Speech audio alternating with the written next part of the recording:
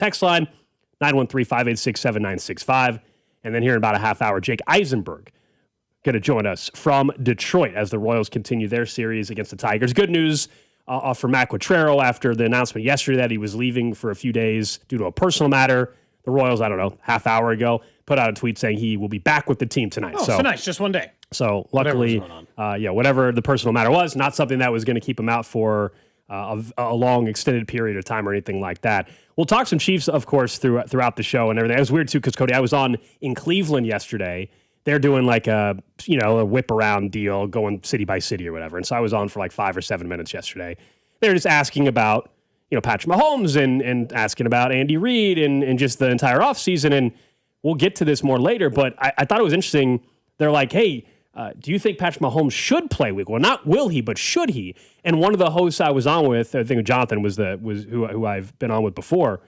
He said he doesn't think Patrick Mahomes should play week one. Now, we didn't dive deeper into it. I'm like, then I stepped back after the call and I was like, Cody, does he think that because they're playing the Broncos and it's like, hey, don't have him make his return against a really difficult defensive line? Or does he think that it's just impossible for him to be ready to play? Because those are two different things. I was like, no, he's playing week one. In fact, he might get cleared today. We had maybe had a similar conversation in, I don't know, February, March, somewhere along the way, Gold. You and I kicked around the idea of don't rush him, don't force this thing, certainly don't try to expedite the timeline.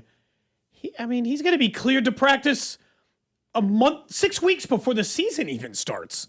So the risk of, oh no, what could happen? He's going to be a full clearance some point the next couple of days. Before, and it's July 24th. The season doesn't start till September 15th for them or something. Yeah, I was surprised to hear. I was like, what do you mean not play him week one? If he's ready to go, he's ready to go. There was certainly a time in which I didn't want them to rush that, and I feared what that might look like at some point if they really tried to push or force the issue. I'm long past that now. Having that concern at any stage is not crazy. Having that concern now to me doesn't really make sense just because of all the stuff we know as far as how he's related and how healthy he is and all this other stuff. I understand, and we've said this before, no knee in that amount of time, no ACL will be at its maximum capacity, but it'll be at its maximum capacity of re-injury. It'll be past that it can get hurt. It just won't be as explosive or, in quarterback, other than the couple times he's running away from defenders, it's fine. I don't have any major concerns over that, I guess. Yeah, barring a setback, he's playing week one. I don't think there's any question about that anymore. Oh, I think we're past that concern. Yeah, I'd be pretty surprised, I guess, at this point. I was just report day though. I was surprised when one of the hosts yesterday in Cleveland suggested. What was your response? I said, well, he's playing week one. I go, barring what I just told you, barring a setback, he's playing week one. And we didn't dive too deep into it, but I was like, was he saying that because, hey, he doesn't think the Broncos defense is the team you want to come back against, or did he just think there's no way he's possibly ready to go post-injury? I didn't get it whatsoever. And then they did ask my opinion on Deshaun Watson and Shedeur Sanders. They said, well, it's gross. I go, good luck. And I said, by week 6, you'll have a different quarterback. Did you tell him my plan? I almost did. I thought about it. You should have told him my plan. I thought about saying my co-host actually thinks that you guys should have 4 quarterbacks all year. Yep. And whoever wins the battle gets the final few games. So, 3-3-3-3. Winner of the competition gets the final 5 games. Congratulations. Everybody had their chance. Yeah. And full bore, every practice snap, every chance, you're leading the game plan, you're leading the huddle for your month. You're the guy. You're in charge. And then you hand the thing off and let somebody else take the keys and figure it out. There's no way it's worse than whatever they've done at quarterback over the last 25 years. Their best quarterback currently plays for a different team. Yeah. The best quarterback they've had at any stage was Baker Mayfield, and they somehow made that guy look bad. If you're the Jets or you're the Browns, you know how bad you got to feel to know that the player you actually didn't do a bad job. If I'm the GM, retribution. I chose the right guy, but also you chose everyone else wrong. You ran such a bad organization. You're a good talent evaluator, but the rest of the job you're ass at. So maybe figure that part out. That's why some guys are good scouts and others are terrible GMs. I think for the Browns, a huge chunk, and the Jets, a huge chunk of their problem is an inability to recruit a good head coach. They constantly pick the coaches that you and I know won't work. I don't know. Stefanski I actually think is a pretty damn good coach. I think he did a lot with nothing there. Yeah. So maybe they chose They've had some bad head coaches, to your point, no doubt. But I actually thought Stefanski, that's why in Atlanta, I think Stefanski could have some success right away. But. In fairness, yeah, it's like going back to Todd Monken feels like going back to like pre-Stefanski, where you're like, what are you doing? Don't do this to yourself. You know, the Freddie Kitchens days. Yeah, but it was Freddie Kitchens before Stefanski. Greg Williams, Hugh Jackson, Mike Pettin, Rod Chudzinski, and Pat Shermer. They were just like whiffing left and right. Hell, even Mangini and Romeo Crennel coached that team too. Like, I mean, just Mangini might have been the best of the Eric of that bunch. Mangini. real bad. Mangini only had a 1-year stint. The longest run was from Romeo Crennel, who finished as a head coach for them 24-40, which I think is pretty good as a Browns head coach. 16 games under 500 is actually not bad as the Browns head coach. As crazy as that sounds. Well, I mean, especially because like if you look at some of the other win-losses, the guy before him he took over was What about old Freddie Kitchens? Remember him? Butch Davis was the guy before him. He was 24-35. Freddie Kitchens. He was the guy with Baker. What was Freddie? Freddie Kitchens coached 16 games, won the whole season. He went 6-10. Pretty bad. Anyway. The Browns are a joke. Anyway. It's still fun to joke about. Let's talk a little bit about the Royals, though, who got beat last night. We can just push that to a side for a minute. Late, too. So if you ever think, all right, they won 5-6, they're getting ready to win 19-20, give one away last night. So that's probably not going to happen. But more importantly, I saw a stat today. The Royals currently have 5 players on their team. They're the only team in baseball with 5 players on their team who have played at least 500 games for the franchise, with Vinny hitting 500 games last night. And genuinely, what it made me wonder is, though, like, are those the 5 most important players? And the answer is no, because Salvador Perez is a part of it. Who are the 5 most important players for the Royals next season? Who is it that have to be the guys to ferry them back into the playoff run? Now, so Bobby Witt Jr. is absolutely one of them, and we don't have to have much of a debate or conversation about it. We know Bobby Witt Jr. Takes up a slot. Is it Jack Caglione already in there? Carter Jensen already in there? Luinder Avila, Seth Lugo, they need pitching, so I know somebody has to be on that list. So, like, if I eliminate Bobby and I made you list the next 5 Gold, does Vinny make your list? Does Michael Garcia make your list? These are the guys. Do Carter Jensen or Jack Caglione? I think my answer in doing it was, because I do think pitching matters. As it sits right now, he's still on the roster. Michael Wacha is one of the 5 most important Royals for next season. Carter Jensen, because he helps you make a move with Salvador Perez, or at least stay away from that. Jack Caglione. And then I think it's Michael Garcia, and the starter is, I want to put another starter in there, and I can't decide who. My instinct says... You said Bobby first, right? Yeah, I said if I eliminate him from the list of 5. Okay, just making sure. Yeah. I don't feel comfortable saying Lugo, and all of a sudden I find, like, am I really going to say Luinder Avila? But they need a second starter. The 5th guy is probably not on the roster, so I'll just give it to another position player and say Vinny Pasquantino. Or another pitcher. I mean, as far as looking ahead to the future, I mean, based on the rotation, what might be in 2027, they probably are going to have to dip their toes in free agency again. Yeah, most likely. In order, I mean, because we're going to talk about it later. Noah Cameron's not even starting tonight. He's supposed to pitch, so what's going on there? We'll ask Jake Eisenberg about it here in 20 minutes or so. But to answer your question, the 5 most important Royals for next season, obviously, I'll still... Just because, as you said, you were trying to figure out you couldn't fill out the 5th, so let's put Bobby in the list, obviously. So sure. Bobby Witt Jr., Jack Caglione, Carter Jensen. I agree with you. Michael Wacha, if he's on the roster, would be part of that. And then the 5th one is probably Michael Garcia. So that would be the 5. And then Vinny would be like just outside of that. 6 or 7 on your list. It is interesting because, like, had I asked this question, and this is part of the reason I asked, if I had asked this 365 days ago, Vinny's on all of our lists. Like, he was coming off a 3,100 season. Like, there's not much of a debate. He would have absolutely 100% been on everyone's list. I thought about a bullpen guy because I think that's just a tear down. It can't be anybody in the bullpen. Nobody is dominant this year. Even Lucas Erceg has taken a massive step back. We all know Carlos is not part of the equation after this year anyway. His contract's up, and he was nothing this year for them.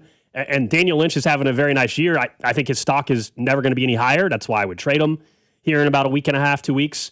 So I don't think he'll be part of the plan moving forward. So I don't think you should say any single bullpen name. Is it problematic? Unless you think somebody, that's been a starter is going to be a bullpen guy. Like in 2028, Cole Reagans might be a closer for you. Who knows? Is it problematic that the Royals, because we talk all the time about, like, loyalty and a lack of willingness to turn over the roster. Someone on the text line said, run back 6 or more of this lineup and you're looking at 90 losses again. You can't just run it back. That's true.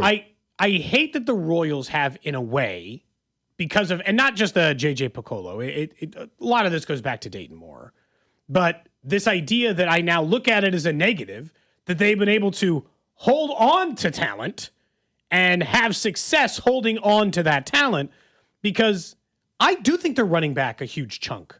Like next year, I believe the lineup will still have Jack Caglione, Carter Jensen, Bobby Witt Jr., Vinny Pasquantino, Michael Garcia at the very least. And then I think one of the... I think it's, Cody, I think it's more like, you're going to disagree with me on this. I know you will, but I think it's more likely Salvador Perez is in this lineup next year than Vinny Pasquantino's on this team. I don't know if I disagree with that, because Salvi's under a much harder to move deal, okay?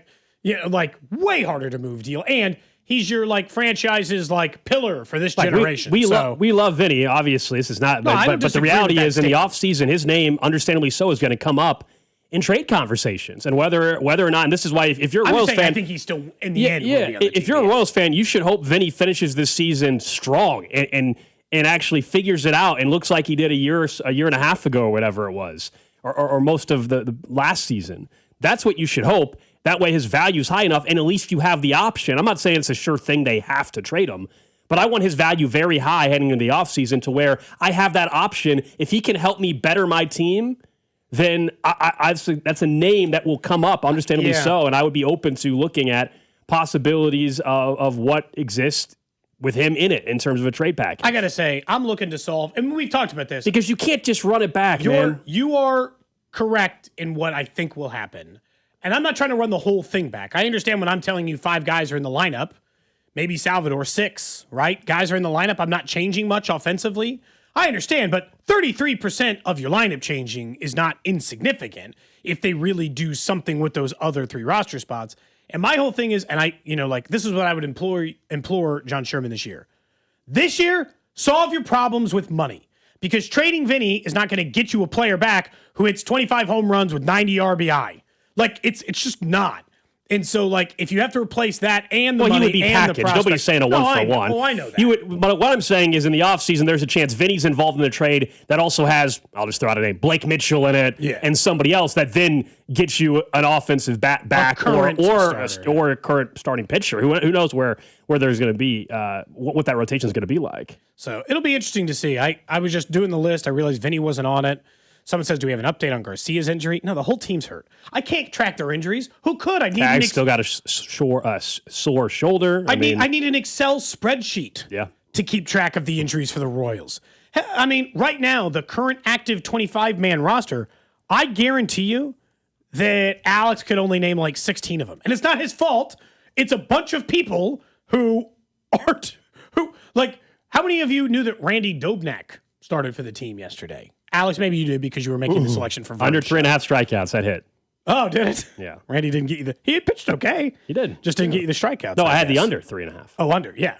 I was about to say, but does anybody remember that Beck Way is still currently up at the team, or Josh Rojas, or Andrew Velasquez, or, there's a lot of names you didn't realize were up with the big league club at the moment. Not you, just in general. No, are we getting to the point where Rich Hill is going to be Tick Mountain? Yes. No, I think that ship has sailed. Okay. Yeah. I mean, that would give me something.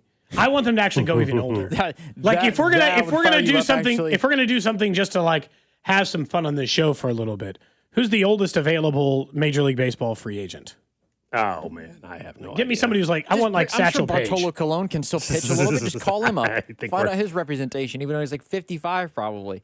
I want someone who's like legit 50. Bartolo Colon is 53, Drew. Perfect. Yes. I'll tell you right now, my ass is in the seat at Kauffman Stadium. If you tell me 10 days from now, Bartolo Colon is making a start. That would be kind of electric, wouldn't it? That would actually, and he's also batting. I think there also he's has in ninth. You almost make a mockery of it, but at the same time, it would be electric. But he's got a career 4.12 ERA. What was his ERA his last big league?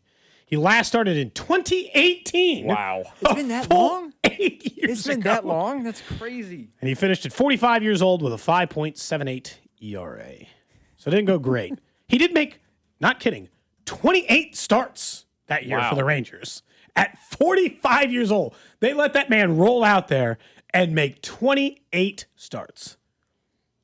Crazy. I think, by the way, the answer would be older free agents. I don't know if did he ever sign with it. Charlie Morden, did he ever sign with it? He was 42 years old. Okay, that's There you probably go. Or no, or is he on the Braves still? Is he a free agent or is he actually? He's still with the Braves. He's pitching this year. What? Is that Wow. right? That's 2025. Hold on. He's a free agent. There you go, Okay. Cody. You can sign 42-year-old Charlie Morden if you want. If you That's want not to old enough to be fun.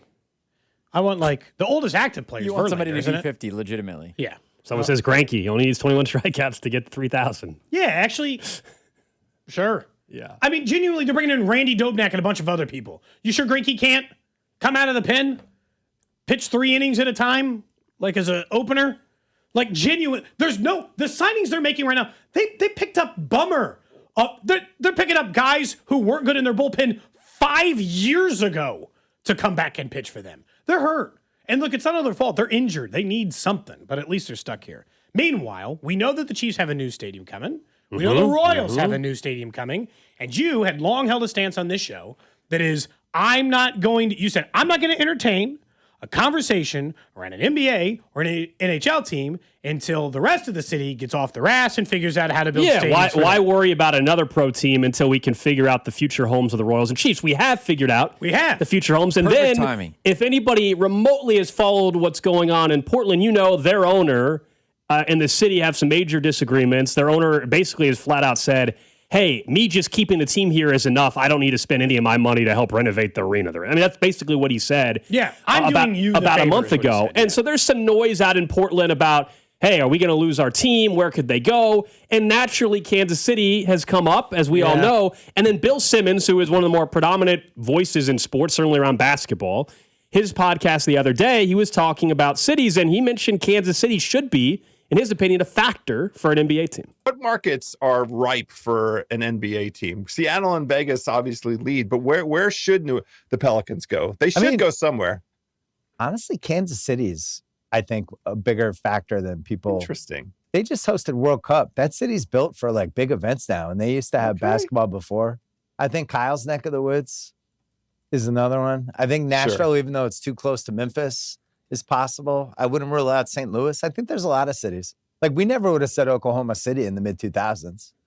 If you have hungry local rich people and you have some sort of arena, you can make a play for a basketball team. So that was Bill Simmons. He mentions the Pelicans because there's some rumblings about their future as well. But the Trailblazers seem to be, if there was any team that would relocate in the next year or two, if it even happened, they would be the most likely. And it still may not even ever happen, by the way. Would he sell the team so I don't have to have that crap ownership? Yeah, my guess is I know beggars can't be choosers. My guess is he would sell it, which always then brings up the next question. The biggest problem in this whole scenario is always, right, Cody? All right, well, then who has local ties that wants to bring a team to Kansas City? That's always the not million, billions of dollar question. So Didn't he just buy the team, though, from the Allen family? yeah. Which is where the Pelicans make more sense from that standpoint of having to buy. Like, if he relocates them, I don't think he's selling it. I don't know. Portland, because he just bought it.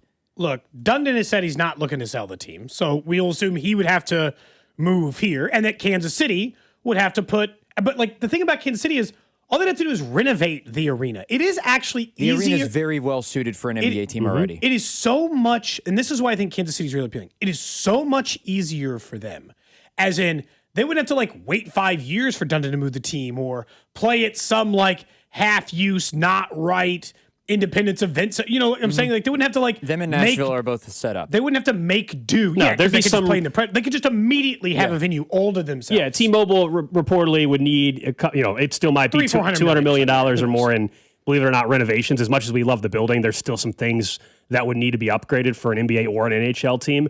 But right now, Portland seems to be the one franchise to keep an eye on if there was ever going to be an opportunity in the near future. Because through expansion, we're not getting a team through expansion. The only way we're getting a team anytime soon would be a scenario like this where a city and an owner finally say, all right, we're done. We're done with each other. We're parting ways. And the owner, as you said, Dundon, he's failed to sign any long-term guarantee to keep the Blazers in Portland because he doesn't want to fund the repairs that are needed to update. I think it's called like Moda Center or Moda Arena or whatever it is out there in Portland. He doesn't have any ties here, but also his ownership stuff is all over the place. So maybe he wouldn't mind Kansas City. He was born in New York. He owns the Carolina Hurricanes and the Portland Trailblazers. Those are on opposite ends of the country. Right. Like, it's not like he's tied into one regional area. He's also got a bunch of money in like Top Golf and he's made his money. He made his fortune in general in subprime, high interest auto loans. That's how he made his fortune. But now you're right. He's got investments all over the place. I know that this obviously is beggars can't be choosers in a way. In this, oh, absolutely. But you would take Portland. But if you were to say it's Portland or it's New Orleans, I think the Pelicans, in terms of roster construction, everything like that, would be the more intriguing option in Kansas City than Portland. I understand they have Damian Lillard, Denny Avdia. They got a really good young team. The Pelicans also have, in terms of quote-unquote star power, Zion Williamson is still there. And as far as we know, he's still one of the bigger names. Has he asked out yet? I'm waiting for that. No, I also don't think he has kind of the right to ask out. But he was very good last year, was more healthy than he's ever been. He's in shape. The Pelicans in New Orleans have also had, it's weird, Portland's fan base loves the Trailblazers. That fan base loves the team. It'd be the owner's decision, where in New Orleans, it's, do the fans actually enjoy the team? Like, do the fans actually like the Pelicans? But I will say, I think there's way more history with Portland and way more history with Portland. In Memphis, it's a similar conversation where they've talked about relocating Memphis and New Orleans in particular as it related to, is this even a successful endeavor in this city, more than it is the owners just demanding things and says, I'm not going to help you. You guys are lucky I'm even here in the first place. But what's crazy is, and this is the one thing we should know about sports, is if an owner just wants to do it, it doesn't matter if the city likes him. Yeah, no, 100%. St. Louis liked the Rams, and 100%. Kroenke said, peace, gotta go. He was always heading to the LA market. He's like, I ain't waiting around for you fools. I'm out. And so, like, I'll say, though, if he just wants to pick up and take the team from Portland, whether they like him or not, totally. He can just walk with them. No one stops him. The only thing, and I've told you guys this yesterday when we first saw it, we didn't get to it on the show yesterday, and anybody that's lived in Kansas City for a good chunk of time remembers the Pittsburgh Penguins situation where the Lemieux brothers came to Kansas City and were toying with us, and we were used as leverage, and then they got their new arena or whatever it was out in Pittsburgh, and then they went on to win a Stanley Cup or two with Sidney Crosby, and we were used. So same thing here. I always proceed with caution, whether it's Portland, whether it's New Orleans.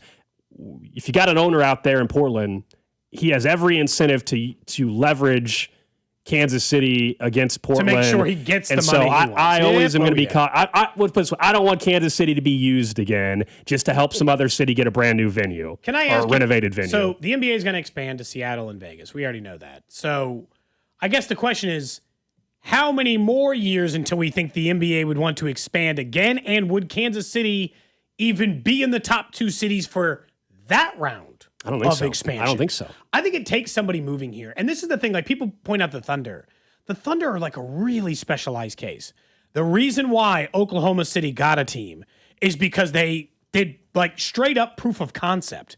It would almost take like the same thing, like, and this is sad, but like a devastating thing to happen to a city, and then that city, that NBA team temporarily locating to Kansas City is a home that works, and then Kansas City putting proof to concept. I don't think every owner is going to be like, what if I just go choose a small market instead of what? A rather large one? That almost never happens. The best part, though, about it, I think, is, one, the Bill Simmons comp to Oklahoma City. I think he's absolutely right that they've killed it there. And why not? I think it would help for Kansas City. But also, I do think having Patrick Mahomes here, I think helps a little bit in terms of, the NFL, one of the NFL's biggest stars, any position, one of the best quarterbacks ever is in the same city. Yeah, that's enough. And Bobby Wood Jr. There's like the stars here. So if you have stars, or they will follow that team. It's not like there's going to be no interest in that team necessarily. I would say is the main draw for it, along with the World Cup hosting, along with the other things, is they've got Patrick Mahomes and Bobby Witt Jr. there, and it's been very successful over the course of sports fandom for this city. It definitely doesn't hurt, and you're right. I mean, I think the World Cup, the draft, our city, it continues to be on the rise. We have become a big event city as well. We can host anything. We know we love sports in this town. It's one of the greatest sports towns in the entire country. And when you look at the future, though, of where the NBA is at, I know a big knock has always been in Kansas City. Well, hey, You guys had a team and you lost the Kings, and they're on Sacramento. In the 80s. Exactly. This city is so different. Not only from the 80s, hell, from 2005, this city is so different. I mean, so much has changed. I mean, downtown, when I was a kid, Cody, there was no reason to ever go downtown when I was a kid growing up here. Now, we all know, I mean, so much. The baseball's about to be downtown. We got T-Mobile, P&L, Crossroads, River Market, on and on we go. The KC Kerner down by the river. I mean, it is so different, the downtown area, than it was even 10 years ago, let alone 30, 40 years ago. So I think nationally that's used against the city at times. Like, hey, you had the Kings, you didn't support them enough. And the city's just so different, man. LA's got like 58 different NFL teams. Yeah, well, LA is. I know, but like, LA is the second biggest or biggest. How many times does Atlanta get a crack at like an NHL team? They've had like 15 of them. Yeah, all I'm asking for is a chance. Atlanta's a top 10 cities population wise, or top 5. In the NBA too, I know it doesn't matter, obviously. Orleans got another bite too. It doesn't matter nearly as much as any of the other things we've talked about. But the fact that Kansas is so close, if any Kansas player is here, that arena is going to be flooded. That arena, if it doesn't sell out normally for the regular team, will sell out every time. So you can get a look at Andrew Wiggins, Joel Embiid, Darren Peterson, Darren Peterson, 100%. Christian Brown, even if the Nuggets are in town, people will come from Lawrence to watch those guys play in the NBA. All right, coming up next, guys, and we'll get back to this conversation, I'm sure, a little bit later on in the show. But up next, let's talk a little Royals baseball. Jake Eisenberg's in Detroit. We'll ask about Salvi's moment, a chance to break the record maybe tonight. We'll see. Plus, Hall of Fame weekend, Carlos Beltran getting inducted into Cooperstown. And what's next for Noah Cameron? That's coming up next. What's up, KC? It's Carter Jensen. You're listening to Cody and Gold on your home for Royals baseball, 96.5 The Fan. Brought to you by Heartland Men's Health, the leader in men's sexual health. Thousands of men have been successfully treated for low T, ED, and more, all with discretion and compassion. Make your appointment at heartlandmenshealth.com. 96.5 The Fan. And Doug. Limu and I created a trick to help you remember that you can customize your car insurance and save with Liberty Mutual. You see, the shirts Limu and I wear are yellow, and yellow is the color of lemons, and lemons grow on trees, and trees provide oxygen, and oxygen helps us breathe, and breathing is how you live, and you can live more life when you save money by customizing your car insurance. I agree, Limu. It's really quite simple. Only pay for what you need at libertymutual.com. Liberty, liberty, liberty, liberty. Hi, I'm Carter. And I'm Charlie. We'd like to share a quick story about a homeowner named Jack. Jack had a home he needed to sell fast. And Jack thought he had it all figured out. So Jack talked to multiple cash buyers. Jack chose the highest offer. But the day before closing, guess what? The buyer backed out, leaving Jack with the moving truck all packed in the driveway and not sure what to do. Jack learned the hard way that the highest offer isn't always the right offer. Jack got suckered. Make sure you aren't hung out to dry. Call our dad at Rex Buys KC. Our dad is local, he knows Kansas City, and he actually closes deals. No repairs, no fees, no showings, no surprises. Just a fair cash offer and a smooth process. Now, don't be like Jack. Call 816-330-6000 or visit rexbuyskc.com. Rex Buys KC, helping people make smart choices one home at a time. This is the story of the one who keeps multiple buildings running smoothly day after day. Plumbing that flows, HVAC that hums, cleaning supplies that keep surfaces sparkling. That's why she counts on Grainger. With easy reordering online and 24/7 support, Grainger helps her keep the products she needs on hand. So shelves stay stocked and buildings stay ready. Call 1-800-GRAINGER, click Grainger.com, or just stop by. Grainger, for the ones who get it done. Finding great candidates to hire can be like, well, trying to find a needle in a haystack, but not with ZipRecruiter. Its powerful technology actively finds and invites qualified candidates to apply to your job. So while other companies might deliver a lot of hay, ZipRecruiter finds you the needle in the haystack. See why 4 out of 5 employers who post a job on ZipRecruiter get a quality candidate within the first day. Try ZipRecruiter for free at ZipRecruiter.com/team. That's ZipRecruiter.com/team. ZipRecruiter. I scream. You scream. We all scream. Because Wendy's famous small classic Frosty is just $1 for a limited time. More screaming, happy screaming, summer screaming, dollar small classic Frosty screaming! But please don't scream in the drive-thru. It hurts the employees' ears. Get a $1 small classic Frosty for a limited time, only at Wendy's. U.S. price and participation may vary. A la carte only, not valid for delivery. Limit 10 per transaction. Price may be higher in Alaska and Hawaii. My name is Whitney Allen, and I'm a widow. My husband, Ryan, died. We never thought we'd ever have to use life insurance, but the unexpected happened. With Ethos, signing up was fast and 100% online. You can get a quote in seconds, apply in minutes, and get same-day coverage. No medical exams, and you can get up to $3 million worth of coverage. I'm grateful we were prepared. Get your free quote at ethos.com/radio. That's ethos.com/radio. Paid spokesperson. Time spent on application may vary. Online health questions required. Go to 965thefan.com for your chance to win Kansas City Chiefs scratch tickets, plus a chance for the grand prize Chiefs bundle, which includes a framed jersey and a signed photo. All thanks to our friends at the Kansas Lottery. Brought to you by Climate Control Heating, Cooling, and Plumbing. Visit ClimateControlKC.com. Climate Control has been serving KC homeowners for over 35 years and know how to get your cooling system ready to handle the scorching hot summer. Schedule your AC system tune-up for just $49. Don't wait. Visit ClimateControlKC.com today. Climate Control Heating, Cooling, and Plumbing. You're listening to 96.5 The Fan from the DM Injury Law Studios. Mike's got this. Car, truck, or motorcycle wreck? Remember, Mike's got this. 816-888-7500. Mike's got this.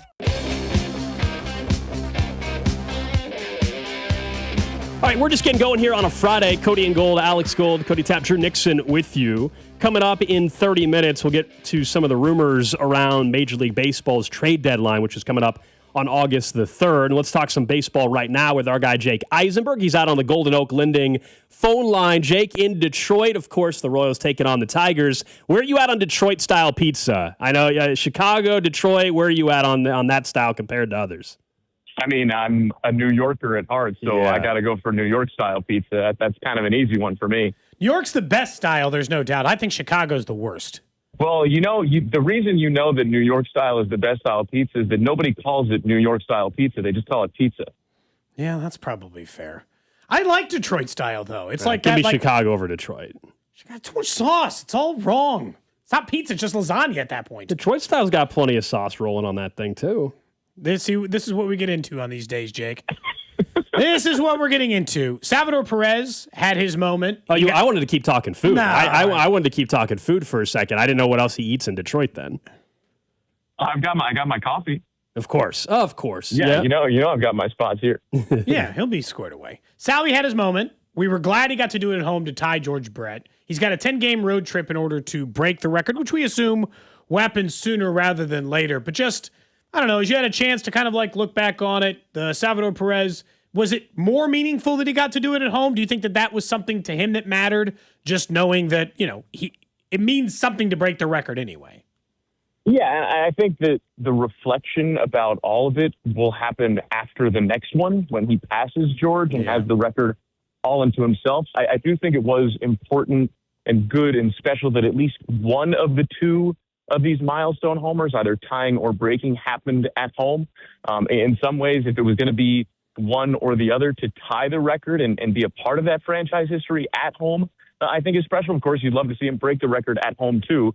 Of course, we hope he homers at some point in the next 9 games. And, his first career home run came here in Detroit, so there's some baseball poetry there. He's been the king of home runs as a visiting player at Target Field his entire career, and so there's that angle once we get to Minneapolis. And, well, Coors Field has the reputation of being a home run paradise, and so we'll see what happens there, too. When it does happen, and after it happens, in the aftermath of that, I think we'll have a much better awareness of reflecting. I think right now we're still very much in the moment, right? Because it's about to happen. It's sort of in the midst of still happening. And so you can't really reflect on it fully yet, but I anticipate that when we do, we're going to sit back and think, oh my goodness, we have been watching and witnessing a Hall of Fame career before our very eyes, a one-of-a-kind franchise icon kind of career before our very eyes. Those things don't happen often. They don't happen maybe ever in some places. And I think that's a really special thing that, we do need to take that 30,000-foot view and be incredibly grateful for. We're talking to Jake Eisenberg, of course, getting set for Royals and Tigers this weekend, talking bigger picture as well. And also, just a heads up, as we're talking to Jake, there was some breaking news in the middle of our conversation, NBA news actually, but it's big enough that I'll mention it and then we'll talk about it later. But LeBron James signing with the 76ers on a 2-year, $8 million deal, according to ESPN. So that was the news everybody was waiting for a while. Back to the Royals, and we'll talk about that. But unless you've got opinion on LeBron James, Jake, I didn't know if you're an NBA guy as well. I mean, I could have sworn he was going to sign with the Storm Chasers. So I'm stunned right now. Yeah. You mentioned Salvi there in the accomplishment. We all know that these milestones certainly don't hurt your chances of going to Cooperstown. It also happens to be Hall of Fame weekend in Major League Baseball. A, have you been there? And B, what do you make of Carlos Beltran, who's going to, of course, be inducted this weekend? Yeah, I've been lucky enough to go to Cooperstown actually quite a bit in my life. I used to go up there just about once every summer when I was growing up. Went up there when I was with the Richmond Flying Squirrels at AA level. One of the teams in that league is in Binghamton, not too far, so we took a trip out there before a game. It's an incredible place. If you haven't gone, plan a trip around it. Go to Cooperstown, not just the museum itself, which is incredible, and the Hall of Legends, but all the different exhibits that they have in there. And then the town itself is just this really quaint, idyllic, Americana kind of place that is so rich with baseball history and kind of that small town Americana feel. As far as Carlos Beltran is concerned, I think it's pretty cool that he's going into the Hall of Fame. I mean, we're talking about one of a handful of players in baseball history that's in the 300 club, a premier power, speed threat, one of the best switch hitters of all time, a terrific reputation as a defender, and of course started his career as a Royal. And funny enough, this was a story that we didn't really get to tell all that much over the last couple of days, but I remember seeing when he was first, elected to the Hall of Fame and then went to Cooperstown and did the tour of the whole thing, that he was telling this story about how in 1999, he remembers that when George Brett was inducted that year, one of the other guys inducted that year was Orlando Cepeda, who was inducted by the Veterans Committee in 1999.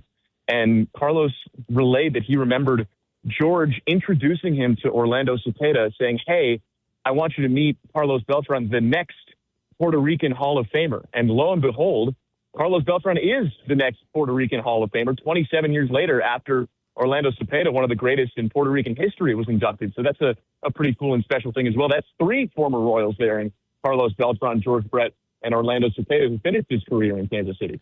What do you make of the most recent starts from Luinder Avila? I go back to when he had that rough one against Houston. He's coming off his best start, but even since then, he's pitched 31 innings, 3.48 ERA. The walks are down. Have you seen? I was high on him going into the year, but I was hoping it would be in a more meaningful role for the overall team. What have you made about his, transition or his movement this year at getting more comfortable? It's been really fun to watch because we've known for a while that he has the stuff, and we knew that it would play out of the bullpen. The question is, does it play as a starter? And, of course, he's been a starter in the minors before, but you've seen incremental progress, and I think the consistency and understanding that there is another start 5 days from now, and there's another start 5 days after that, I think that's really helpful. When he came up in April, it was a spot start as part of a doubleheader. Since he's been entrenched in the rotation in early June, he's had that rhythm of being a starter and getting to focus on the next matchup and digest what happened in the previous one. And we're seeing, incremental steps forward. Yes, the walks have been there, but he's also got the stuff that the walks don't hurt him as much as necessarily some other guys. And this last start, I think we're seeing Luinder Avila blossom into the kind of starting pitcher that the Royals are very much hoping that he can be. And then what's next for Noah Cameron? I know tonight he's going to pitch, but he's not going to start, it sounds like, according to Paul Hoover, who was, of course, filling in for Q, and it's good to see that Q's back tonight. But what's going on with Noah Cameron? Yeah, so Beck Way is going to open the game tonight, and then Paul Hoover did say yesterday that Noah Cameron is going to pitch at some point in the game tomorrow. I think very simply it comes down to command. He's a guy that relies so much specifically on fastball command and getting ahead in the count, and so when that doesn't happen, he kind of gets backed into a corner, and he has to, nibble on the edges a little bit, and when you do that and you miss, that's when you wind up walking more hitters than you'd like, and Noah Cameron's the kind of pitcher where those walks could come back to bite him because those mistake pitches do get hit a little bit harder for him as opposed to guys that throw 97, 98 miles an hour. So I think it's a combination of growing pains, but also a lack of consistency, specifically in the fastball command. It'll be interesting to see how tonight goes. This is actually, from what I can tell, the first time that Noah Cameron has pitched out of the bullpen in his entire baseball life, going back to college at Central Arkansas. The only time he's ever pitched out of the bullpen since he went to college, and I obviously couldn't take a look at Central High School records in St. Joe. The only time he's pitched out of the bullpen since high school is in spring training. piggybacking a guy and throwing a couple innings here or there the way the schedule lines up. So this will be a brand new experience for Noah tonight. Jake Eisenberg, enjoy Detroit, enjoy the coffee, don't enjoy the pizza, I guess, and we'll check in next week. I appreciate it, guys. Yeah, no, this is one of my favorite places to visit over the course of the year, so nice that we come here twice. They have a pizza spot. It's real local. It's called Little Caesars that's based there, too. I don't know if you want to try it. Yeah, I think I've heard about it. That was... They featured that in that movie that just came out, right? It's closer to New York style than all the other ones we're talking about. That's part of the Odyssey, isn't it? The guy with the little spear? Yeah, that's exactly it. I knew it. Iliad visits there after, I knew I'd seen that somewhere before. Little Caesars in IMAX, right? Yeah. There you go. Jake Eisenberg with us here on Cody and Gold as the Royals continue their series against the Tigers. I do obviously want to get to the breaking news in sports. LeBron James headed to the Philadelphia 76ers, originally reported by ESPN. Now, LeBron is also, I'll read a couple of his tweets. He just sent out a big thread. Yeah, I'm not going to read the whole thread, but essentially he said he thought the season was done. He thought it was done when the season ended. He wasn't ready to announce it. He knew he needed some time. He was pretty sure he had played his last game. He said he was honest at his last press conference when he said he needed to look at himself and decide if he still loves the game. He said he still truly does love the game. Fast forward a little bit later on in his thread that he sent out, he said, I still want to sacrifice. I still want to work. I still want to grind. I still want to compete to win and have a chance at the feeling of winning another championship. I believe I can help make the Philadelphia 76ers a championship team, and I'm so excited to energize a new fan base and start this incredible journey one last time. Thank you, LA, Miami, all forever love, and Northeast Ohio will always be home. He meant to say be. He said always will always home. I'm fascinated to see if he actually plays the 2 years. Because the first thing, 2 years. Okay, it's two.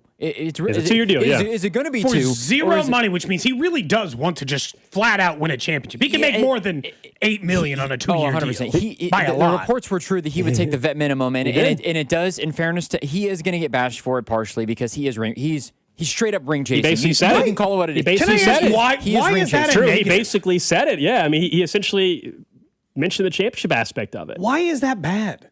Why is it tempting? We always want the players to do it for our team, but we don't want the players to do it for themselves. I think we constantly sit here as the Chiefs fans and we're like, that guy should just take minimum to come here and win a championship with the Chiefs. We want from the other side, we constantly want these people to take hometown discounts and give ourselves a favor so they can win a championship when it's the player. Cody, it's because why be critical? When you're considered to be as great as he is, if you want to be considered the GOAT, this is like the MJ argument. If you want to be considered that, then why do you have to go somewhere else to join somebody in order to make it happen? Because he's 45 years old, he's not quite I'm just saying, this is the theme of his career, though.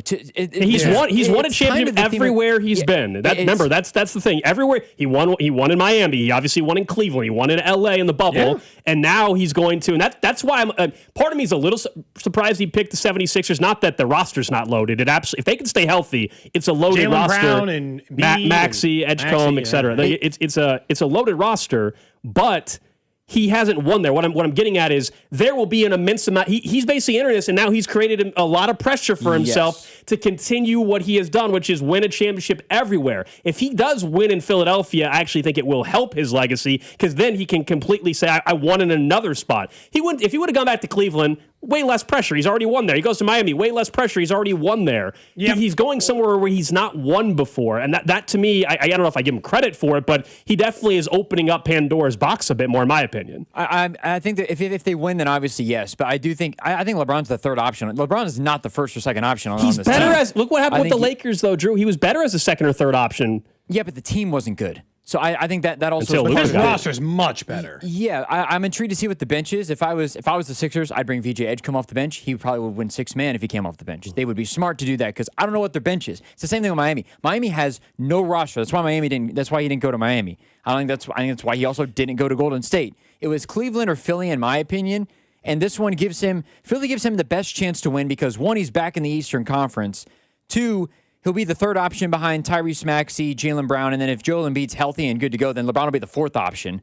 Okay. On offense, in all likelihood. Sounds like a pretty good situation to be in. I understand that, but I'm saying I'm not knocking it. I'm telling you the knock against LeBron is he is once again joining a super team to try to win a title, and that I think rubs some people, not myself, but it rubs some people the wrong way. Same thing happened with Kevin Durant. Sure, but I guess my argument would be, and I'm not arguing against you, is this is what always surprised me. It's like LeBron's career right now, if he retired tomorrow, it speaks on its own. Everybody knows that he's one of the best players to ever play. He's one of the two best players ever, whichever way. Yes. So we already know all that.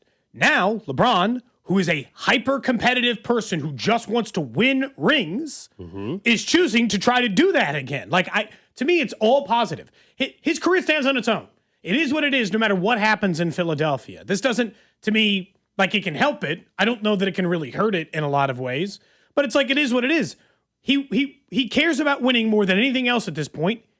I haven't in a long time watched a player of his ilk who could make $50 million a year on the open market take 4.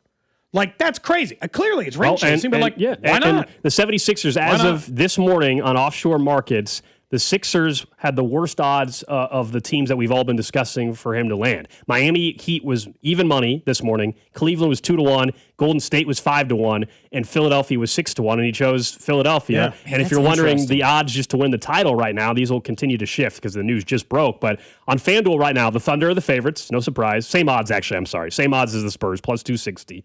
The Knicks are 9-1, defending champs. And then the Sixers are right there at 10-1, followed by Boston at 14-1, and then Toronto 20-1. They opened after the NBA championship at 60-1. That's how much their offseason's changed. Well, sure. Not just LeBron. Trade for Jaylen Brown. Yeah, it's so trade much for Jaylen Brown and add LeBron James. You went from 60-1 to 10-1 in a couple of months. That ain't bad.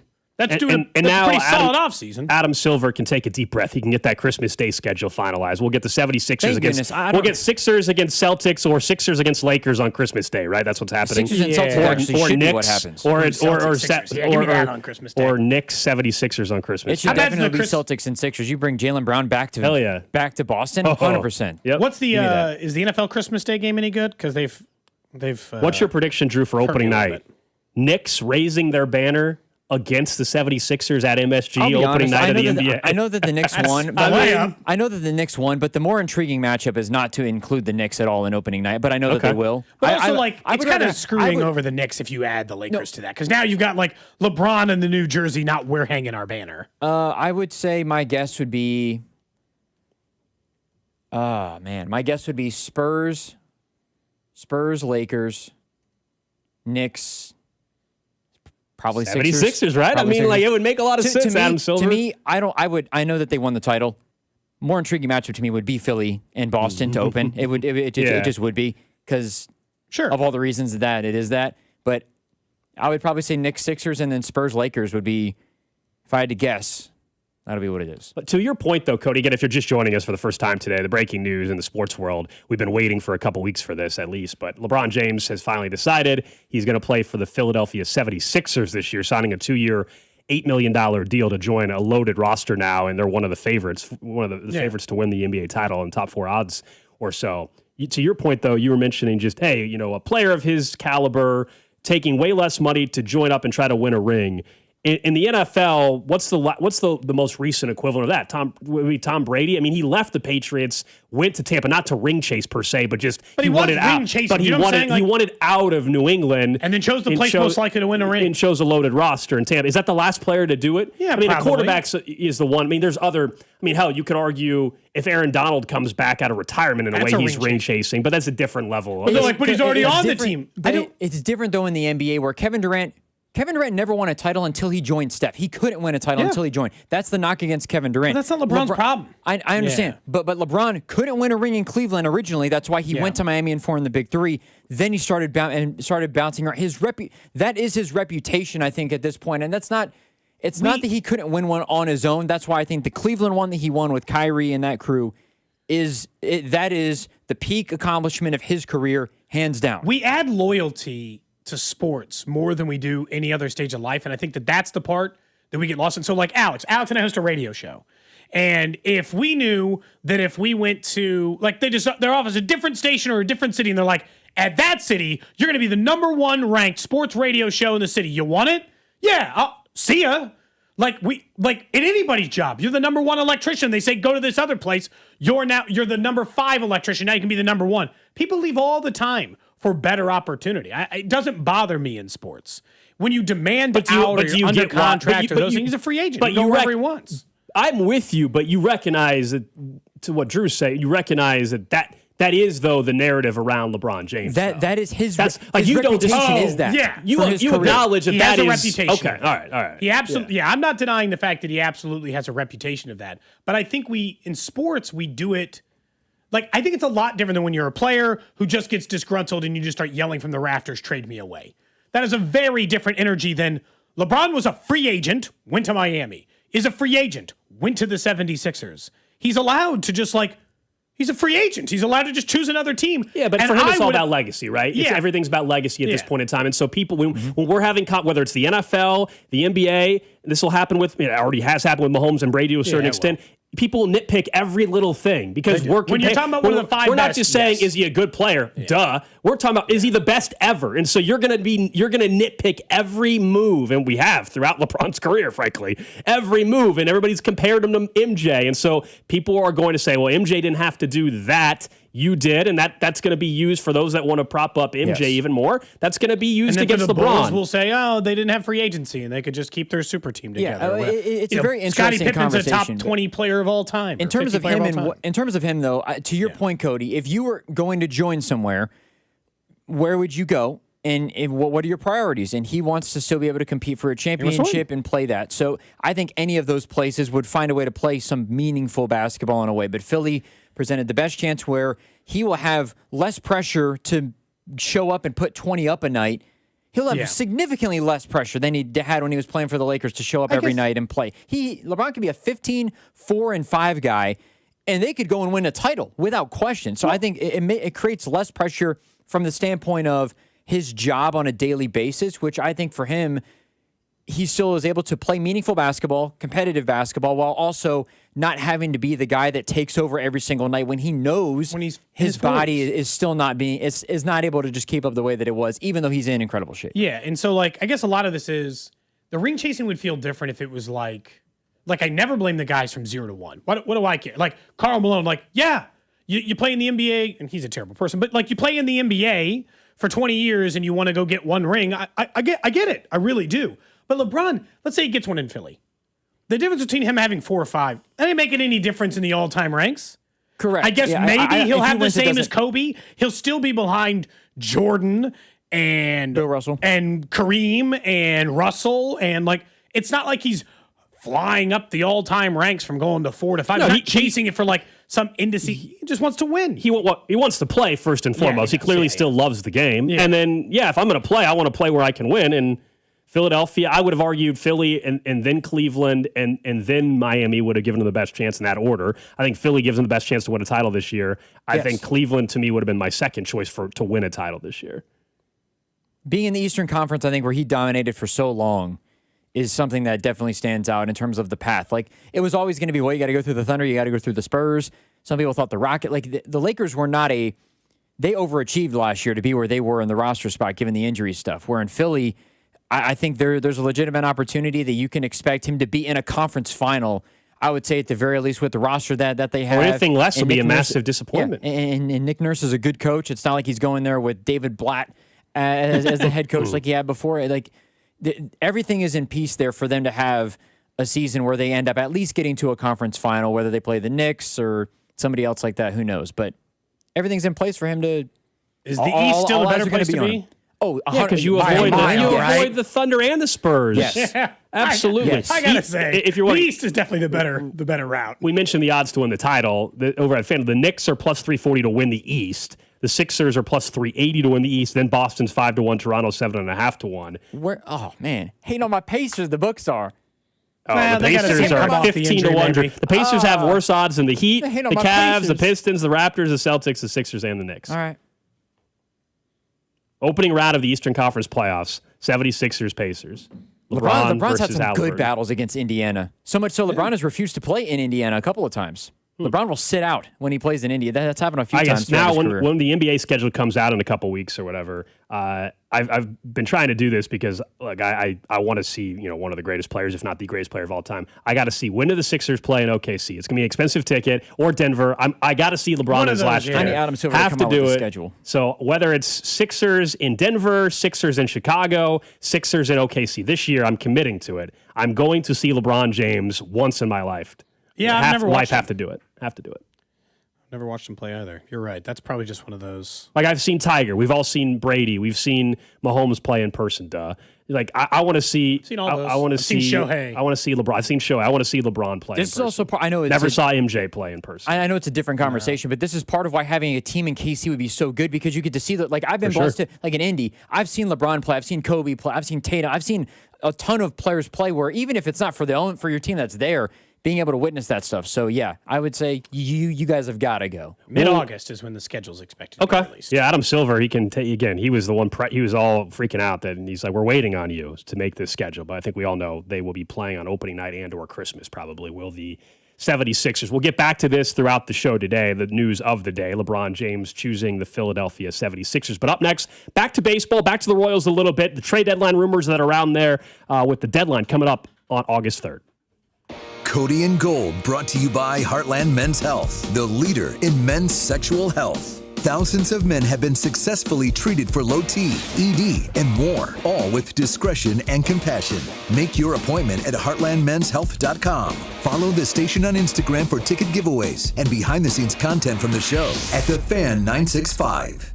The best football contests are back out in Las Vegas with Circa Sports. $30 million in guaranteed prizes. No rake in any of the three contests. Circa Million, 18 weeks of point spread action, 128 ways to win. Or Circa Survivor. You pick one winner each week, the last one standing wins. And Circa Grandissimo with $100,000 entry. Enter in Nevada, play from anywhere. $30 million guaranteed. Visit circasports.com for details. That wreck really took everything off track. Can't work, can't help with the kids. The bills are stacking up. Then stop waiting. Call the Car Crash Kings, SWL Injury Law. Car crashes, that's what they do. Yeah? Yeah, they go to work so you can get your life back and get paid what you're owed. Don't get pushed around.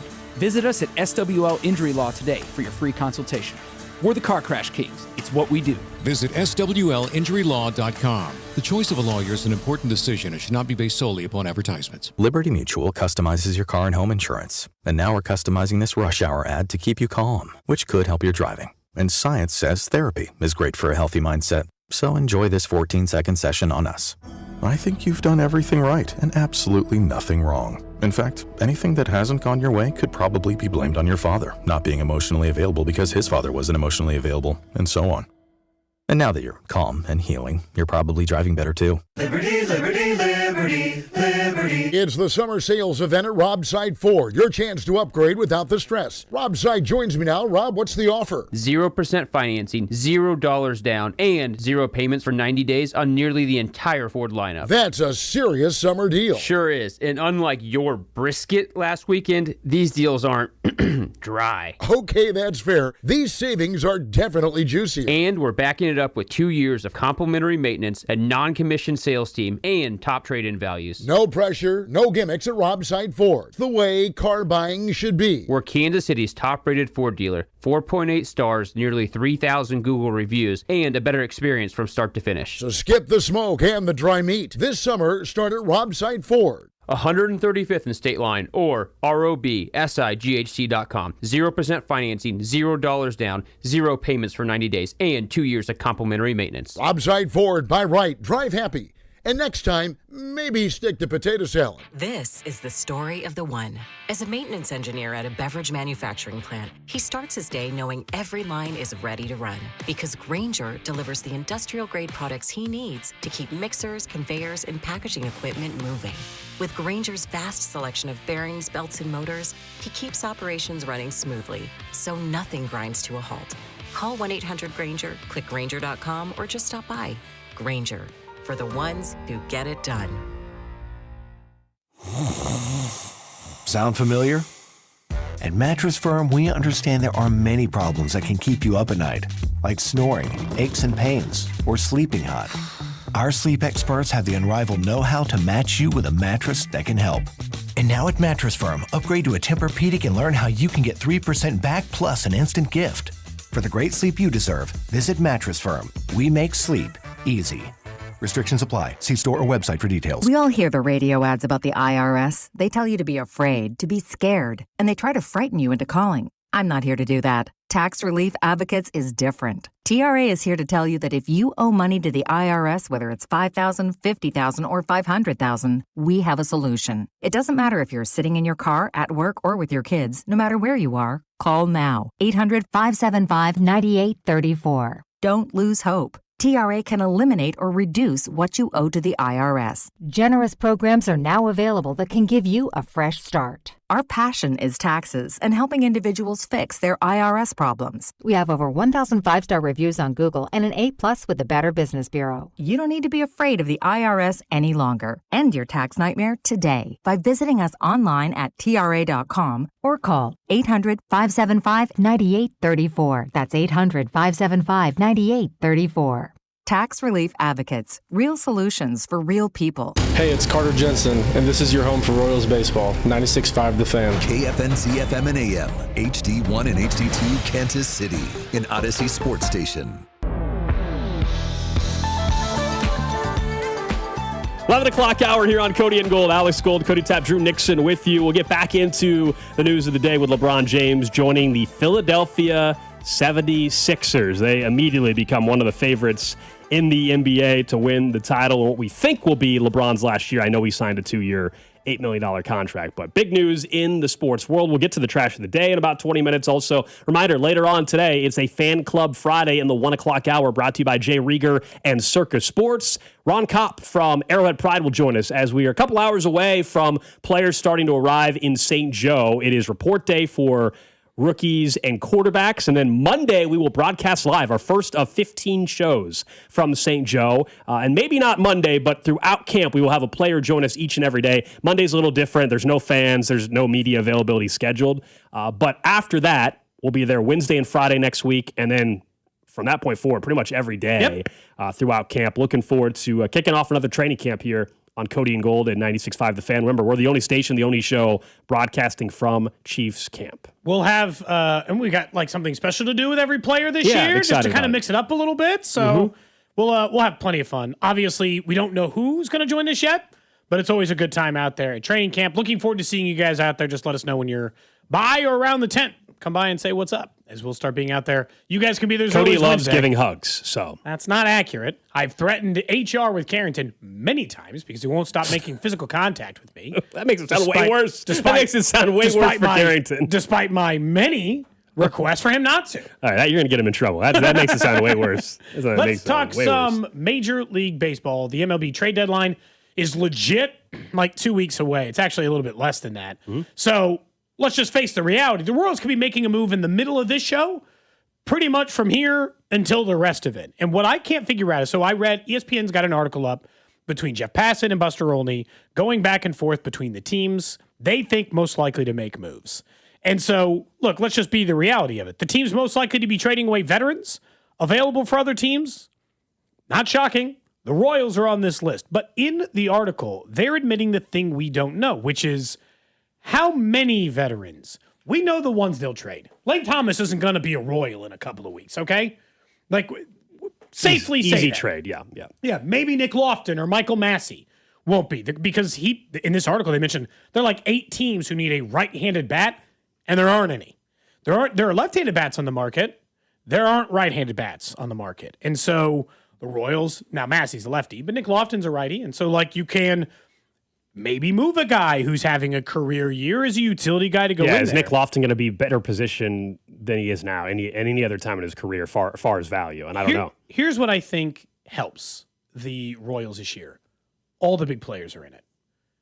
Braves, Phillies, Red Sox, Yankees, Dodgers, the heavy hitters.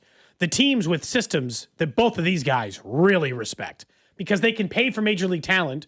Their systems actually get to just, develop them as slow as humanly possible if they want. But what he is saying is the market for right-handed bats and the market for relievers is going to be the strongest. That ain't great for the Royals. Because let's just face the reality. Their relievers stink up to this point, and the right-handed bats they would have available would require a big move, like trading Michael Garcia big, or it would take a scary swing. But if teams are looking for relief pitchers, I'm with you. The bullpen stinks. We know that. This is why, though, I would trade Daniel Lynch. I don't think his value is going to be any higher, and teams need relief pitching. So I actually think you get more. You're not going to get a massive haul. Okay, let's be realistic. No. But I think you could get a nice little package back for Daniel Lynch. Sometimes. He's definitely been their best guy. If Ersteg had been better, I'd say you'd get something for him. But again, he had said Rockies, Mets, Reds, Angels, and Royals are the ones they know for sure will be dealing what they call our top veterans. He said the Nationals are listening, but they're not willing to make that shift yet. Now, maybe it's some of the starters, and maybe they're on the outside of this, but that's at least part of it. We got people, this is a caller from Boston. This is the part I hate about them being bad. They're already trying to figure out how they can get Bobby Witt Jr. on their squad this year. Somebody had called me today and said, why don't they trade for Bobby Witt? Like, why don't they trade for Bobby Witt? Ooh, we got a text about that. A lot of people want Bobby Witt. He's on the IL. That'd be one reason. But go ahead. Okay. No, well, so is Schwarber, right? So it's why would people be upset if you traded, everything that you would need to trade for Bobby Witt? Obviously, Roman Anthony, Kyson Witherspoon, Franklin, whoever it is. Like, would they be upset? And I said, no. No, they wouldn't be upset. Because Bobby Witt is the next David Ortiz. Like, Bobby Witt is, if you're going to find a guy who they should find at some point, the guy who is going to be the foundation guy, the guy who's going to be the centerpiece guy for an organization, it is a guy like Bobby Witt. And don't think that the Kansas City Royals don't understand that. That's why they signed him, because not only is he a really good player, but he has that personality. Everything about Bobby Witt is right. Okay, stop it. We're not just trading away Bobby Witt Jr. for Roman Anthony. Okay, number one, the Royals aren't trading Bobby Witt Jr. It's in other cities they can dream all they want. They're not trading. It would be pointless. That is pipe dreaming in the worst way I've ever heard. Yeah, it would be pointless on the Royals side. You finally have a homegrown talent that's a top 5 player in baseball. You don't just trade him. That's a conversation we can have in 3 or 4 years when his opt-out's coming up and whether or not you should trade him before the opt-out and where's this organization at, et cetera. Right now, it makes zero sense. Boston fans can dream all they want. Also, with all due respect to Bobby Witt Jr., I don't know what that caller's talking about, comparing him to David Ortiz in personality. No disrespect. I mean, could not be. They're light years different in terms of personality. Light years different. Oh, yeah. Bobby Witt Jr. is a quiet worker bee. He is like the queen of them, but that man lays in the shadows. He's not trying to draw a bunch of attention. He's not Mookie Betts. He's not like one of these big boisterous personalities. He's never gonna host his own podcast. Like, that ain't happening. None of that's happening on the Bobby Witt Jr. front. But like this idea that, and I guess that's what I'm trying to decide do you think that this is a good year? Forget Walker for a minute, because I really hate the idea of trading Walker only because I don't see how they can make their starting pitching staff good next year without him. So I don't want to trade him because it's really challenging to put together a starting 5, of your rotation without Michael Walker. Or then you're telling me that you're going to go spend a bunch of money on other free agent pitchers and try to replicate what you did when you signed Seth Lugo and Michael Walker and traded for Cole Reagans. All this, was 3 years ago, and you hit a home run on all 3. But because you have the core available from the Jack, Carter Jensen, Vinny, Michael Garcia, Bobby Witt Jr., since you have that part together, do you then entertain somebody in there? You're never going to trade away Carter Jensen and Jack Caglione. Way too much promise, way too many years of cheap control. It'd be insane. He's in the same, they're in the same category as Jack. Michael Garcia, do you take a call on one of your players? Only difference is they just got you're not paid that much. No, but I'm saying is, but you just mentioned control. Lots of control. To me, you don't switch in a 4-month span from thinking we want to lock up this player and he's part of our future for years to then trading him in a 4-month span. Yeah, I don't disagree with that. Now, if they had not given him the extension, then I'd say, okay, well, they don't view him that way. They clearly view him as a long-term piece. I think that's the difference. Here are some of the available starting pitchers currently right now for 2026. Tarek Skubal, hell, he'll be a Dodger, so we can just leave that name off the list. Kevin Gausman, Freddie Peralta, Sandy Alcantara, who is somebody they talked about trading, Shane Bieber, Corbin Burns, he has an opt-out available to him. These are some of the guys, like Bieber, injured a little bit, Brandon Woodruff, depends on when and what career. Flattery or Sonny Gray would maybe be, or Flaherty, and Sonny Gray would maybe be some of the guys in that Michael Walker territory. So, like, there are names available. I don't want them to run it back with all the same players. It's weird. I don't want them being hyper aggressive. Yeah, I mean, I don't want them signing 37-year-old Sonny Gray either. No, I don't. Walker and Lugo were even younger than that, as much as we were talking about that. But you know what I mean. Like, they're more in that category of, like, younger guys who might be available. And so, and even, like, if you want a reunion with Brady Singer, he'll be a free agent. But when you start looking through some of the lists, there are names available. But unless they're going to commit hundreds of millions of dollars or tens of millions of dollars per pitcher on fixing the starting pitching this offseason, I kind of feel like maybe they should be looking to trade a position player. They should be seeing, other than Lane Thomas, they should be looking to see if one of the 5 or 6 guys most popular on the team or somebody should entertain. This is what Vern had to say. I think this was on Monday. We had him on yesterday, but he said this with Fesco and Dusty on Monday about trading players, Cody. No, to me, this offseason has to be highlighted by a painful trade, something that really hurts the fan base. There's a lot of number 9 jerseys, a lot of Vinny Pasquantino, a lot of Maikel Garcia. One of those jerseys that you see all over Kauffman Stadium, you have to do something major, because to run it back with that same team, that same clubhouse, that same limping out of the gate in April, that same nervous energy, that same reluctance to, fight. So that was Vern Monday. Now, he's talking about the offseason, not necessarily the trade deadline a week and a half from now. Same energy, but though. Same thought. I mean, neither player you would have thought a calendar year ago you'd be considering trading, but I do think you cannot just run it back. Because if you're going to run it back, I mean, it's insanity is what it is. Right? Maybe they don't end up having this bad of a record, but to think that, we just had a bunch of bad breaks, we can just run it back. Look, JJ Picollo, you can have your criticisms, understandably so, about Q or Picollo. They're not idiots, okay? You may not agree with it. They're not idiots, okay? So I think they also know, Cody, they cannot just run this thing directly back. I assume they'd never do it in a million years. Do you realize that the New York Yankees have the worst OPS in baseball at catcher? I did not, no. Dead last. And just like, and this is what he's talking about, like painful names with jerseys on the back. It's like, they can take on the money. And look, it would make me sick to see him in a Yankees jersey. It really would. Why'd you have to pick that team of all teams? Because they have the worst catching in baseball.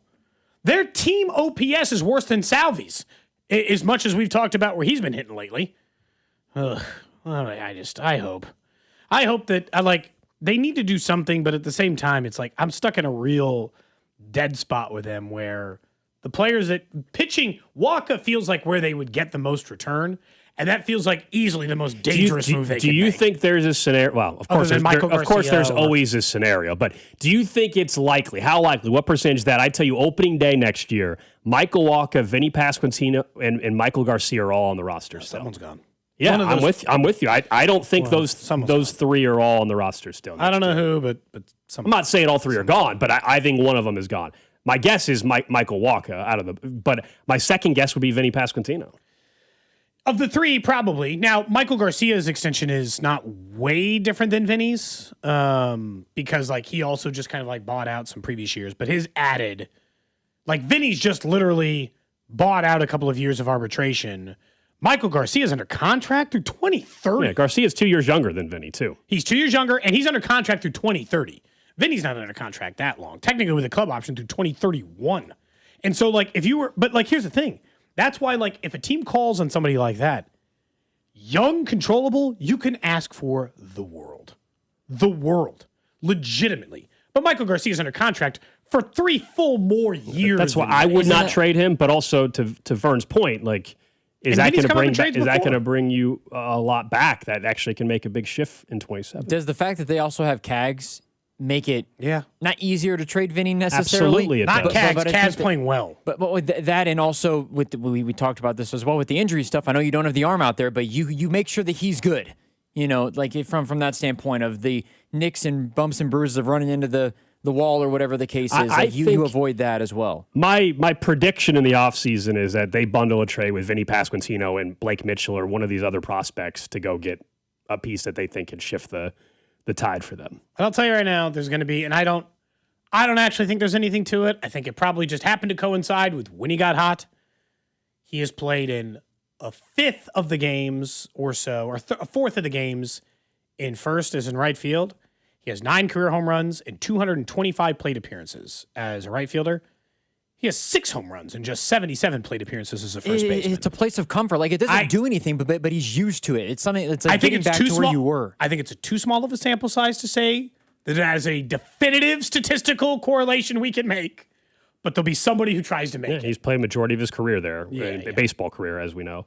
The texter points out from the 913, says, you're being optimistic about opening day next year. Oh, obviously, that's a big unknown. It was a hypothetical. I mean, I was just saying, on opening day, what do you think? I mean, what am I going to say? On May 25th, what do you think? Now, opening day is just a barometer we can all understand.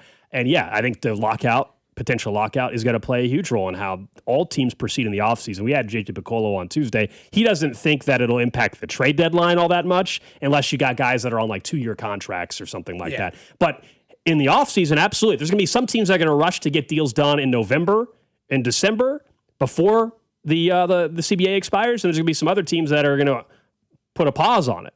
Yep. We'll see. I don't know how it's going to go. Well, the last time there was a lockout, all the signings happened after the lockout.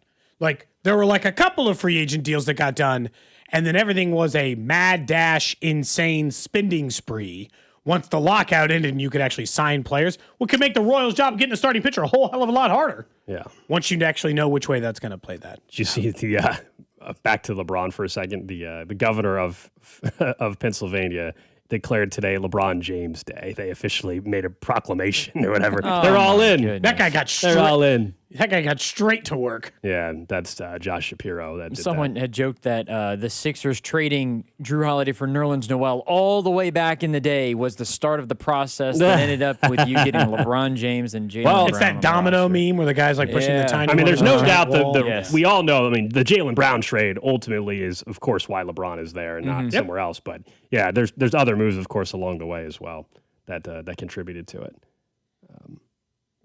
Trust the process, I guess. Joel Embiid was right. I mean, I'll be honest. That's not the team I expect him to People are pulling old quotes, though, from LeBron, talking about his relationship with Jaylen Brown, who he's now a teammate with. There was a quote from back in February. LeBron was asked about his relationship with Jaylen Brown. Quote, "It's been pretty respectful despite the bleep he said about Bronny at Summer League." I'm guessing they can smooth things over by the time they become teammates. If every player who talked trash to each other in the NBA couldn't play with each other, league wouldn't exist. I forgot that Jaylen Brown said that. We need 120 teams if just 2 guys who didn't like each other on a court every once in a while weren't on a team together. The most interesting thing is Jaylen Brown had openly admitted he wanted to go to a team where he was the guy, and now he's on a team that is like, it's got a lot of guys. Yeah, I think he is the guy. I agree. And a bunch of other guys, but really good players. Yeah, but he's still like their best player. Yeah, I agree. Be interesting to see where they go from here, though. It is. Tyrese Maxey. That is a stacked roster. Oh, it is. Yeah, again, particularly starting 5 is crazy. It's fun. I mean, this is why when we were talking earlier about the Trailblazers and their owner, and the possibility one day maybe of us getting an NBA team. This is why it's fun. The NBA is fun. The NBA is fun. I'm always an NFL guy, but the drama, the trades, trade deadline itself, the trades. You don't get trades like this in the NBA and in the NFL. You just don't. We get trades, but you don't get players like. And this is a free agent move. I understand it's not a trade, but the Jaylen Brown trade set this up. That we don't get that in the NFL really.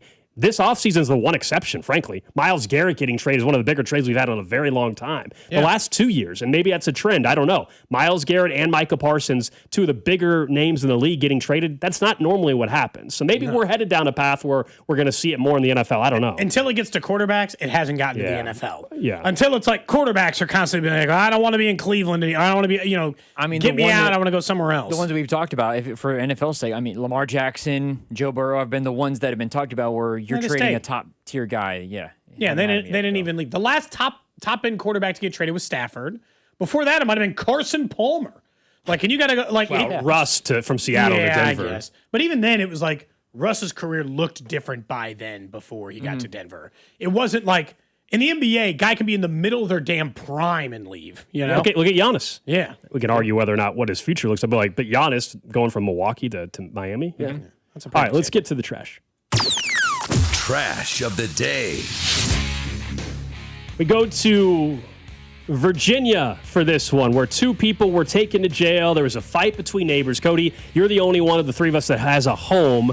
Yeah, I've got neighbors. Do you have HOA in your neighborhood or no? No HOA. Okay. But have you ever had in your time owning either of your homes, going back to your Waldo days, have you ever had a dispute, like property line type of dispute? Well, I had that person put that note in my mailbox asking me to trim my tree. Okay, all right. As you recall. Okay. So there's been, I also had a person who needed to trim weeds on their side, and I had to tell them hey, this stuff's coming into my yard. You got to do something about it. My parents are dealing with that right now. There's a neighbor that has a tree that's clearly the leaves have grown through the fence, into my parents' yard, and it's a whole thing. So I've had a couple of minor ones. Yeah. Yes. All right. So I bring it up because there was a fight between neighbors over a property line that turned violent. 73-year-old man ended up getting hospitalized because of this. All right. Police said the dispute escalated into a fist fight involving a hammer and a leaf blower. The victim was found unconscious inside his home. What? Severe bruising, multiple cuts. Investigators believe the man was repeatedly hit with a hammer, leaving marks consistent with the tool's head and claw. People are all old. This woman, they're both in their 70s. This woman allegedly struck the victim in the back of the head with a leaf blower. Detectives also believe the victim's finger was bitten during the fight. One of the individuals admitted to gouging the man's eye with his finger. According to police, the victim had to get 6 stitches, was given a concussion, a skull injury, numerous bruises and cuts. Medical staff told investigators the man may have gotten permanent injuries. Detectives found the victim's blood on the other person's shirt.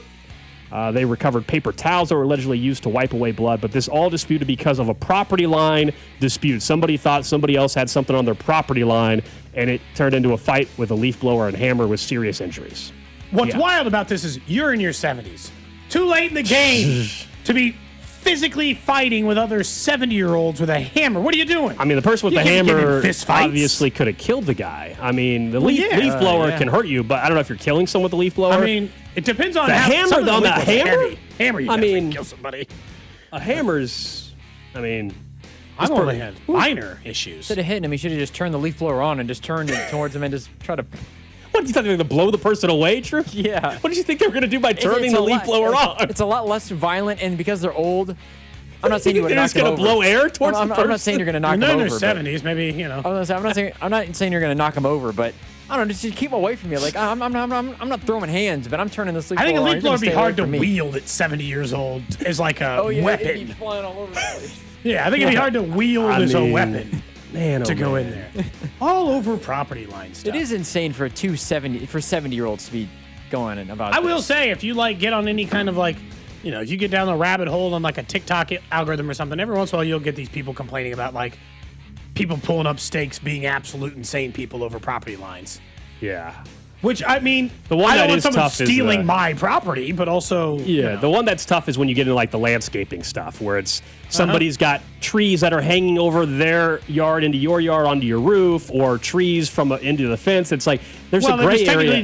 The buildings behind mine, where both the trees fell and destroyed my fence and my deck, those weren't my trees. Right. But my those understanding, were somebody else's trees that destroyed all my stuff. Someone that's an attorney can text in. My understanding, let's say Cody and I live next to each other, which is a scary thought. But let's say imagine we were next door neighbors. Let's say we live next to each other, and you had a tree that started to grow into my house, it was leaning on my house. My understanding is I can just cut the tree. You got to be careful with tree law, man.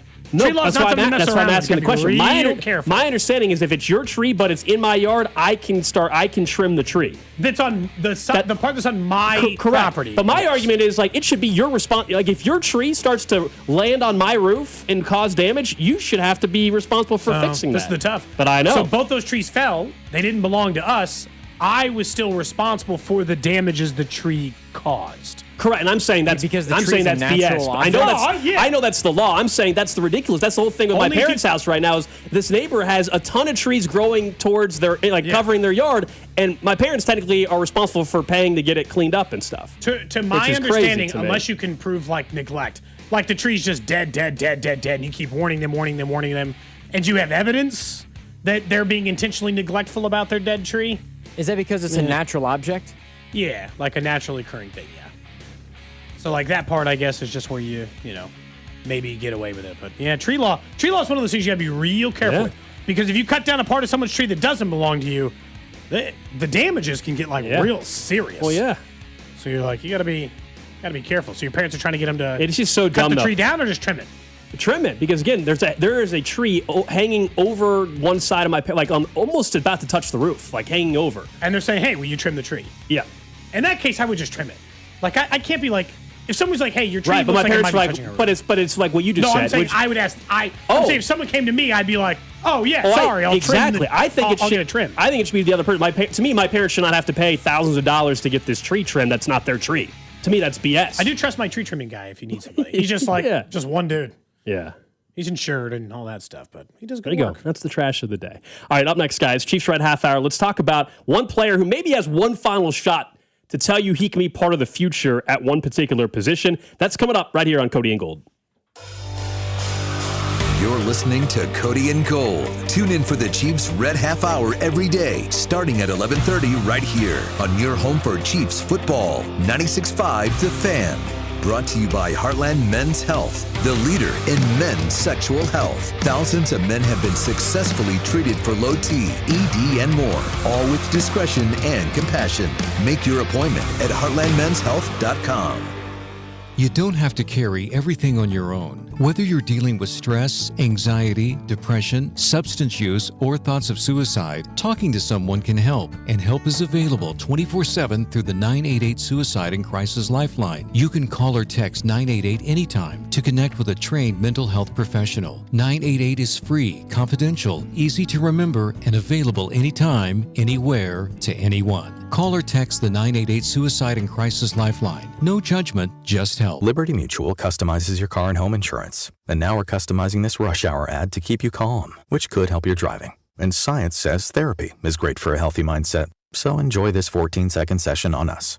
I think you've done everything right and absolutely nothing wrong. In fact, anything that hasn't gone your way could probably be blamed on your father not being emotionally available because his father wasn't emotionally available, and so on. And now that you're calm and healing, you're probably driving better too. Liberty, liberty, liberty, liberty. Listen up, guys. Think you know who's going yard today? FanDuel's giving you a free chance to prove your baseball expertise with Daily Dingers. Here's how it works. Make your pick on who's hitting a home run. And if you're right, you'll get a profit boost to use on your next bet for a shot at extra winnings. Now, when your favorite superstar knocks it out of the park, it'll feel that much sweeter. Daily Dingers is free to play, and you can lock in a pick every day of the MLB season. That's why FanDuel's the home for home runs. Ready to play your game? Make your first pick at FanDuel.com/local. That's FanDuel.com/local to play Daily Dingers and make your free pick on who's hitting a homer today. FanDuel is an official partner of the MLB and 96.5 The Fan. 21 in President, Missouri. No purchase necessary. Opt-in required. Bonus issued as non-withdrawable profit boost tokens. Restrictions apply, including any token expiration and max wager amount. See terms at sportsbook.fanduel.com. Gambling problem? Call 1-800-GAMBLER. What do parents think of back to school at Staples, where 24-pack Crayola crayons are just 50 cents? Staples has folders, notebooks, and pens at great prices. I'm smiling from ear to ear. It's the most wonderful time. Mom, I missed the bus of the year. It's a wonderful time at Staples, where school supplies start at just 25 cents. Staples. That was easy. Visit your local Staples today or shop online and in the app. Ends 9/12. Exclusions apply. The corrupt political establishment. If you're ready to give them the finger, Taylor Burks is your man for Congress. Taylor Burks, America First conservative, outsider, 3 combat deployments as a naval commander. Taylor Burks will stand with President Trump against rhinos and the corrupt establishment. In Congress, Burks will always put America first. He'll work with Trump to deport every last illegal, ban communist China from owning 1 inch of our land, and protect our elections by passing the SAVE Act once and for all. So if you want to tell off the political establishment, conservative warrior Taylor Burks, an America First patriot for Congress. Paid for by Show Me Valor PAC. www.showmevalorpac.org. Not authorized by any candidate or candidates committee. Show Me Valor PAC is responsible for the content of this advertising. Get a $20 gift card after rebate with the purchase of a select AC Pro ready-to-use refrigerant kit at O'Reilly Auto Parts. Oh, oh, O'Reilly Auto Parts. How do airplanes fly? What's in this box? What does this thing do? Kids are curious about everything, including guns. Learn how to store your gun securely and make your home safer at endfamilyfire.org. Brought to you by End Family Fire, Brady, and the Ad Council. Spreadsheets, clunky software, 100 different logins just to run your business? Ah. There's a better way. Odoo. One simple, connected platform that handles sales, inventory, accounting, and more. So you can focus on growing, not juggling. Make the switch today at odoo.com. That's ODOO.com. I scream. You scream. We all scream. Because Wendy's famous small classic Frosty is just $1 for a limited time. More screaming, happy screaming, summer screaming, dollar small classic Frosty screaming! But please don't scream in the drive-thru. It hurts the employees' ears. Get a $1 small classic Frosty for a limited time, only at Wendy's. U.S. price and participation may vary. A la carte only, not valid for delivery. Limit 10 per transaction. Price may be higher in Alaska and Hawaii. You're listening to 96.5 The Fan from the DM Injury Law Studios. Mike's got this. Car, truck, or motorcycle wreck? Remember, Mike's got this. 816-888-7500. Mike's got this. Hey, it's Marcel Delane from the Kansas City Chiefs, and welcome in to the Chiefs Red Half Hour every day at 11:30 on Cody Gold on your home for Chiefs football, 96.5 The Fan. Chiefs Red Half Hour. Probably talk to Mansour Delane, as we've said, coming up in the next couple of weeks as we begin our training camp coverage. He's one of the rookies, so he has to report today. Rookies and quarterbacks will be up there later on this afternoon in St. Joe. We'll talk more about it with Ron Kopp from Arrowhead Pride in 1 o'clock hour, Fan Club Friday, brought to you by Jay Rieger and Circus Sports. So we know that, like, as a part of that, Andy Reid and Patrick Mahomes will talk today at 3, outside of, like, the move-in hall and all that other stuff. I saw for the Patriots today was also there. First media availability, and Mike Vrabel stepped up to the podium. I like him less every day. He's a coward. And I'm convinced he's a coward. Okay. Because every time he has to do a media thing, he's desperately trying to, like, draw attention away. Today he showed up holding a puppy. Like, oh, look, a puppy. What's the issue? It's the same as when people are in trouble and they bring their kid with them to the podium. That man's trying to deflect. Oh, well, see, he's trying to draw attention away from himself because he knows, you know, like, did you see his post the other day talking to the team? Hold on, though. He's like, we don't need distractions. We need to avoid distractions. You're like, yeah, I bet you do, Mike. Yeah. I bet you do. I agree with you that if he would have brought, he doesn't have one, but if he would have brought his 4-year-old daughter up there to the podium, then yeah, people wouldn't ask him the question. I don't give a damn. You bring your dog up there, I'm still asking the questions. Like, hey, Mike, the dog doesn't have the same effect. Has your puppy seen Diana Rossini anytime recently, or what's up? Okay. Just make it direct at the dog. I think it's an intentional distraction. Maybe so, but it's not the same as having your kid up there. You have a kid up there, there's people that won't ask a question because they're not going to ask and get into that in front of your kid. I don't care if your dog's next to you. I don't care. I'm going to ask about controversial stuff even if your dog's next to you. Somebody posted the 90s Joker with Jack Nicholson where he's wearing the glasses and he's just saying, you wouldn't hit a guy in glasses, would you? Right after he's doing, like, terrorist stuff. Vrabel. I still don't think once we get to the season, I think all the outlets or whoever was leaking the photo, I think they've already. It does seem like they're out of photos. I think they've maxed out their arsenal of videos or photos, honestly, at this point. So once the season, the best thing for Mike Vrabel is football games starting. That's the best thing for him. Yeah, he desperately needs like an actual NFL game. Now here's the problem. It's only good for him if his team wins. Oh, sure. Oh, the team goes 8-9 this year. Football games aren't helping the problem you've created. Yeah, so and there'll be some signs at the stadium and stuff, but I'm just after week 1, I don't know how often in the season at all we're going to talk about that part of the Patriots story. I think they'll be worse this year. They're not going to win 14 games again. I don't think they're going to fall back to 8 wins. But I think it's a conversation. Is it if we think that's the reason for it? Yeah. You know? Well, I mean, it's going to be hard for me to think that that's not at least unless they suffer May gets hurt or whatever. They suffer a major injury. I will say I do think that.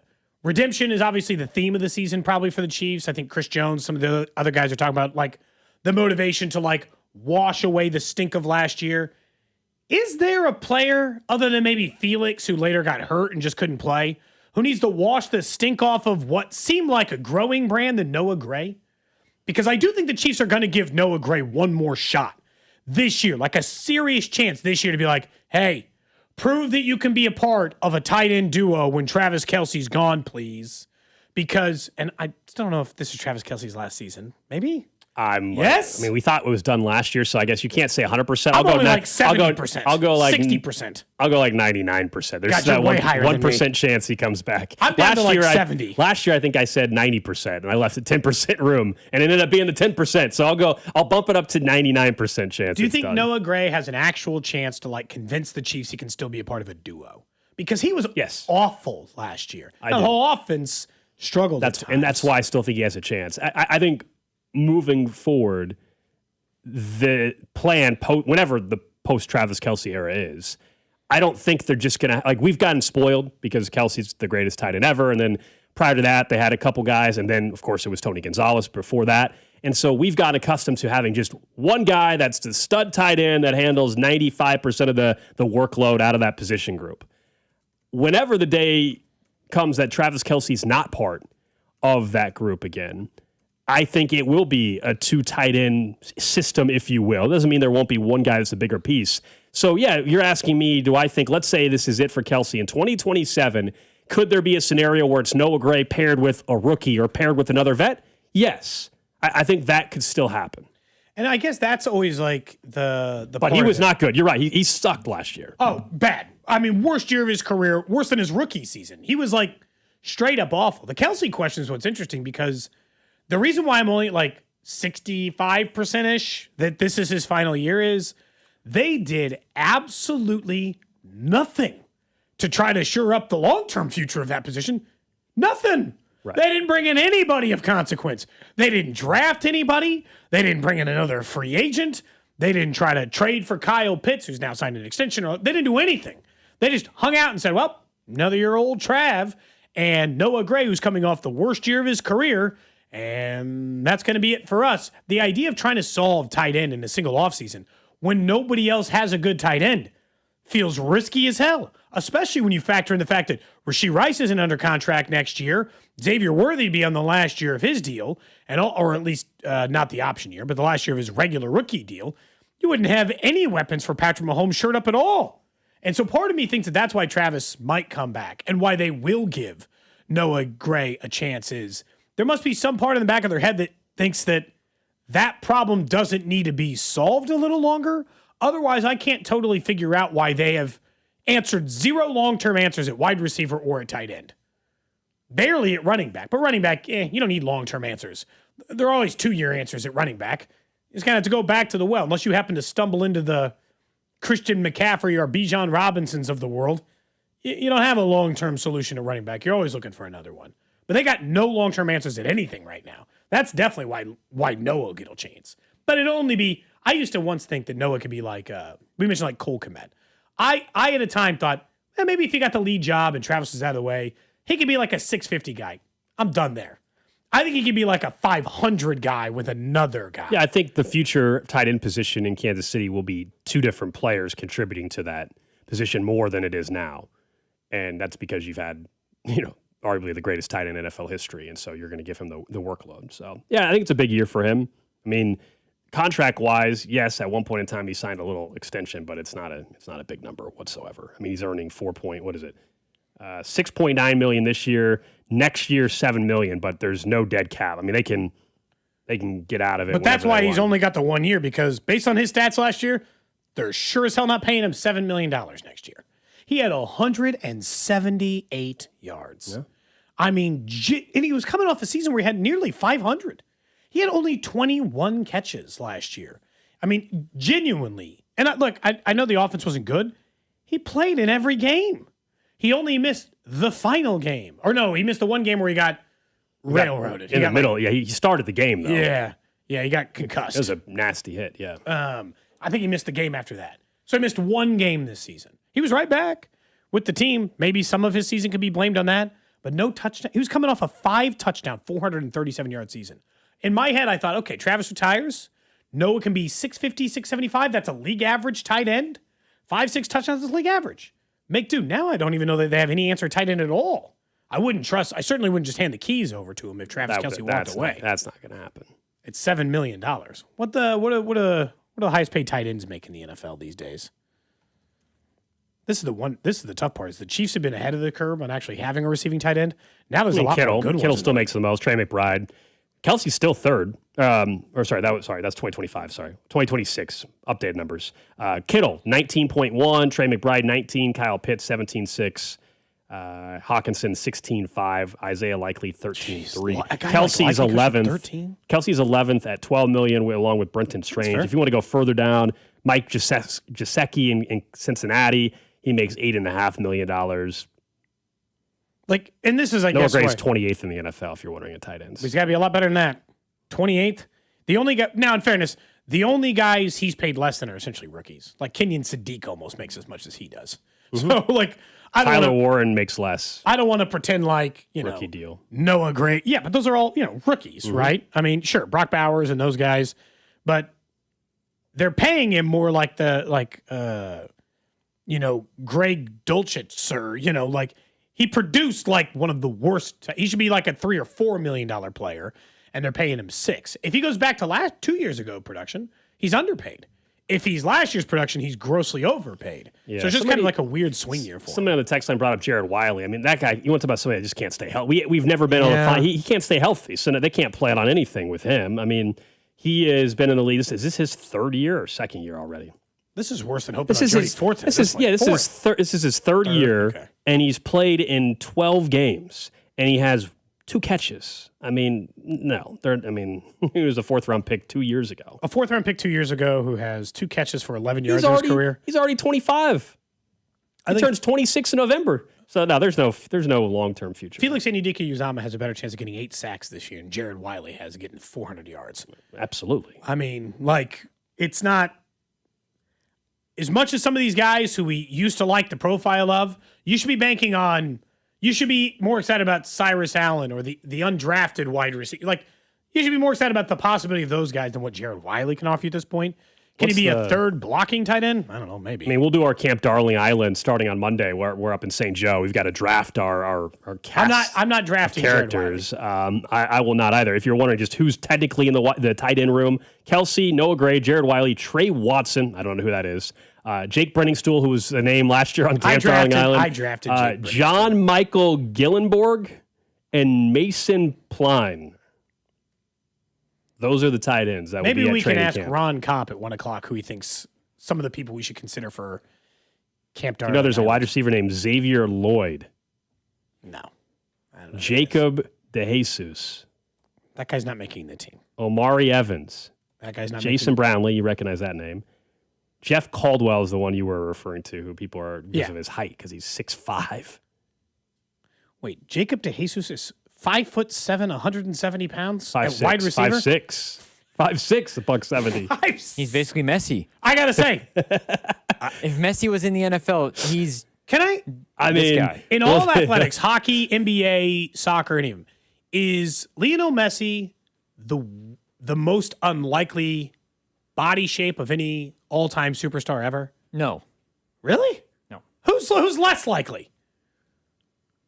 He's 5'6", 150 pounds. Yeah, but for soccer, a ton of people are like that, and he's a super. Like, I'm not sure. I'm not saying like Pele wasn't. I don't think Pele was like 6'4". He's 5'8", tower over the man. 2 full inches taller. A lot of soccer players are shorter though. Yeah, I guess. Maybe it's because just watch Holland run around like the Terminator, 6'5". The fact that he's able to actually run as fast as he is and do what he does is the shortest crazy. Right back in the EPL is 5'4", Cody. Yeah. Tariq Lamptey, he plays for. He's not an all-time Brighton. Superstar. No, I know, but now you had me. I mean, if you're starting in the Premier League, then yeah, I mean you're really good, and he's 5'4". That's crazy. Yeah. Like I think sometimes because we get lost in the NBA, be like, it might be Steph Curry, like a great player who's not. Steph Curry's much taller than you think. Yeah, he's 6'3". He's much taller than you think. He's taller than all of us. He just like Alex and him are the same height. Actually, you know what? He wasn't a superstar. I think Muggsy Bogues. Okay. Actually, is the answer. He was 5'3" or 5'4" playing in the NBA where everybody was at least 6 feet tall.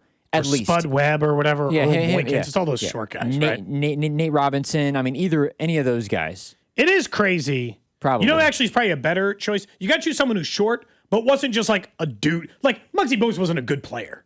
He was. Oh yeah, he was. He had a long career. He averaged 7 points a game in his career. The real answer might be like Isaiah Thomas or something. He was 5'9", but was like NBA top 100 players. Muggsy Bogues had a nice cameo in Space Jam. Non-Pistons Isaiah Thomas, right? Because that Isaiah Thomas is not a top 100 player. Yeah. And so I'm just trying to think about like, shortest NBA players to have success. That's all.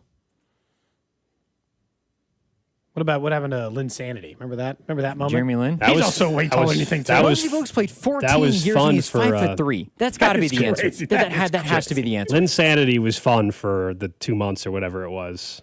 That was a crazy time. Now he's an analyst for ESPN. He ended up having, in fairness, for a prime. He ended up having a 9-year career. So like Jeremy Lin, like after we went through the Lynn Sanity period, Lakers and the Knicks, yeah. He's stuck in the league a little. A lot of people texting in Jose Altuve. Ooh, that's a good answer. I know the cheating He's thing. He's 5'5". I know the trash can thing clouded that, but Altuve, given his height, that's a good answer. Mm-hmm. That's it's always short because we're never like there's someone not some about 7 foot tall. Someone said what about Darren Sproles? Freak athlete. I think it's tougher. Running backs, you can all be 5'4". I think it's tougher for the basketball players because you got to play with everyone who's like 6 foot. If you're Muggsy Bogues was 5'3". He's 2 feet shorter than some of the he players. was literally 2 feet shorter than some of the other guys. Another person texted and said Doug Flutie, playing quarterback in the NFL. He's, but he wasn't Drew Brees, maybe? He was 5'11"? He was short, but he's not as short as these other. Doug Flutie was 5'10". Yeah, that's Drew Brees Russell was about Wilson's 5'11"? height. Wouldn't Russ Wilson get the nod? He's not. He got to be 5'10", him and Drew right? Brees were both right there on the fringe. Yeah, they're right. They're right at that. Doug Drew Brees Flutie, one of the best quarterbacks Doug ever. Flutie's not tall balls of it. Doug Flutie wasn't 5'5" out there playing quarterback. He just looked that way because you see him in that Boston College thing. Like you just see him in the, and that's why people don't like taking a chance drafting guys like Kyler Murray or Bryce Young who are also 5'10". There aren't that many quarterbacks who are, Who said Jeremy Lin? By the way, he's 6'3". No, we were just talking about unlikely guys who had a run. He's much taller than you think too. He's much taller than you think too. Yeah, Jeremy Lin was a regular sized point guard. Davey O'Brien, by the way, was the shortest, most successful quarterback in NFL history. What was he, like 5'8"? Not successful. He was 5'7". Finished his career with 34 interceptions and 11 touchdowns. Dang. According to this, there was some guy who played. I take it back. He's not the shortest. There's some guy in 1910 who played. He was born in 1910. His name Arnie Harbor. He played quarterback, halfback, defensive back, in what I would call unorganized football. But he did throw. He played some quarterback. He was 5 foot tall. What? 5 foot? 5 feet tall. Arnie Harbor is what it says. Well, what were his numbers? Not good. I would assume not. Oh wait, Pro Football Reference says he was much taller than that. Maybe the quick Google search is lying to me. Can't trust those AI. I would say AI overview is exactly what happened there. Our Pro Football Reference hasn't looked to update the, this. Arnie Harbor led the league in just about every major passing statistic in 1934. His current passer rating would have been 45.1, and he completed 36% of his passes. That led the league in 1934. This is why you can't ever compare. Anytime we do sports and they're like, no, the best football player ever was Johnny Unitas. I'm like, we just can't look at the stats. If we're going to have that argument, we have to ignore all stats. Because, the stats are just, putrid. They always look awful. Sometimes we forget about Rudy. Now they want...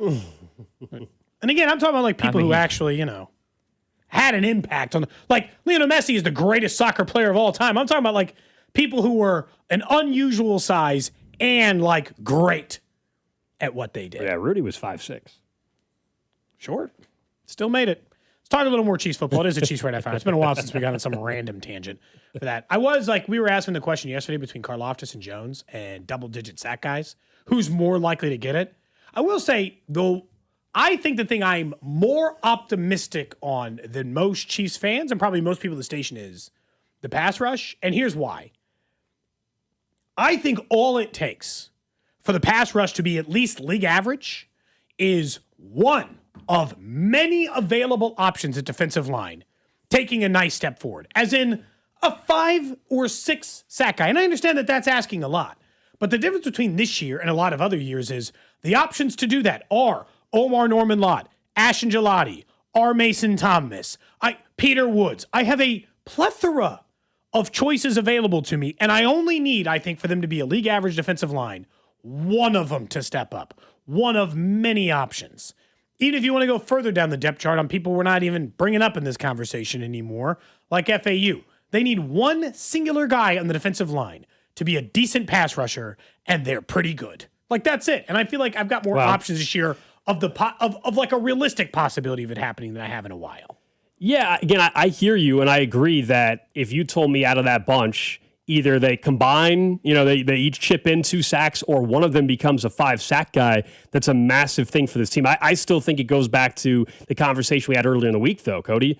It still is going to come down to Karlaftis and Chris Jones. If both those guys are stuck at 6 sacks, then even if Gelati has 5, that's still a problem for this team. Now, you tell me Karlaftis and Chris Jones, let's say they average out 8.5 to 10 sacks, and then they get 4 from Gelati and 2.5 from Norman Lott, and R. Mason Thomas has 2.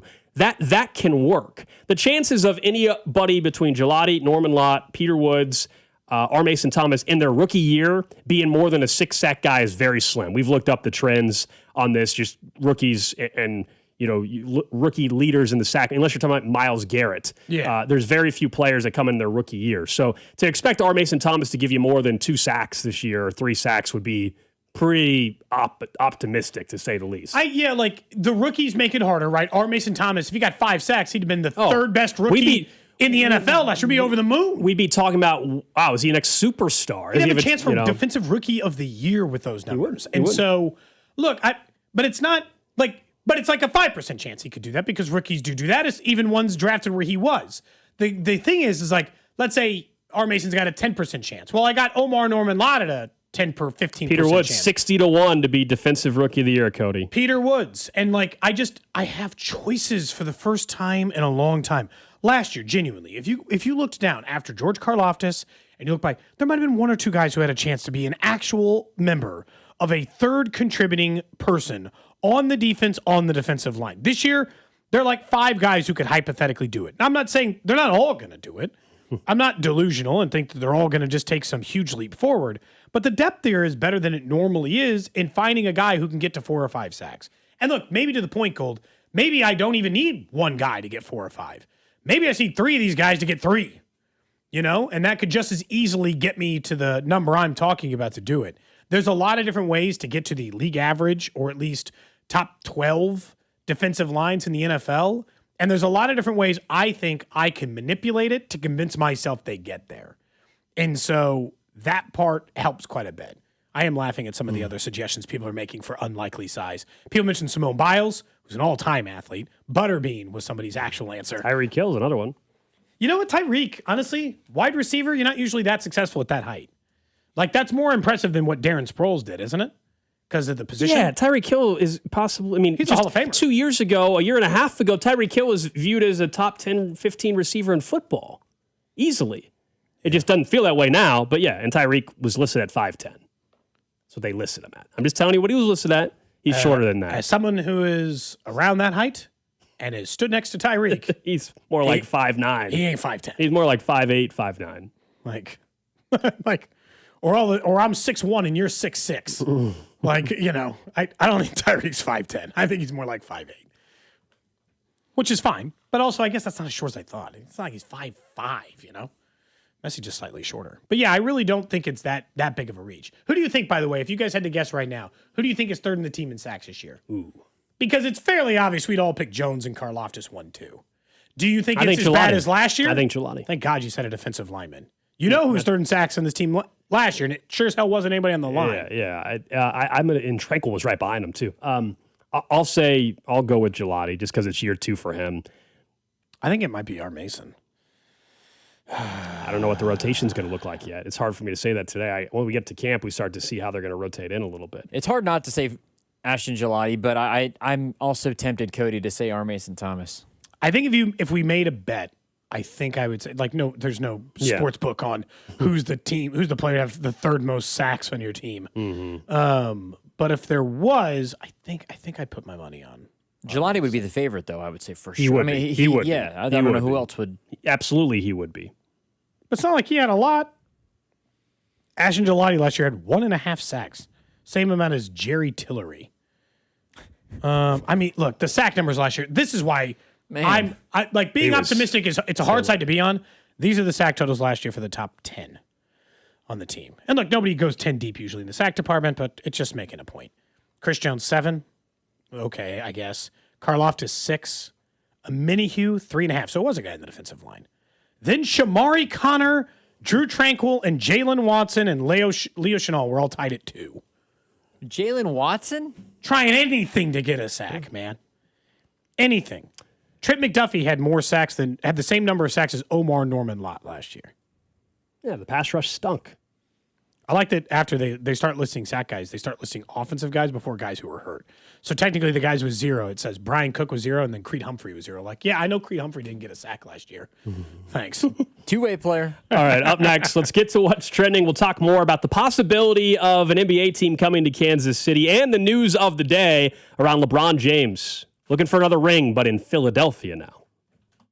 You're listening to Cody and Gold. Tune in to hear Royals insider Josh Vernier every Wednesday at 12:30. Cody and Gold is brought to you by Heartland Men's Health, the leader in men's sexual health. Thousands of men have been successfully treated for low T, ED, and more, all with discretion and compassion. Make your appointment at heartlandmenshealth.com. Your home for Royals baseball. 96.5 The Fan. Fanatics Sportsbook makes every baseball game day this season hit harder. Swing for the fences with long ball jackpots. Just pick the player who hits the longest homer of the day to win a share of $50K in fan cash. Every day brings a new shot to win. Customers also get baseball profit boosts every game day. And your bets earn you fan cash, win or lose. To spend on merch, tickets, exclusive experiences, and more. Go deep this baseball season and download Fanatics Sportsbook today for the best baseball betting experience each and every game day. Fanatics Sportsbook. Winning hits different here. Must be 21 plus. Gambling problem? Call 1-800-GAMBLER or 1-800-MyReset. CT call 888-789-7777. MA call 800-327-5050. NY call 877-8-HOPE-NY. MD visit mdgamblinghelp.org. Offer not available in all states. Terms apply. See Fanatics Sportsbook app.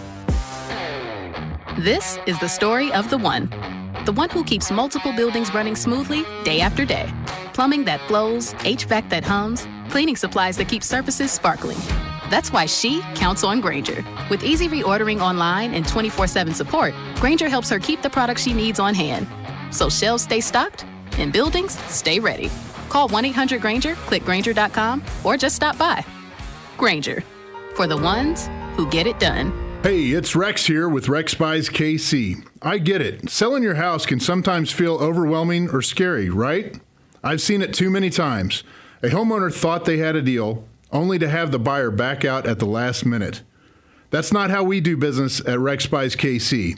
I'm local, I know Kansas City, and I make sure every deal actually closes like it's supposed to. No hidden fees, no showings, no last-minute surprises, just a fair cash offer and a process you can count on. We buy homes in any condition and judgment-free. So whether your house needs repairs or you just want a fast, hassle-free sale, we can make it happen. If you want certainty, transparency, and someone local who actually delivers, call 816-330-6000 or visit rexbuyskc.com. Rex Buys KC, helping people make smart choices one home at a time. 816-330-6000 or rexbuyskc.com. They call this one Bill. Whoa, aliens? Am I in a spaceship? Affirmative, Bill. What's with the laser saw? Relax. We are cutting our bill in half. What? An Xfinity mobile transmission says you can cut your bill in half. Oh, your mobile bill, not me, Bill. Xfinity Mobile also says we can try it free for a year. Free. Yes, with no commitment. Can we put the saw away? I am reluctant. But we will find another being to bisect. That's not sci-fi, it's Xfinity Mobile. Xfinity Internet members cut your mobile bill in half. Plus, try Xfinity Mobile free for a year. No commitment. Learn more at xfinitymobile.com. Xfinity. Imagine that.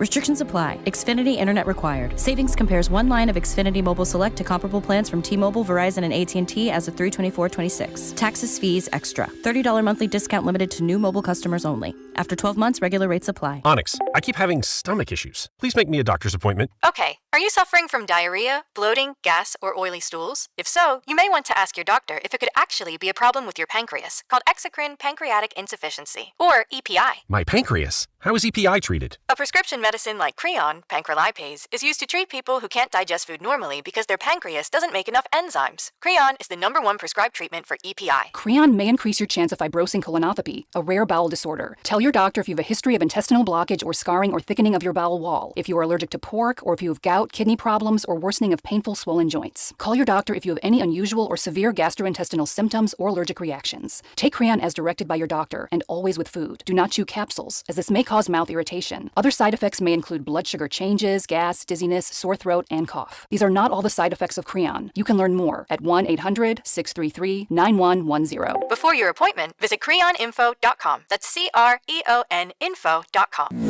Go to 965thefan.com for your chance to win Kansas City Chiefs scratch tickets, plus a chance for the grand prize Chiefs bundle, which includes a framed jersey and a signed photo. All thanks to our friends at the Kansas Lottery.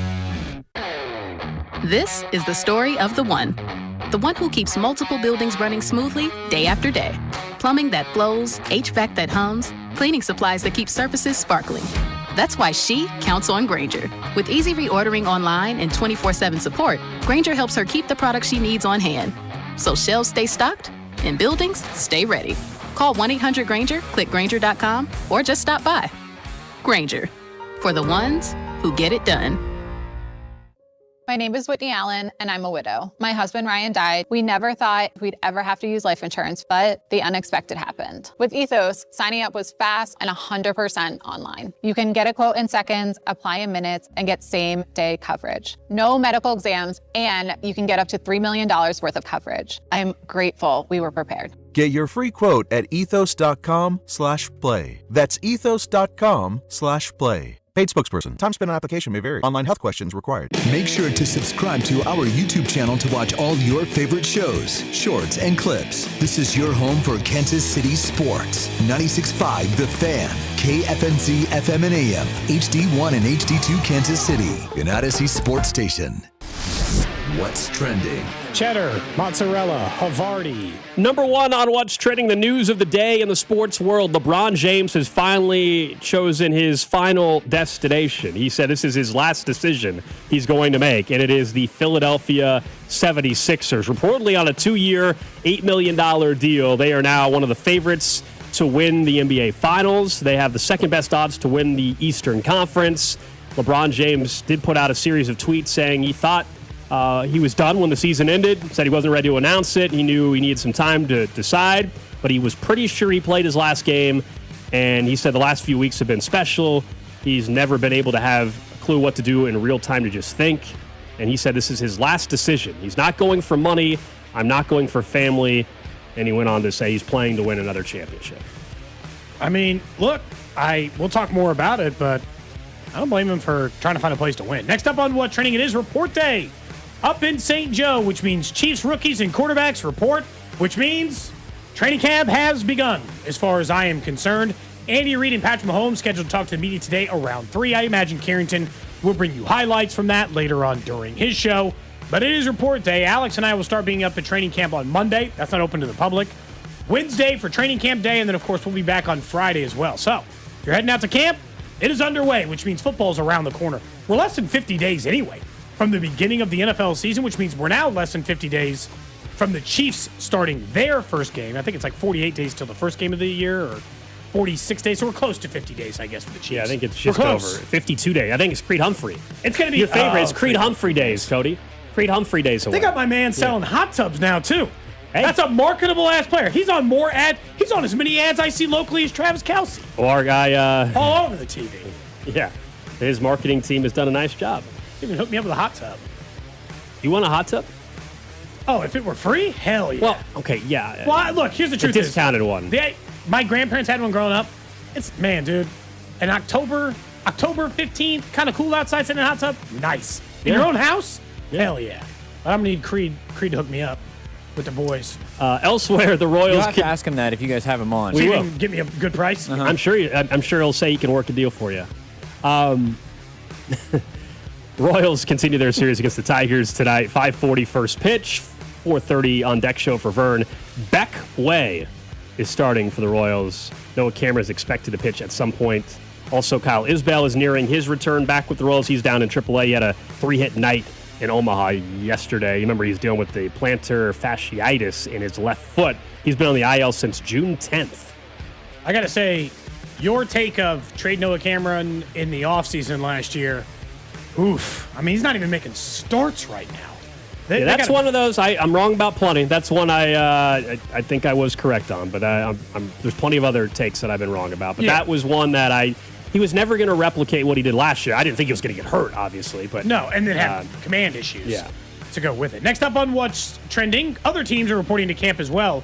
But reported by the Ravens last night before today, Diego Pavia, the former quarterback, is now out of their camp. I got to say, I'm surprised they didn't cut him after that photo went viral of him standing behind the center.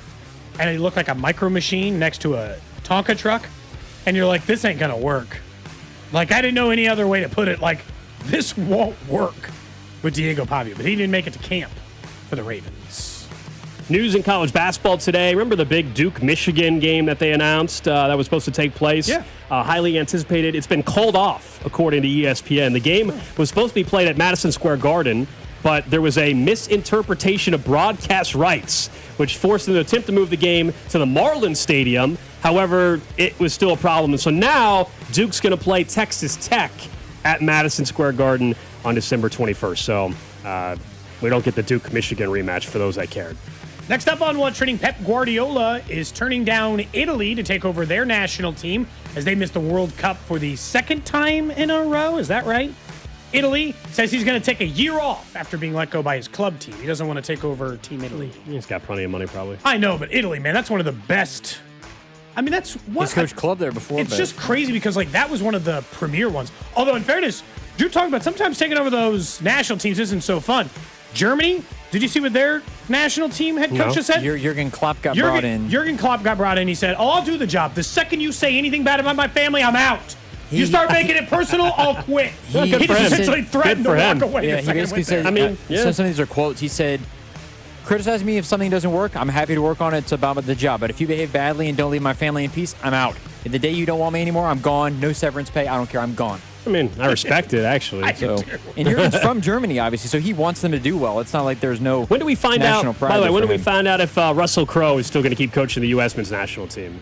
I don't know. I'm hoping he sticks with the I think job. they should keep Pochettino. Mauricio? I hope Poch stays, don't you? So do I. We hadn't heard anything. I didn't know if that was something we're supposed to hear about at some point very Probably soon. sometime in the next week or so. By the way, same way I feel after it. I saw once again there was some other country, not even the one who got wrong, Belgium. Some other country said, FIFA, I still better hear from you. Norway, I still better hear from you on that Balogun situation. Shut up. Norway's going to file. They filed a complaint. Oh, it's over. This is the most aggression Norway's shown to any country in the last 50 years. I feel like, I thought you guys like to stay out of it. The hell? I think it's more they just want the rule changed where you can appeal red cards more than anything else. I think that's part of the complaint. That seems like an easy. That should be from everybody. But they made it seem like they said, we want to make, but part of their statement was, you better be saying something about how you wronged everybody on this Balogun thing. Yeah, for sure. Just say we want red cards challenged, not be a baby. But they didn't even play him. That's what's crazy. What the hell are you complaining about, Norway? I don't know why. This has nothing to do with you.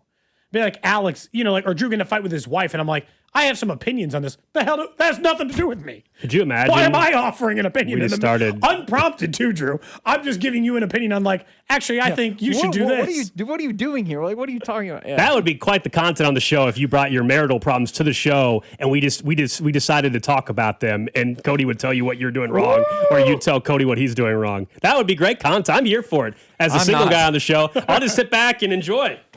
That would be. You got a date lined up this weekend? That won't. I do not. Let's get you a date this weekend. Full weekend back in town. Just gonna relax a little bit. Fresh off almost getting kidnapped. Yeah, I mean it's. Yeah, now there's no scenario on a date that's gonna scare me after almost getting kidnapped in the DR. If you had to go on another date with that girl who, I unfollowed her. That's no. If you had to You have to go back in time and you have to choose. Either go to this hotel or the date you went on in Westport with the woman who showed up 45 minutes late. Oh, God. Questioned your ethnicity. He's going on the date with the woman in like... Westport, Cody. That's the only answer. He's going on that date. That date was getting bad. Yeah. I had a way more enjoyable time with the person from the DR, but I also did not fear that I was going to get robbed with the woman in Westport. So you just got to go on the bad date again? Yeah, that date was still an all-time worst date of my life.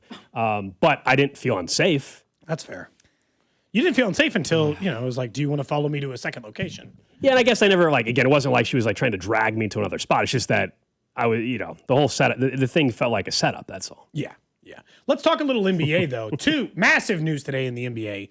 LeBron James is heading to the 76ers, and then we can talk about how that impacts Kansas City, whose name is being mentioned in the Portland Trailblazers saga as their owner tries to hold them hostage for a new arena. LeBron to 76ers, I'll be honest, I did not see that one coming. I thought pretty much every team that got mentioned besides them was a real player. I thought he might go to Cleveland or Miami or Golden State. Miami was the favorite. I did not think he was going to go to the 76ers. Now, it is the team most likely to win a championship of the four we were mentioning him choosing. Yeah. And in the end, because he took $2 for $8 million, I have to assume he made the decision solely based on that. Which is the team that statistically has the best chance to win if I'm on it, and it feels like it's the 76ers. It would be an impressive feat to win a title in all four cities you played, though. That would say something, wouldn't it? That's like a weird feat. I don't know if it's better or worse than others, but to say anywhere I go, you win championships. No, that's it's a pretty strong one. That to me is a bit of the counter for those that want to push back and say, hey, you're ring chasing. I would argue, well, at least he's won when he's ring. There's players that just because you go to try to ring chase does not mean you're actually going to go win a ring. And a la James Harden. He did it in LA with the Lakers. He did it in Cleveland. I know he didn't do it the first time, but every city he has played in, he has won a ring. And now that was my only reason why I didn't think he would choose Philly, quite honestly, is because while Philly does give him a great chance to get a championship, there's way more pressure in my mind on him in Philly than if he went to Miami again. He's already won there. In Cleveland, he's beloved. It's his hometown, essentially. He could do no wrong in Cleveland. If he would have stayed in LA, they would have continued to embrace him. Golden State would have been cool to see him play with Steph. But this gives him the best chance to win a championship. But I actually think this is more pressure. It's Philadelphia, even if he's not the guy, when you have Jaylen Brown being the bigger move of the offseason and one of the biggest moves of the entire offseason in the NBA period. That is the pressure in terms of that player will be expected to carry more of the load. But when you're LeBron James, you're playing for any NBA team. He is going there to only do one thing, that's to win a championship. If they don't get to an NBA Finals, it's a failure. Heck, if they don't win a championship, it'll be viewed as a failure for most people. Of course, you're LeBron James. You're one of the three best players to ever step foot on a court. If you're going to play in your 40s, it's not about just kicking it with your boys. It's the only thing. If you're playing basketball at 41, he graduated high school the same year as me, so he's got to be the same age. Be 41 years old, 41, 42, whatever it is. If you are still playing at that age and working to that level, you are only doing it for the sole reason of winning. I want to win a championship. So anything short of that is, it's a failure in no capacity, especially because they made the huge trade for Brown and Maxey and Embiid. That's a really loaded roster. Somebody put together the math of the 6 most played players, Maxey, LeBron, Brown, all those, they played a combined 127% of the average minutes for a team. So somebody's going to have to take a step back. And I'll be honest, I'm pretty sure one of those guys is going to be LeBron. I think they'll shave the minutes for Embiid a little bit to try to keep him healthy.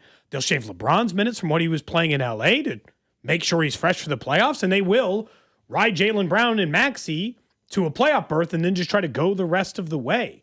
It is interesting, though, because it is weird because the NBA is the only sport where we kind of accept it, but he's still done it to a degree that we haven't really seen much. For a player of his stature to play with 4 different teams 5 different times, right? Because he technically went to Cleveland twice. It's just weird. It just feels weird in some ways. Seeing him in a 76ers uniform feels weird. Yeah. Oh, absolutely. It's going to look different and it's going to look weird. We're not used to that, and it is very much an NBA thing. We don't really see this in the NFL. It won't be bad, but as bad as I think it might be, or as it could be, but they're going to go to different spots, and you will still see Lakers, LeBron James jerseys at games that he's at, or Cleveland jerseys, or Heat jerseys. That's where it is a little bit weird, where Well, I'm here because like the fan base bounces around so much. They just love LeBron wherever he goes. So they got jerseys from everywhere. It's not just like you'll see like Kobe only has Lakers jerseys. There's no other jerseys for him or Dirk or Tim Duncan, but for LeBron you get 4 jerseys. Yeah, it's definitely different. And nobody's got MJ Wizards jerseys, at least as far as I'm concerned. It's just like a lot of times, like even if you switch teams, we still remember you as one. Do you think we'll remember LeBron as a Cav? Yeah, I guess absolutely. Because that's a good question. Because he's from Ohio. Because he's from there. He was there 2 different stints. Yeah. Because it's hard because my instinct is I'll remember him. Miami his first LeBron uniform was, is remember the Heat. Miami LeBron was just He was, but the first uniform that LeBron ever wore was Cleveland, right out of high school. The chosen one, out of high the whole school, thing, and immediately, all the original highlights are all in a Cavs uniform. I think the only 2 answers are Heat or Cleveland. I agree. Yeah, it's definitely not gonna be Philly, and the Lakers was a longer stint than we think, but that's not how it was the longest tenure he ever had. I guess this goes back to like the somebody mentioned this on the text line. You mentioned it earlier. Why don't we give Tom Brady more of a hard time for doing the same thing? Tom Brady chose the most loaded roster. He did, but he did absolutely to steal a championship. But I think the difference at least for me, is he was somewhat forced out of New England. They chose Belichick, not him. He didn't. He basically was kicked out. Well, LeBron was a free agent, right? He doesn't have to sign with that team. He's choosing the best team as a free agent in the NBA. It's not like if this was the first time LeBron did it, then it wouldn't be any problem.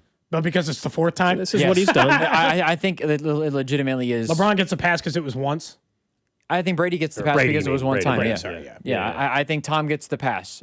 Like if Tom had if he had gone from New England and then, I don't know, if he went to Green Bay after they got rid of, if Aaron, I don't know, something like that. If he would have forced his way out to go somewhere, then I think and LeBron's not forcing his way out, to your point, Cody, but he is purposefully done the player option thing to get his way kind of out of situations, if you will. I guess for me, I give him, it cancels some of that out for me because he's actually won championships when he's done it. Yeah.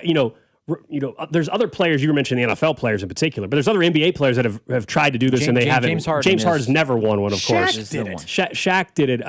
In the NFL, though, Aaron Rodgers won a ring in Green Bay, but since he's gone to the Jets and Steelers, he hasn't won. That wasn't ring chasing. You go to the Jets to ring chase. But my point is, like, these other guys have left and they haven't. Russell Wilson got traded, in fairness, to Denver, and that was a disaster. But there's plenty of circumstances where guys get traded or try to find a better spot to win a ring, whether you're a quarterback or not in the NFL. And it definitely doesn't usually result in a ring in the NFL. I mean, how many wide receivers have tried to leave to go be with a quarterback to win a ring and actually won the ring? Yeah, I guess it's happened, but it's not a prevalent thing. And in the NFL, it's a lot harder. That's why I think in ring chasing, a lot of times it becomes like an NBA conversation more than the others. But I would just say, like, some of the all-time greats have done it in the NBA. Like I just mentioned Shaq, or when we mentioned Malone try to do it, or like, Shaq at least won one. Yeah, or Charles Barkley tried to do it, right? And so, like, in a weird way, I in no way view it as a negative, I guess, for this reason.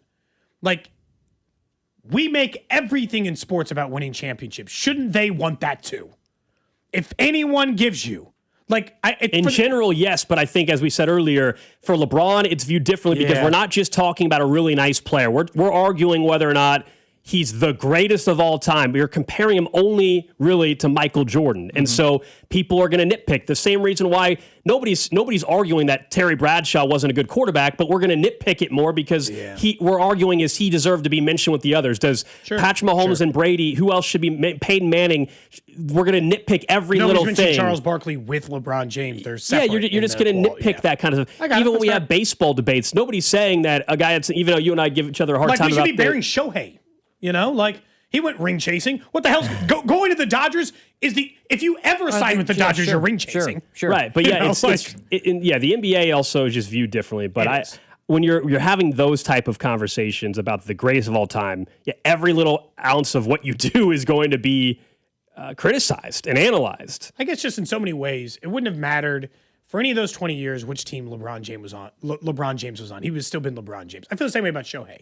Maybe he wouldn't have won a bunch of World Series titles, but Shohei would still be slugging dingers, pitching Cy Young Award caliber stuff. Like, he'd be awesome wherever he went. Which is why I think that also is part of the reason why is the knock against LeBron. Like, if LeBron would have only won, I don't know how many he has. What does he have? 4 titles? Yes. If he had 2 titles, but he had stayed with Cleveland the whole time, I still don't think he's necessary.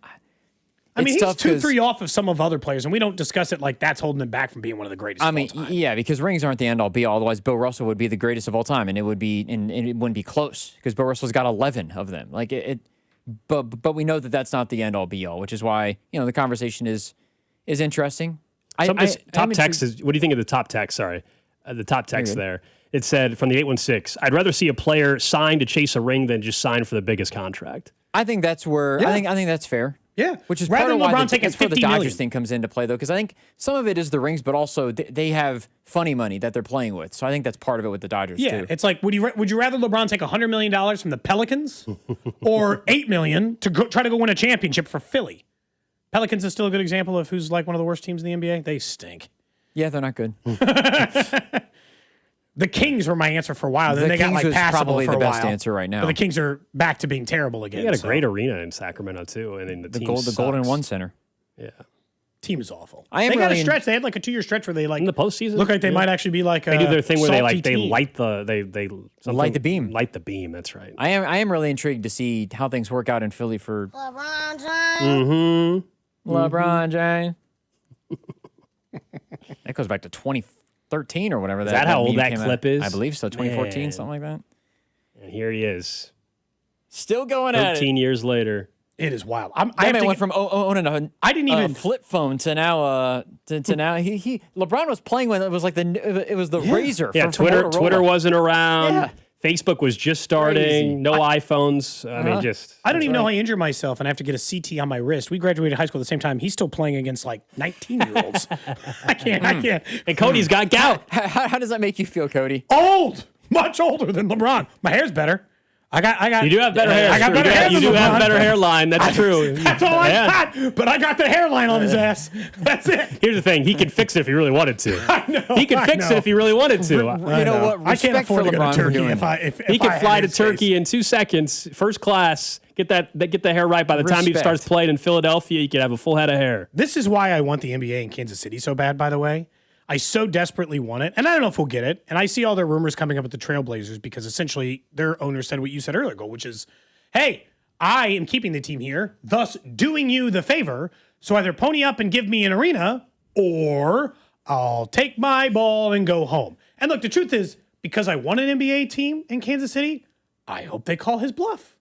Because Kansas City will be, I think Kansas City is an easier target for a team moving than it'll ever be for expansion. Well, yeah, it's way harder to be an expansion team. And this all started again because Bill Simmons was discussing what cities, including Kansas City, should be in the mix if the Trailblazers or the Pelicans decided to leave town. What markets are ripe for an NBA team? Seattle and Vegas obviously lead, but where should the Pelicans go? They should go somewhere.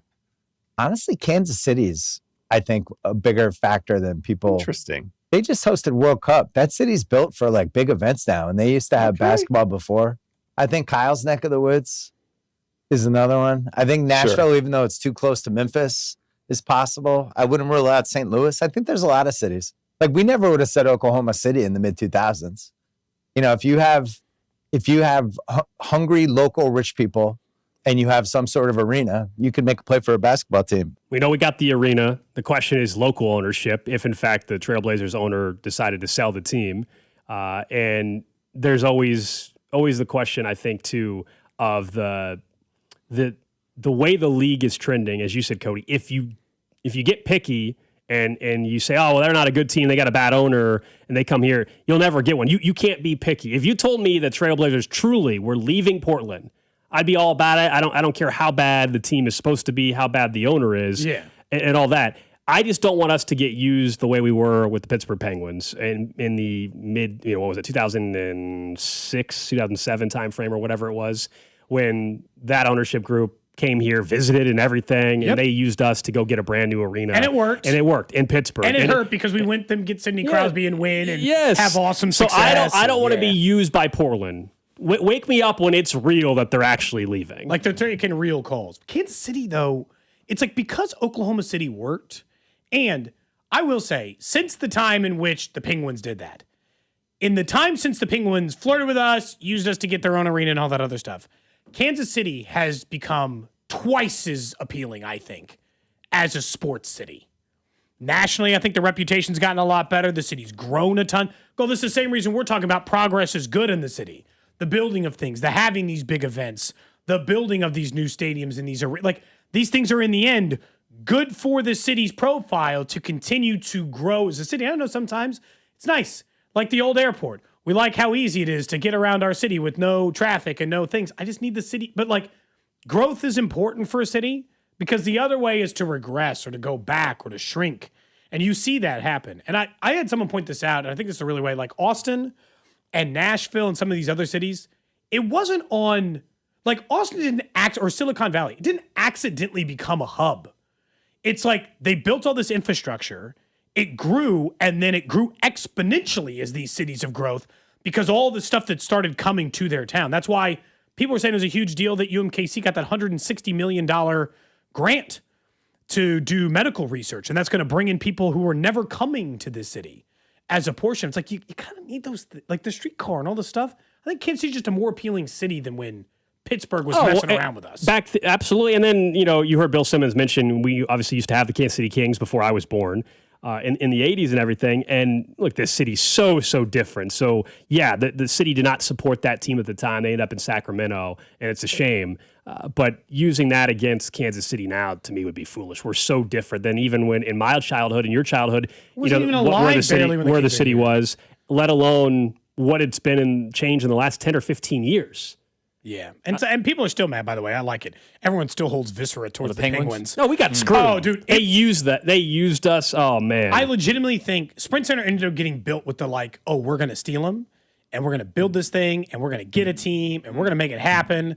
And look, the Sprint Center is still a nice venue. It's cool, all the stuff we get there. Mm-hmm. Yeah. I'm not complaining about it. And it's what makes Kansas City more likely than some other arenas. I've mentioned this before a million times. There are 10 hockey arenas, maybe, newer than the Sprint Center. If we want to get an NHL team, it's half maybe of the NBA arenas are newer than Sprint. Yeah, you throw a couple $100 million in it, there's still and some renovations needed. It's as good. It's at least they have NBA a building quality. though, which is I'm not saying it's in great shape. There's just a couple things that behind the scenes, locker rooms, et cetera, that would have to be upgraded a little bit. It's all behind. None of it is scoreboards, seats, all that stuff just plays today. The question is, would we lose the Big 12 tournament? Yes. Very good chance we would. They could block off the schedule, but that could get really tricky. Yeah. Considering both the men's and the women's are here, and that's technically a 2-week window, they just wouldn't. That'd be tough. Unless they moved it to a different arena, but at that point, would the trade-off, though, your Mark rather go to Vegas? But yes. Think about for P&L having 40-plus nights of NBA action and fans down there. I know we have concerts. There'd be some concerts you wouldn't get anymore. It's worth we'll get them at Morton, maybe. You get a permanent tenant in that building. We've never had a permanent tenant in T-Mobile Center, ever. Knowing the team's yours. And then, at that point, with the Chiefs' new stadium, they just have them at Morton. We have or New Arrowhead. Or at Morton, yeah, exactly. Or at the Royals' new stadium. We're not going to have any trouble finding a venue. Someone says T-Mobile Center is almost 20 years old. Yeah, and it still would be one of the newer arenas. Yeah, that's crazy. But that's why there's some upkeep that would need to be done renovation-wise in order to make it happen. But it's not an outdated building. Yes, it's 20 years old. It's not. That's not an outdated building. It is interesting, though, if you consider... What year was it built? 2007, I think. It is interesting when you consider the other teams that would be smaller market that Bill Simmons mentioned. St. Louis, I don't know what... They probably have to use the Arch Madness Arena. I don't know what their arena setup is like. But Bridgestone in Nashville, obviously they've got the Predators there. They've got an arena that's kind of set up for that, but they're so close to Memphis already. That's what makes, I think, Kansas City... Who wants to do anything in St. Louis? An interesting... that also, I think, is part of it, too, where KC being the host is... Out of these smaller, quote-unquote, options, that one makes the most sense. But even if they're expanding, though, beyond... What cities don't have an NBA team that... If you relocated... Yeah, but they're so close to Memphis. Yeah. Does that make any sense for them? Nashville's kind of like Vegas. You just put a team there because people like the competition. The Grizzlies to Nashville. The competition, other than the ones that we already know are going to end up getting teams, Seattle and Vegas. It's Kansas City, it's St. Louis, it's Nashville. Those are the three, I think, after the initial Seattle and Las Vegas. And they're already going to get expansion teams. So in terms of who's up next, I mean, KC's right there in play for if a team does decide to move. I know we're desperately late, but real quick before break, I looked it up. There are only 7 NBA arenas newer than the Sprint Center. That's it. There you go. Yeah. So it's definitely not outdated. All right. Up next, let's talk about a player that maybe did not touch the football as much as you would have thought, and that has to change this year. Plus, the random question of the day. This is Cody and Gold on your home for Kansas City sports. 96.5, The Fan. Brought to you by Heartland Men's Health, the leader in men's sexual health. Thousands of men have been successfully treated for low T, ED, and more, all with discretion and compassion. Make your appointment at heartlandmenshealth.com. Men, erectile dysfunction can affect much more than just your sex life. It can create stress in relationships, leading to feelings of anxiety or embarrassment, and impact your overall confidence and well-being. This is Jeff for Heartland Men's Health, and we specialize in treating men's sexual health issues to help men find solutions that fit their individual needs. ED is a frustrating condition, and many men suffer for years without seeking treatment. But the good news is that if you're like most men, we have the answer. Our licensed medical providers will evaluate your specific medical situation and recommend a plan designed for you. And these advanced medical therapies work, with treatments having success rates of well over 90%, which means you and the one you love can have great sex again without the fear and worry of ED. You can even last up to an hour or more, and you may just find you're performing like you haven't in years. So call us. Your initial visit is just $99 and includes blood work, a medical consult, and if medically advised, a test dose. And if that test dose doesn't work in the office, your visit is free. Call 844-447-6600 or go to heartlandmenshealth.com.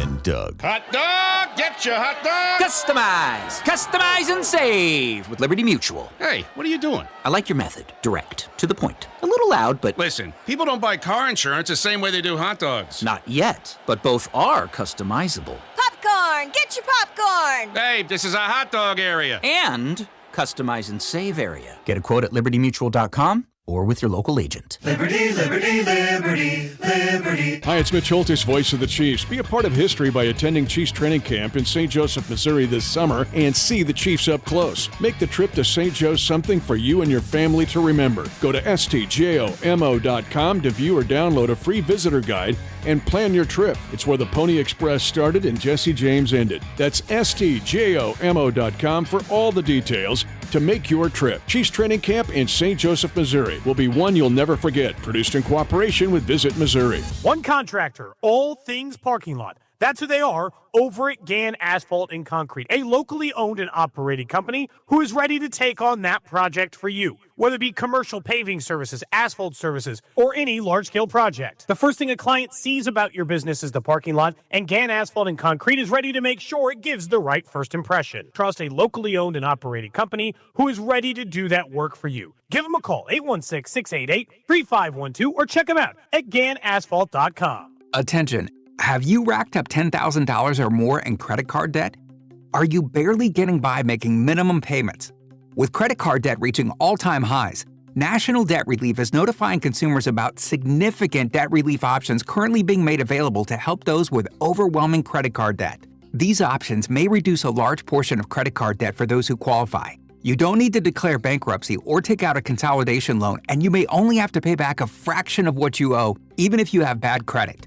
National Debt Relief has already reduced the credit card debt for more than 550,000 consumers. So don't wait. If you owe $10,000, $20,000, or even $100,000 in credit card debt, you can now take advantage of this financial debt relief as the cost of living continues to skyrocket. To check what debt reduction you may qualify for, call 800-358-6868. That's 800-358-6868. Again, 800-358-6868. Get in the zone, AutoZone. Summer's finally here, and we're kicking it off with a whole lot of free. Free brake pads with Duralast rotors. Free oil filter with 5 quarts of oil. Free Armor All wipes with Armor All glass cleaner, and more. More free, so you can have more summer. Celebrate free at AutoZone. Now through July 27th. Restrictions apply. Get in the zone, AutoZone. Some things can steal your sunshine. Ugh, I just got my hair done. Sorry, the cooler's broken. Anyone see my flip-flops? Anyone? But COVID-19 can steal a lot more. I just took a COVID test. Ugh. Prescription medications for COVID exist. If you test positive this summer, ask your doctor if they're right for you. Visit PfizerForAll.com/COVID-19 to learn more. Sponsored by Pfizer. You're listening to 96.5 The Fan from the DM Injury Law Studios. Mike's got this. Car, truck, or motorcycle wreck?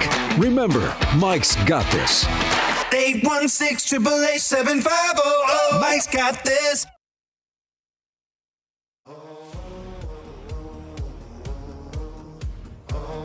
Not this stupid song again. There you go, Does he Drew. not have a second one? There you go, Drew. Not yet. Not yet. Pat McAfee, Cody's favorite album of the year. August, what is it, 14th? I don't want to give the man a stream, or I'd give a full review of it. You don't want to. Hold on. You are that He's so unwilling. mad. He's so mad about it. You are that I'm unwilling great. to listen to that. You won't even do. You wouldn't give a review of it because you don't want to give him a stream. You don't want to let him get the count for a listen. Great at being a hater. That is worse than my Josh Allen hate, or it's as bad. You said you wouldn't watch in the ballpark. You said you wouldn't watch Taylor and Travis documentary on their wedding. I don't have to listen to Pat McAfee. I got choices in my life. But okay, but I don't hate Taylor Swift and Travis You're Kelce. not interested I'm not. I wouldn't watch it because I have no interest in it. I guess. I guess in fairness, that also is kind of the same for you. But you're actively. I'm saying for on the entertainment Pat McAfee, part, I would consider giving it a full review. For the same reason I told you should watch the Travis and Taylor thing. But I'm stuck with the second part of it, which is I don't want to give the man the streams. Encourage him to continue making this, you know? And you think you're making that difference. I was going to say that's Cody's going to be the difference between him getting voted for a Grammy and not. No, Grammy. That sucker's not touching top 100 on the charts. But coming up in 25 minutes, guys, we'll get to a Fan Club Friday brought to you by Jay Rieger and Circus Sports. Ron Kopp of Arrowhead Pride will join us in studio. We'll talk a lot of Chiefs in the final hour of the show as it is report day. Training camp essentially is open today up in St. Joe. Our first show will be on Monday from Mo West. Before we get to the random question of the day, a player that my guess is we'll have on the show during camp, because we've had him on the last 2 years from training camp, that's Xavier Worthy. We've all acknowledged year 3, massive season for him. If there is any next level for him, this has to be the year that it shows. Now, I'm willing to still look at last year as a bit of a lost year, and it's because of the injury, and give a little bit of a pass. 3 plays in, shoulder messed up all year long, also dealt with an ankle injury. But Ron Kopp, actually, who's going to join us, he was writing an article about it being 53 days away. Today it's 52, but yesterday 53 days away. And he said only 53 touches for Xavier Worthy last season. Are you surprised how low that number was? My thought is, it speaks to the greater problem with the offense, but also he just wasn't right. He had 79 the year before. So 79 touches the year before, just 53 last year. He still played in 14 games. Now let's call it 13. He got knocked out real early in that 14th game he played where him and Travis Kelce collided. It was immediate. It was like the 3 plays in. Yeah, it was the third snap of the game. So we'll call it 13. But that's not like no part of the season. Even if you average out his touch per game, he would be below what he was that before. I think he needs to be an 80 touch player. And I don't know how we get him to that number. And the reason why, I'll tell you why I settled in on that number, is I went through some of the guys who I think possess similar stats as him. As in, I don't think he's let's target him 120 times, let's get him 75 catches version of it. But how do you get him there with the rushing stuff? Because Alec Pierce technically only had 47 touches last year at 1,000 yards. But I think the number's got to be, it doesn't have to be more than his rookie seasons, but it got to be at least that number. I mean, he averaged less than 4 touches per game last year. I mean, we can do the quick math. You tell me, he should be touching it at least 5 times a game, though, between his running ability and his catching. So 5 times 17, obviously that gets to 85 touches. That's right. That's more like it. I would even argue it should possibly be even more. It should be more like 5.5 touches on average per game. There's more to go around, and we talked about this before. Even if you give Travis Kelce and Rashee Rice identical target share they get in a game in which they're healthy, there's still touches to go around that were going to guys like Juju Smith-Schuster and other guys. So unless they're all going to the back, what is the point of having a game-breaking player with that ability if you're only going to let him handle the football 3 times? Like, it doesn't do anyone any good to be at that number. He's got to be in I agree, 5 to 6 range. You got to find a way to get him in there, because if you go through the rest of the team, and this is just like... Why can't he be 100? I mean, other than the durability question, why can't he be 100 touch a game, which is, 6 per game? 100 target guy? No, you said per game.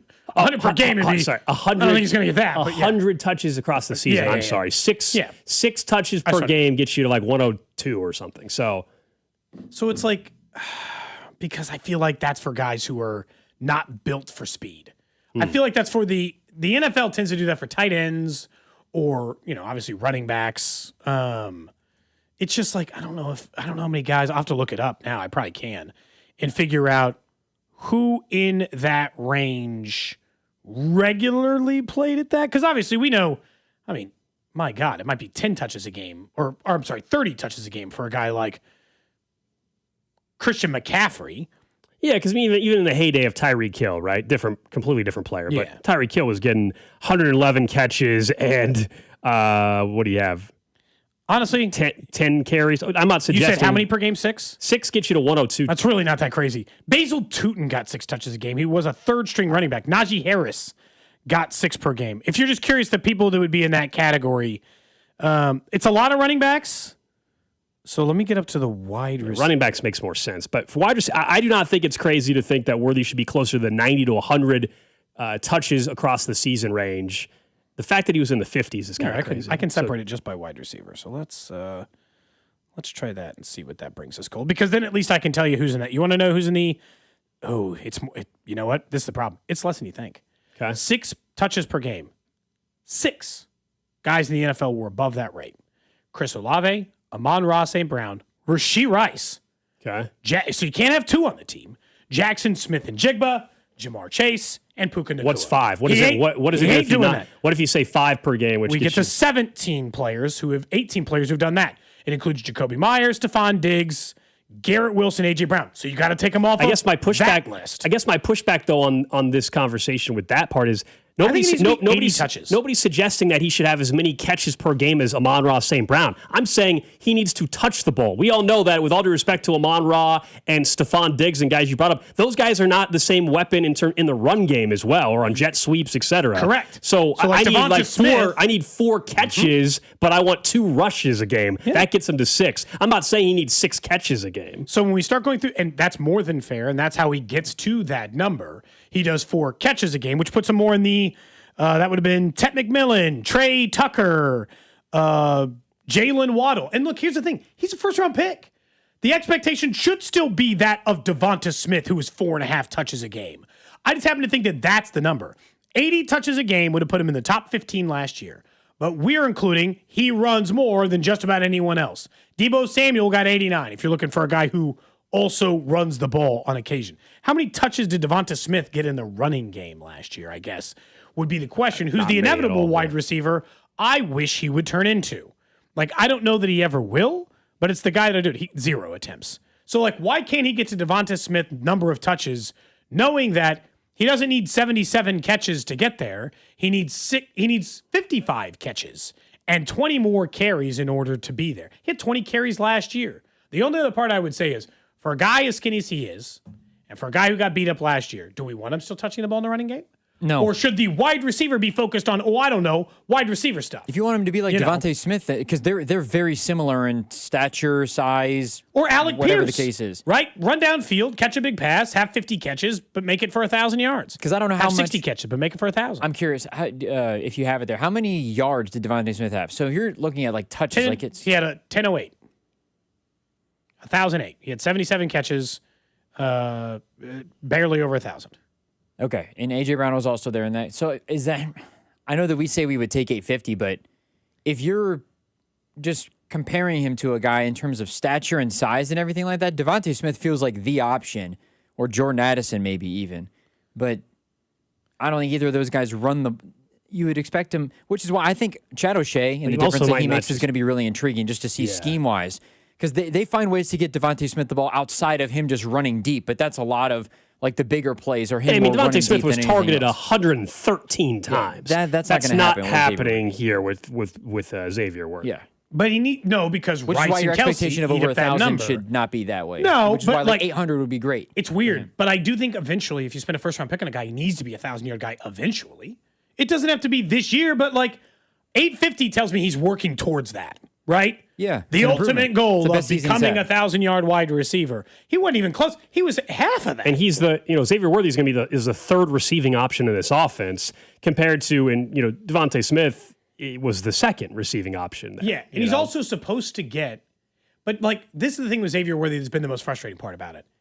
he's supposed to be able to get to the 1,000 faster than most guys because he's supposed to be able to get 70 yards on a catch. Yeah, the jump plays. 50 yards on a catch. He's supposed to be able to pick some of this up the way Alec Pierce did in chunks. Yeah, man. and that's been the big problem with his entire offense, down the field. And why all of a sudden Mahomes and Tyquan Thornton could figure it out so quickly, but why couldn't he? And that's where hopefully O'Shea does help coach Worthy up. His spatial awareness near the sideline was terrible his rookie season. We know that. So that's the element. Yeah, all of a sudden, how do you quickly become a 900-yard receiving guy this year? Well, it's because you got 3 or 4 touchdowns that are 40-plus yards all of a sudden. That's a very easy way to suddenly bump your total up. Like, Alec Pierce legitimately had less targets than, like, pretty much the same targets Xavier Worthy had his rookie year, but had 1,000 yards this year. He only had 47 catches. Look, I'm not asking Xavier Worthy for every catch to be 27 yards. Or whatever the hell it must have been for Alec Pierce to get to that number. Devontae Smith was 13.1 per reception. But that's been like, and this is where I get so frustrated with, and I'm assuming Kenneth Walker's going to help with this. We know this. I mean, it's not like a secret. That's why their offense stinks. They got no juice downfield. Xavier Worthy, who runs like a 2-1-40, averaged 10.8 yards per catch in year 1 and 12.7 in year 2. He needs to jump that by a clean 5 yards. He needs to be 15 to 19 yards per catch. How much did you say Xavier Worthy averages? Sorry. Yards per reception? Yes. 10.8 year 1, 12.7 year 2. So that's not even getting down the field. So that's 11-ish, yeah? Yeah. Devontae Smith is about 13. Is at 13. Yeah, I said 13.1. Yeah. T. Higgins was 14 yards per catch.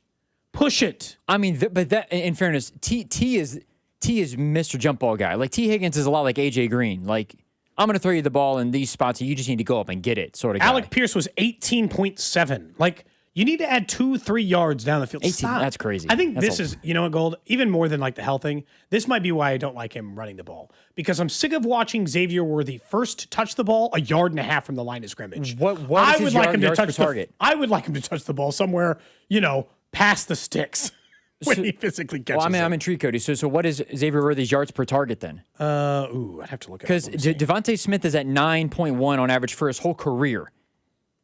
And that's obviously yards where he's getting thrown the ball. What did you say it was? 9.6? 9.1 for Devontae Smith. 7.8. Man, yeah. It's too low. For a guy of his speed, it's all too low. You can't be throwing to this guy 5 yards down the field. Yeah. It's time to bump it up a little bit.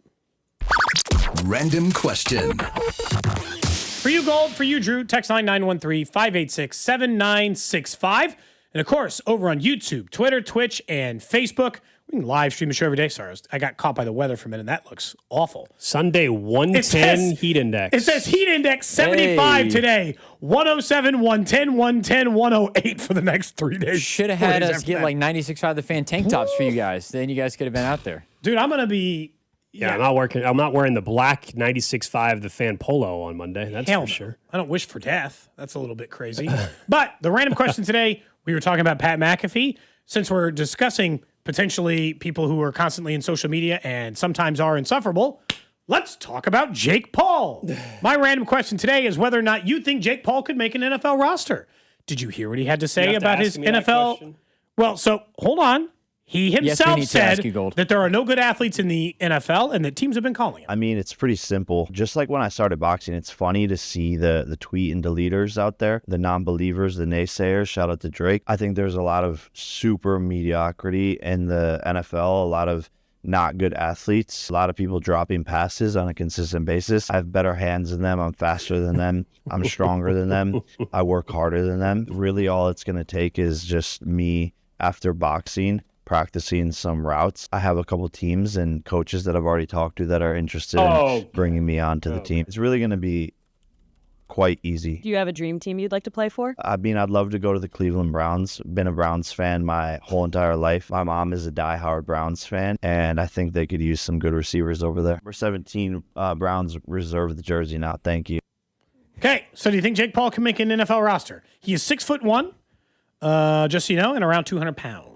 There's no chance. But if there was one team, the hilarious part about it would be the Cleveland. It would actually be the Browns that would do it, Cody. No, he has no chance at ever making an NFL roster. What are we He doing? would get his head taken off My in favorite practice, thing is Cody. That Anthony Joshua my favorite thing is video he never he acts like doesn't he make could me enjoy just all the other stuff could just be taken care of for him without doing did it, say it's and he easy. could just plop in there and then like Run he's some like routes. he said like guys drop passes. Yeah, nobody argues that, but why? How you think you're getting in position to even catch a damn pass? You think you're gonna get open?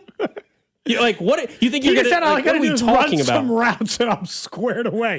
So your answer is no? You don't think he'd make the roster? No. He would Drew, have are you no. also a no? He would have zero Go play chance in that. to make Go the play in roster. one of those spring leagues first. You can't even make that league. That league would be smart to do it just for the pub. He probably has some, XFL or whatever it's called. Everyone's going back to college these days. He probably got some eligibility there. His NIL deal will be pretty fat. Yeah, fine. Let him do that. He can go play for Florida International or something like that. Go play for the Panthers. I think He's smart for one of those schools. that is. Where do you think the best athletes are, by the way? I think it's the NBA. Just overall athleticism, yes. Yeah. Just pure athleticism. athlete. Pure athleticism, I think so, yes. too. I think it's the NBA. The NFL's probably second for me. Yes. So, and it's like a close Yeah, I second. mean, I don't when you think have it's like 300-pound linemen able to run at the speed that they are, like a guy like Chris Jones, his size to be as athletic as he is ridiculous. Even the offensive linemen. Yes. Just ridiculous. Yes. Yeah, the offensive lineman, absolutely. I mean, we saw some of those clips of some of these guys be like, well, an offensive lineman's out in space and he ran a 4.4 and he's like running a 4.7 in pads. Yeah, he's reaching like 20 miles an hour. It's like, excuse me? Yeah. I mean, it is pretty rare. Look, I don't even think, genuinely, He would never even get a camp invite. Teams have been calling him. See, that's the part that bothers me. Okay. Like, you're famous, you're rich, you got you got plenty working for you. You don't have to lie.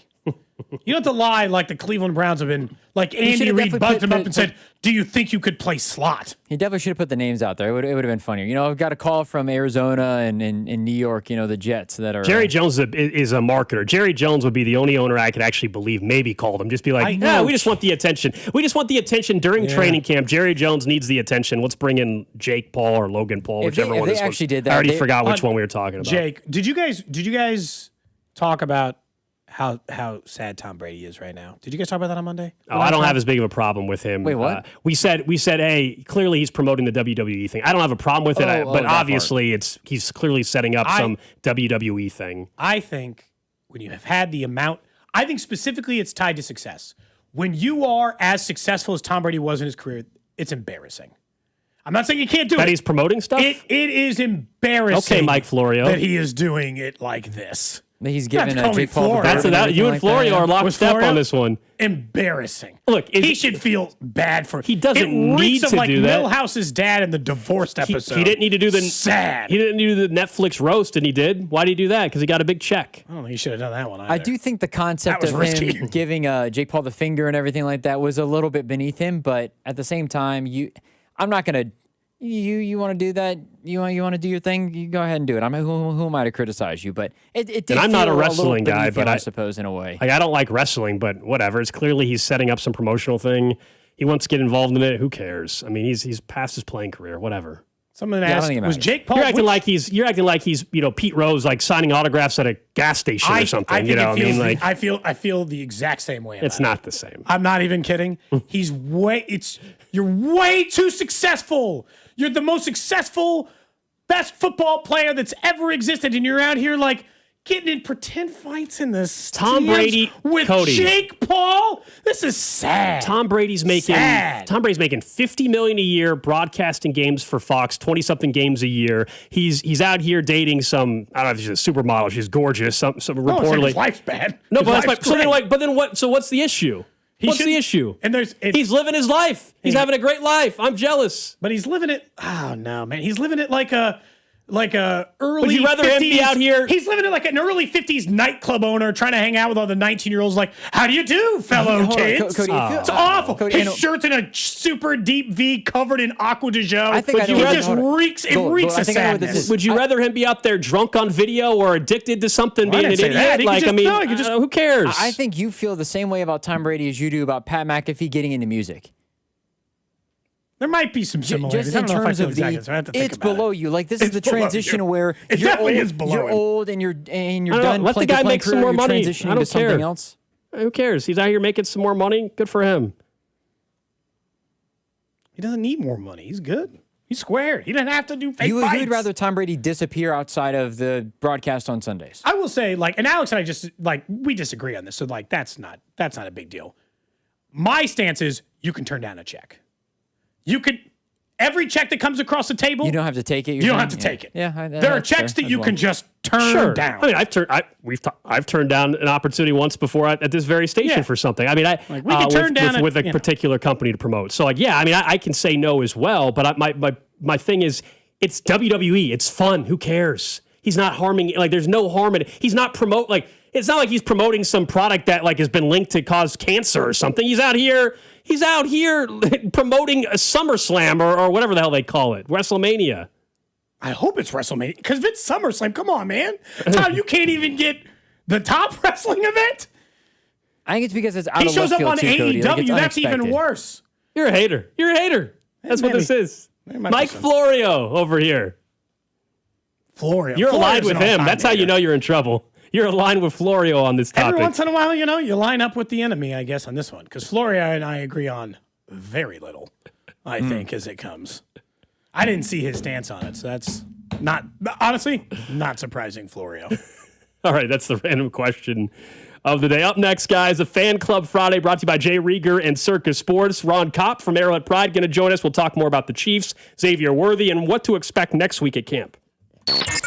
This is Cody and Gold on your new home for Chiefs football. 96.5, The Fan.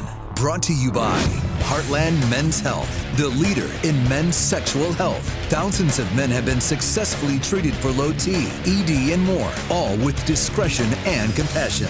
Make your appointment at heartlandmenshealth.com. Conservative, family man, author of The Bald Plan to Reduce Property Taxes. Listen to Scott Schwab. Property taxes are killing Kansans, but one day it hit me. Bald.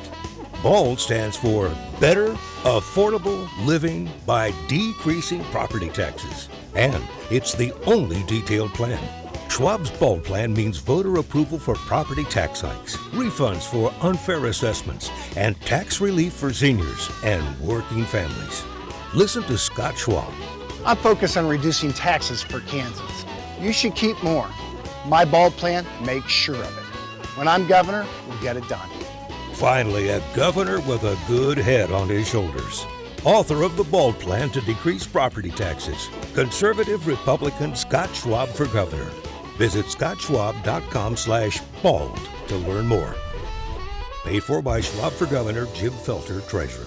We could describe it, use words like refreshing, perfectly balanced, and ice cold, or we could tell you it was called Frostbite by Casey's. It's a delicious frozen drink, and mediums are free every Friday with Casey's Rewards. Free Frostbite Fridays. It's not crazy, it's Casey's. See store for details. When you need electrical services, AB May is here to help your house feel like a home again. Serving Kansas City for over 65 years, AB May handles it all, from generators, electrical panels, home lighting, and much more. When it comes to your home, solved is our standard. And AB May is committed to doing things the right way every time. Trusted by generations. Call AB May at 913-383-2222 or visit abmay.com today. Call your servicemen from AB May. This is the story of the one who keeps multiple buildings running smoothly day after day. Plumbing that flows, HVAC that hums, cleaning supplies that keep surfaces sparkling. That's why she counts on Grainger. With easy reordering online and 24/7 support, Grainger helps her keep the products she needs on hand. So shelves stay stocked and buildings stay ready. Call 1-800-GRAINGER, click Grainger.com, or just stop by. Grainger, for the ones who get it done. Another app for inventory, one for CRM. Oh, don't forget accounting. Wait, which login was that? Or you could use Odoo, one fully integrated system that does it all without the hassle. Ditch the app overload. Get everything your business needs on one platform. Try Odoo free today at odoo.com. That's ODOO.com.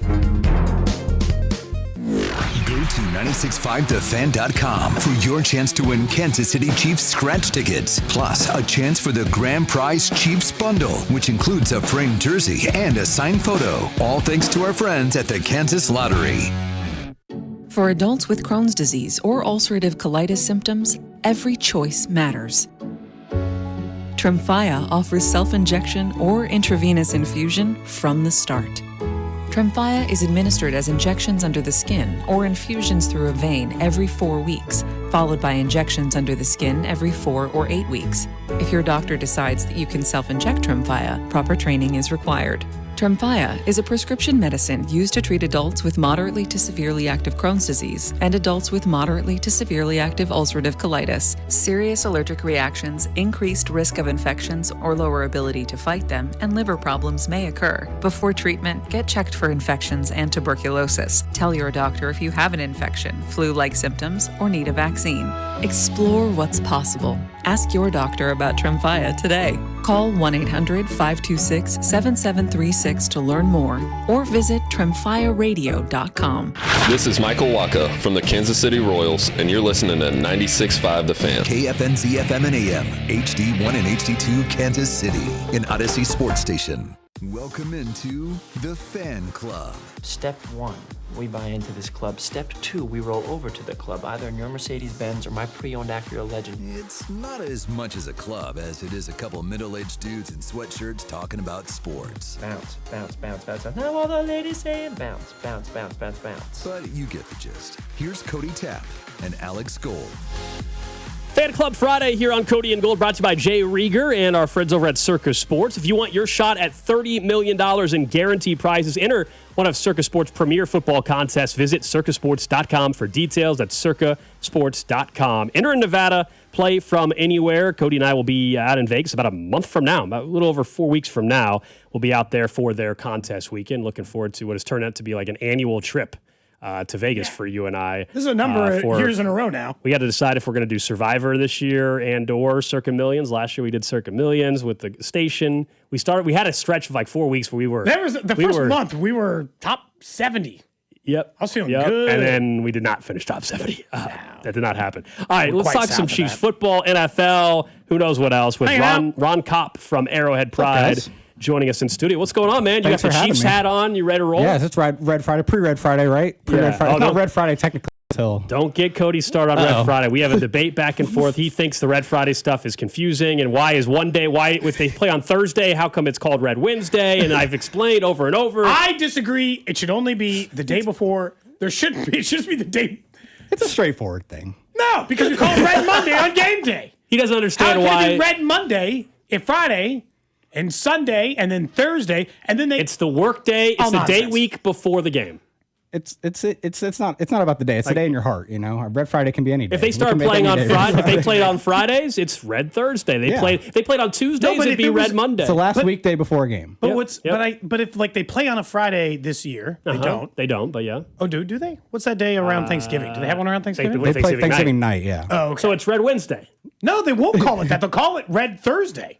Or Thursday? Or will it be Red Wednesday? I don't. You got me confused. Yeah, now. I'm out. You got me confused. They call Thanksgiving Red Thursday? I don't think so. I don't think so. I think it should be simple. Every day the Chiefs play, you can just wear red. We don't have to call it red anything. It's a Chiefs game day. And then it's Cody wants no trade. And then, hold on, and then Red Friday.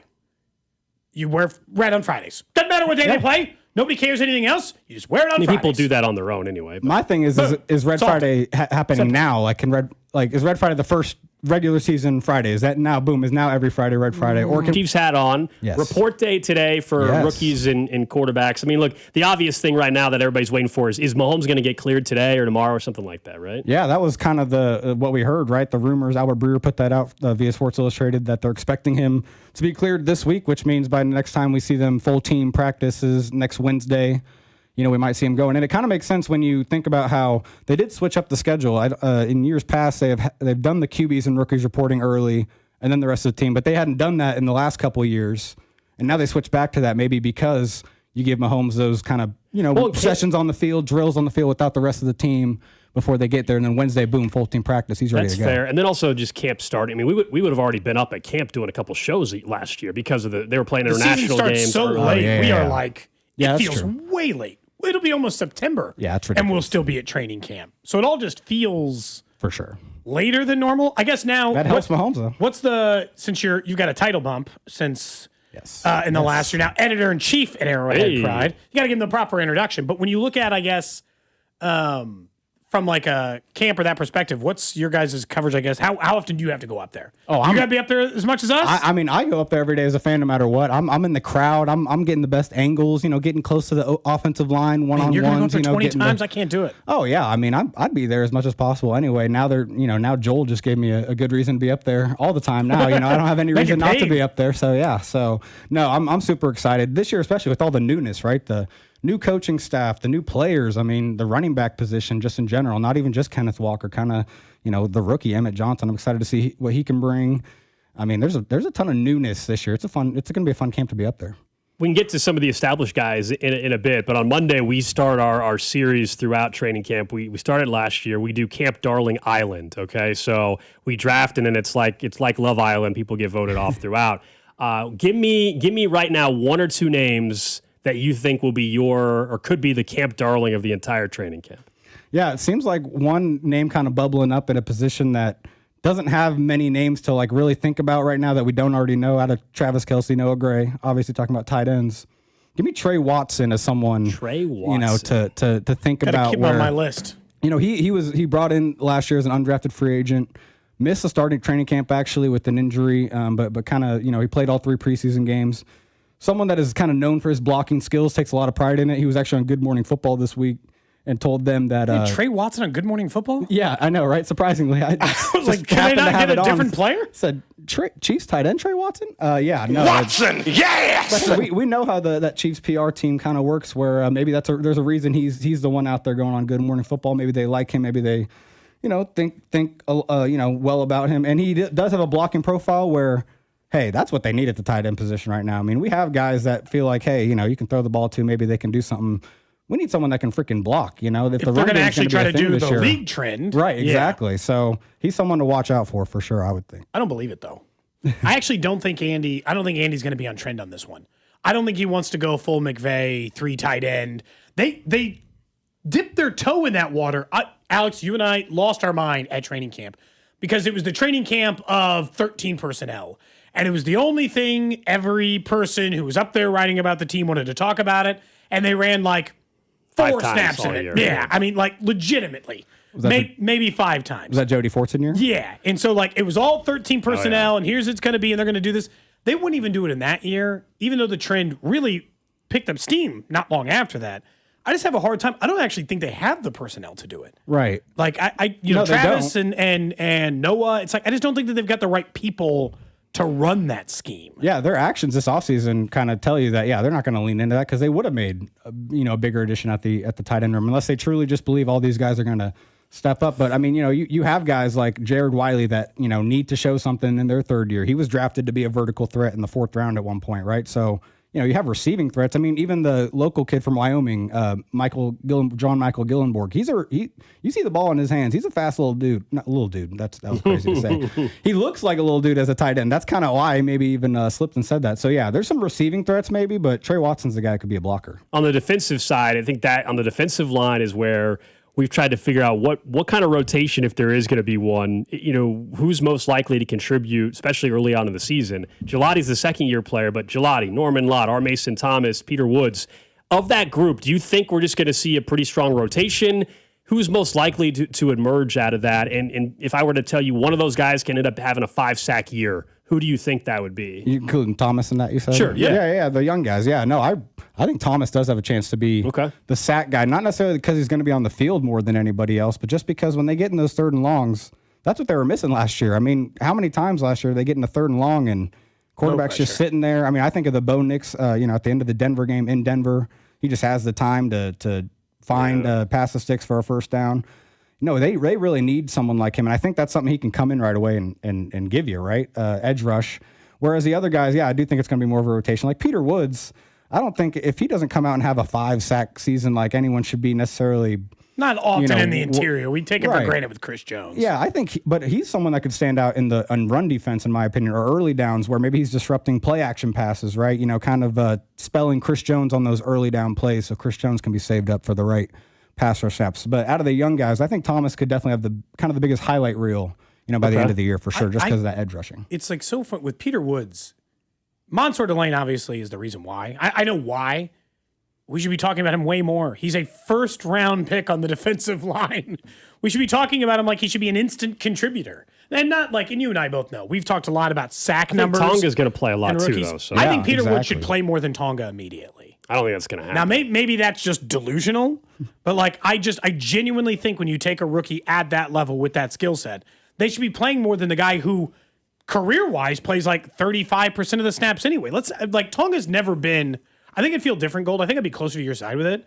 If Tonga to this point in his career had been a guy who played way more snaps. Now, maybe they paid him like a guy who they wanted to play more snaps. And I don't have to go full bink with it because he's been on like 4 teams in 5 years or whatever it's been. But he historically plays like 35% of the snaps. I feel like Woods can have that beat. I don't know. Well, I mean, I think the thing with Tonga is he's a proven nose tackle type where that's really hard to ask of a guy right away as a rookie to like go in, you're taking double teams. You're kind of being that, the dirty, no one wants to do that kind of job sort of thing. I mean, that's you're just taking up bodies. Right. And that's what Tonga is going to be asked to do. I don't think you want to ask Woods to do that right away, right? You want him to kind of be more that penetrative role. So do you do that and then move Chris Jones to the outside? How do you get, I guess, that's where those 3 guys be on the field together? That's where that rotation really, I think it really looks like a benefit to the Chiefs to have kind of a guy, like you can kind of keep these guys fresh. You can keep Chris Jones fresh maybe for the third downs, but maybe Peter Woods can give you some of that Chris Jones on the early downs by being penetrative in that 3-tech role, but not, maybe play all the time on pass rush downs. I mean, there's a nice little rotation they can do, especially if Norman Locke can kind of return to, not return, but maybe kind of keep showing what he was showing at the beginning of last year as kind of just that, again, kind of get in there and just kind of make something happen, right? As a penetrative guy. Is he healthy for camp? It seems. Well, we're going to figure it out. Barring a surprise, I think he's expected to be, but he's also, we talked so much about Mahomes' knee injury. Yeah, we just ignored the other Norman major Lotz, and we're talking about an edge rusher potentially as well. I also think the defensive line, probably back in March, we were discussing, and even around the draft, like, all right, they're going to sign a veteran. They're going to bring somebody in. Cam Jordan, of course, ends up going back to New Orleans, which is a bummer. We're now at the point where I don't think they're bringing any other body in other than, all right, the random weekend of camp, some other guy shows up or something, and somebody gets cut. But like, there's really Clowney's out there. I mean, do you think there's a chance? I guess if they were really disappointed with what they saw, but to me, they're going to have to live and die by, they put so much resource draft capital into the defensive line already. I feel like that's the group now, right? Yeah, no, and it's a little sketchy when you think about Felix Henrique-Uzomah as that 4th guy. There's one injury to Gelati or Karlaftis. I mean, you got to have Thomas, a rookie who's not necessarily built to be maybe an early down defensive end right away, or Henrique-Uzomah stepping in as a full-time player. So it is a little sketchy how quick it falls off a cliff for them in terms of starting quality players. But at the same time, they did sign a Carlos Dunlap 2022 this week. I mean, maybe we would have seen it already happen by now, but there are Clowney guys. Derek Barnett, who has been, just a solid defensive end, I think, in a similar scheme in Houston recently. Yeah, I think. Would you want them to? I would want them to. Yeah, I think they need to bring in a veteran. They need at least about all this youth. I'm not worried about a veteran slowing down the progression of the young guys. In fact, I think it'll help. Exactly. Instead of asking Mason Thomas or asking even Norman Lott, who's coming off an injury, and asking a ton out of them, I think a veteran would really help ease the first 5 or 6 weeks of the season. Yeah, 100%. No, I'm with you, especially with Thomas, where.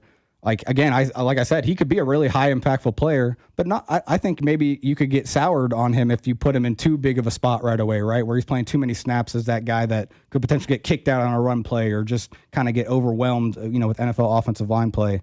Let him just, shoot out of there on 3rd down for the first few weeks and show his stuff that way. It is weird because depth is my number one problem with the whole team.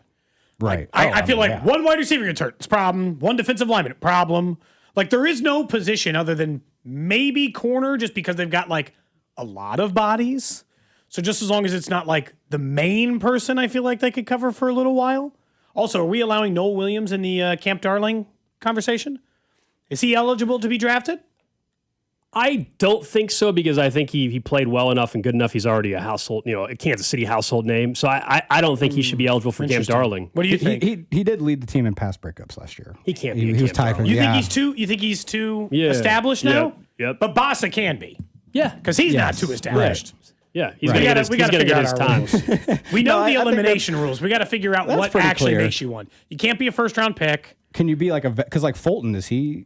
Because he's someone that you don't really talk about. I'll give signed for too much money. Camp Darlings have got to be undrafted, low drafted, after the first round drafted, or Taekwon, right? vet who comes in with maybe some buzz, but like not getting any money. You make real money. Like Alohi Gilman can't be Camp Darling. Right. Too much money. He's also been in the league. He's just been in the league too much. I don't think you can be a 4th-year player or whatever and be a Camp Darling. I don't believe that. No, I don't think so. They do have guys like Kevin Knowles, if you guys remember from last year. I remember him. He could be qualified as a Camp Darling. Just he played a little bit last year just because of the injuries in the defensive backfield. But I'm willing to put Kyrie Elam in the draftable list, even though he was a first-round pick. He's a total NFL bust. Yeah, that's like Taekwon. He's a first-round NFL bust. Why can't that be a Camp Darling if Taekwon could? That one's going to the listener advisory panel and determining whether or not that name can be added in. I think on Monday or something like that. We're talking to Ron Kopp over at Arrowhead Pride, hanging out on a fan club Friday. Let's stay on the defensive side of the ball. You know, the unit that doesn't get talked about as much, and I understand why. The linebackers, they've got a pretty good amount of linebackers coming into camp. But Nick Bolton, of course, established. Drew Tranquill's back for another year. We just mentioned Bassa. What do you make of this linebacker group? That's been an area where I know fans, and some of it to me has been scheme related, where these linebackers have been asked to probably do some things they shouldn't. Yeah. In coverage in particular is what I'm talking about. How are they set up right now, do you think, with this linebacker unit? Yeah, I mean, it's kind of going to still be more the same, and then you don't have the Swiss Army knife and Leo Chenal. Like, so when you put it that way, because you're right. I mean, these guys, Tranquill and Bolton, they both have their lapses in coverage. They seem like they can make, plays when you're just kind of asking them to be that short zone defender, react to something in front of you, just make a play. But it does seem like they just kind of get lost way too many times, whether there's a wide open running back in the flat, tight end gets open. And then you kind of look at who's coming in, to maybe give them other threats at the linebacker position. It's just, Bassa, we've seen some good stuff from special teams so far, but besides that, we didn't see anything on defense last year. Cole McDonald's an interesting one, though, right? A rookie tryout signing last year. So he was an underrated guy going into last camp, earned his way all the way to being that kind of second string Leo Chenal player where when the defense was kind of towards the reserves last year at the end of the season, he was playing some kind of significant snaps for the defense, playing some unique fronts where they had him, blitzing, from unique places in the defense. So is he going to be that kind of Leo Chenal guy? A sneaky one is Ethan Downs, who Dave Tobe has highlighted this offseason as that kind of Leo guy, along with McDonald. He said Downs and McDonald can be that kind of Leo Chenal replacement, potentially. He did switch from defensive end to linebacker this offseason in terms of on the roster. So Downs is kind of that sneaky guy we may not know a lot about right now, but could come up and be a kind of that, just a Swiss Army knife in the defense, like Chenal. Not like Chenal. Chenal was a special player, I will say. We're gonna miss Chenal. Athleticism. You're gonna notice especially against the run, just how easy it was for them to be good against the run because he could do so many different things. So that's Chenal's a huge miss, and they're gonna have to replace him with 2 players, however it's gonna work. Tobe's coaching for his job this year. I don't know how, or he should be. I don't know how I would have been fine with them moving on in the offseason, honestly. I genuinely don't know how he couldn't be coaching for his job. And look, some of it's not his fault. Like, I genuinely don't know that it's his fault Harrison Butker can't kick anymore. Like, that's not, or at least for the last couple of years hasn't been able to kick. I don't know how he's supposed to just, turn it in. If anything, they've babied Harrison Butker more than ever. It'd be like a 52-yarder on 4th and 1, and I know that was a 100% kick for them for years, and they were like, we'll just go for it. Try to keep him off the field. My issue with Tobe was more the return unit. Return they got nothing out of it. The constant holding penalties. Yeah. That's the bigger problem than the obvious, which is Harrison Butker's accuracy and field goal percentage has gone down over the last couple of years. Well, if anything, he's been honest about the Butker thing. He was bluntly honest about it last year during the year, just like, it's in this guy's head. He needs to, he put it on the right guy. I think, he wasn't beating around the bush on that. But yeah, I think the return game does need to. That's something that like Nico Remigio has been the returner the last few years. Like, does he really need to continue? He doesn't have that spark. That I think the Cyrus team could Allen, use. you think factors in there? Rashard Smith, I think if I think I like him as a returner. If they can, since they have the rest of the running back room figured out, can he just kind of almost be a kick return specialist almost? The way he can kind of move with the ball in his hands. He's not going to get carries. He'll get a couple of catches a year, but he's not getting carries anymore. Some of this is, though, he's loyal. We talk about this with, baseball. Tobe is loyal to a fault sometimes, though. He will let people do a bad job. Jack Cochran personally had 58 holding calls on returns, I think, this year. It's like at some point, someone else has to be playing where Jack Cochran's playing on those snaps because he's getting called for it every time. He had about as bad of a target on his back as Jawan Taylor did in the return game for a while, where it was almost a lock I think it was him and Joshua Williams. I feel like it was both of them that just magnets. And I mean, they continued to get them because they continued to be in those positions for sure. Yeah, so I don't know. It's just interesting because we don't think Andy or Brett I don't think anybody's going to question any of those guys unless this season goes like last year South. They put up another 6-win season. People will be asking about all of their jobs. Like it won't be limited to, because nobody's going to want to see 2 years of Patrick Mahomes just get flushed. For sure. And that's fair. And I think a lot of the run game, right, like evolving to the run game, making this team a run, kind of leaning on the run game more this year. A lot of that has to do too with the whole team needs, the defense needs to step up and it needs to be a defensive led team. They were towards the end of last year, right, where they were in low scoring games, but the special teams needs to be a real factor in winning games where that kind of helps the offense get through, where Mahomes might not be 100%. It all needs to work together for sure. Yeah, it's interesting. I don't know. He's the only one that I feel like it's like he's on thin ice kind of no matter what. Yeah. They can have a good season and he could still. Because Spags has proven, certain. Spags is crazy. Even last year didn't have all the talent in the world. And they had a terrible pass rush and they were still a top 10 scoring defense. They were in all those games towards the end, the Texans game, the Chargers game. I mean, the defense was really keeping them. It was the offense that just couldn't strike. And so I'm with you.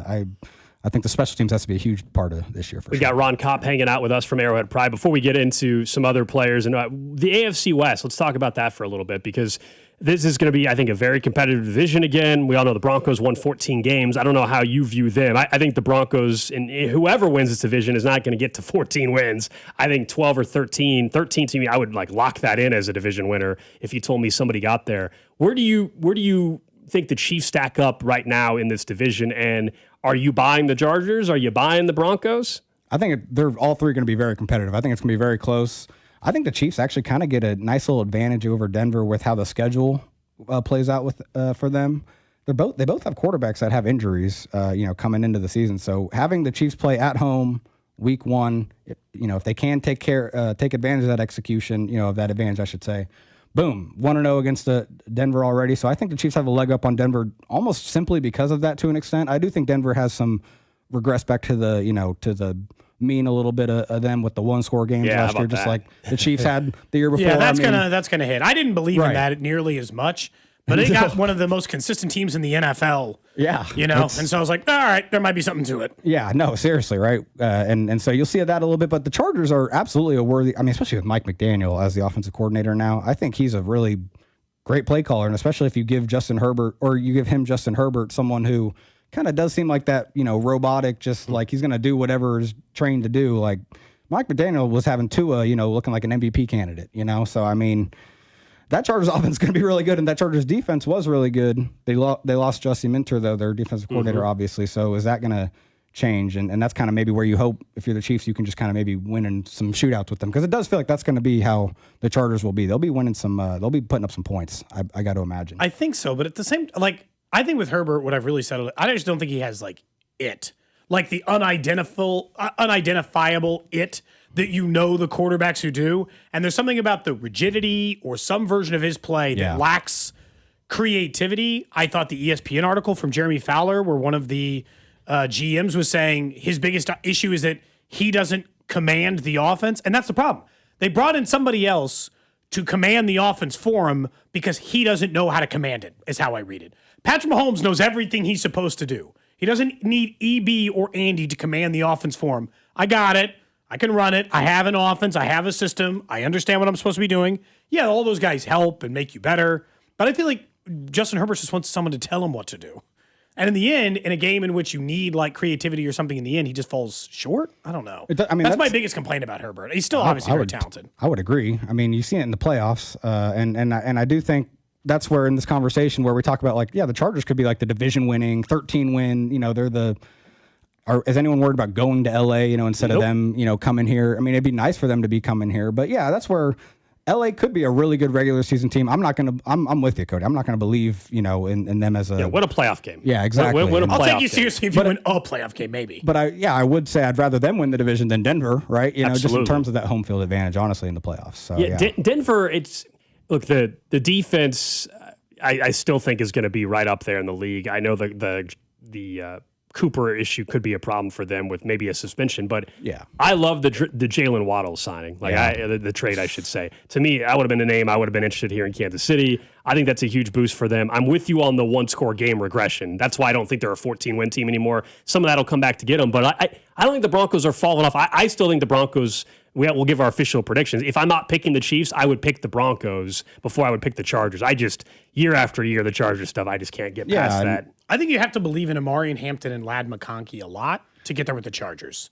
You have to think that McDaniel, and now McDaniel does have McDaniel has a great history of getting guys like Lad McConkey to be successful. Yeah. Like that exact type of wide receiver. But Amari and Hampton, last year was a weird year for running back because there was a lot of young ones taken in the first and second round. And there weren't a lot that showed out. Like Ashton Genty wasn't all that good. Amari Hampton didn't have he didn't even have the job until after the injury, and then it took him a while to get up and going. I think you have to trust in the weapons that had worse years than people were expecting to believe in their offense. And then I guess their tackles will stay healthy. Well, yeah, exactly. If they have a healthy offensive line, it's a pretty freaking good unit. You got to bad guards, but other than that. And then they have tight ends where they just signed David Njoku, who's kind of an underrated receiving threat to play off of. Orlando Gadsden, who kind of came on last year as a he was a hyped up college player at one point, was a 5th round pick, but they got some players at the tight end position.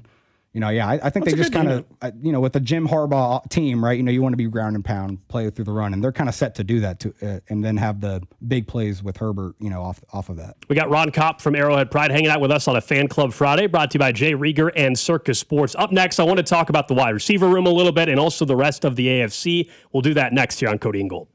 What's up, Kansas City? This is Bobby Witt Jr., and you're listening to Cody and Gold, weekdays starting at 10 on 96.5 The Fan. Brought to you by Heartland Men's Health, the leader in men's sexual health.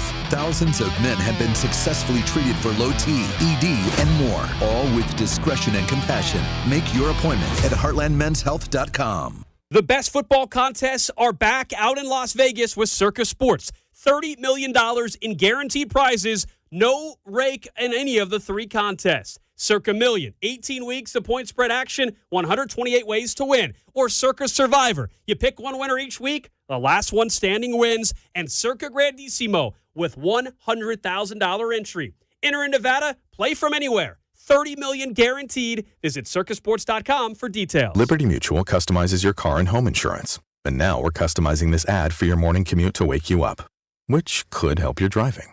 Science says that stimulating the brain increases alertness. So here's a pop quiz. How many months have 28 days? What gets wetter as it dries? What has keys but can't open locks? If you don't want to hear the answers, turn off this Liberty Mutual ad now. 12 months, a towel, piano. Enjoy being fully alert. Liberty, liberty, liberty, liberty.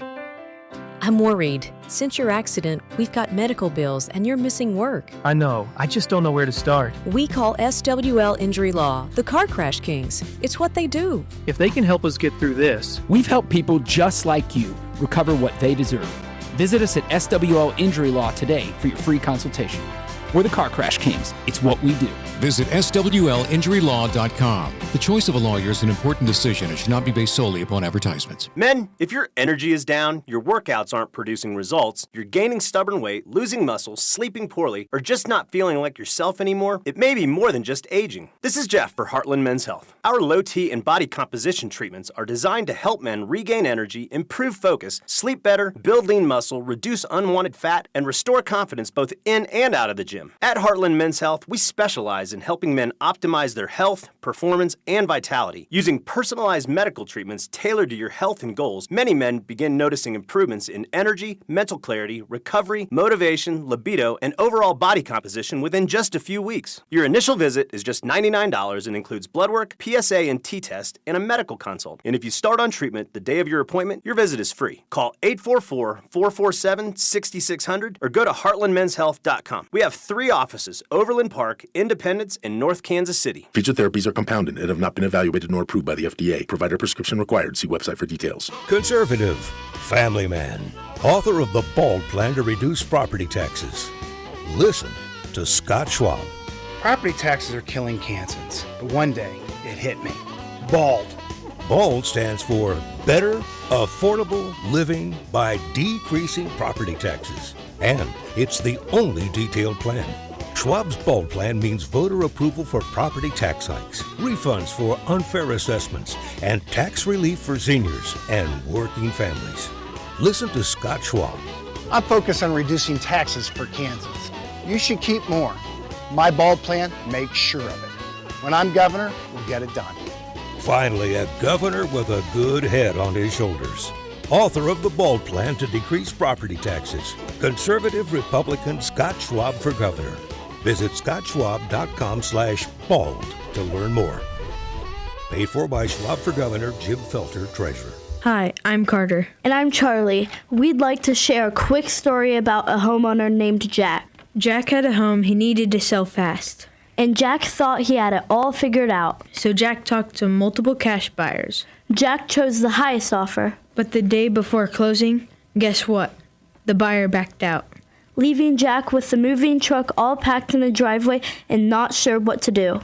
Jack learned the hard way that the highest offer isn't always the right offer. Jack got suckered. Make sure you aren't hung out to dry. Call our dad at Rex Buys KC. Our dad is local, he knows Kansas City, and he actually closes deals. No repairs, no fees, no showings, no surprises. Just a fair cash offer and a smooth process. Now, don't be like Jack. Call 816-330-6000 or visit rexbuyskc.com. Rex Buys KC, helping people make smart choices one home at a time. This is the story of the one. As a maintenance engineer at a beverage manufacturing plant, he starts his day knowing every line is ready to run because Grainger delivers the industrial-grade products he needs to keep mixers, conveyors, and packaging equipment moving. With Grainger's vast selection of bearings, belts, and motors, he keeps operations running smoothly, so nothing grinds to a halt. Call 1-800-GRAINGER, click Grainger.com, or just stop by. Grainger, for the ones who get it done. I scream. You scream. We all scream. Because Wendy's famous small classic Frosty is just $1 for a limited time. More screaming, happy screaming, summer screaming, dollar small classic Frosty screaming! But please don't scream in the drive-thru. It hurts the employees' ears. Get a $1 small classic Frosty for a limited time, only at Wendy's. U.S. price and participation may vary. A la carte only, not valid for delivery. Limit 10 per transaction. Price may be higher in Alaska and Hawaii. My name is Whitney Allen, and I'm a widow. My husband, Ryan, died. We never thought we'd ever have to use life insurance, but the unexpected happened. With Ethos, signing up was fast and 100% online. You can get a quote in seconds, apply in minutes, and get same-day coverage. No medical exams, and you can get up to $3 million worth of coverage. I'm grateful we were prepared. Get your free quote at ethos.com/radio. That's ethos.com/radio. Paid spokesperson. Time spent on application may vary. Online health questions required.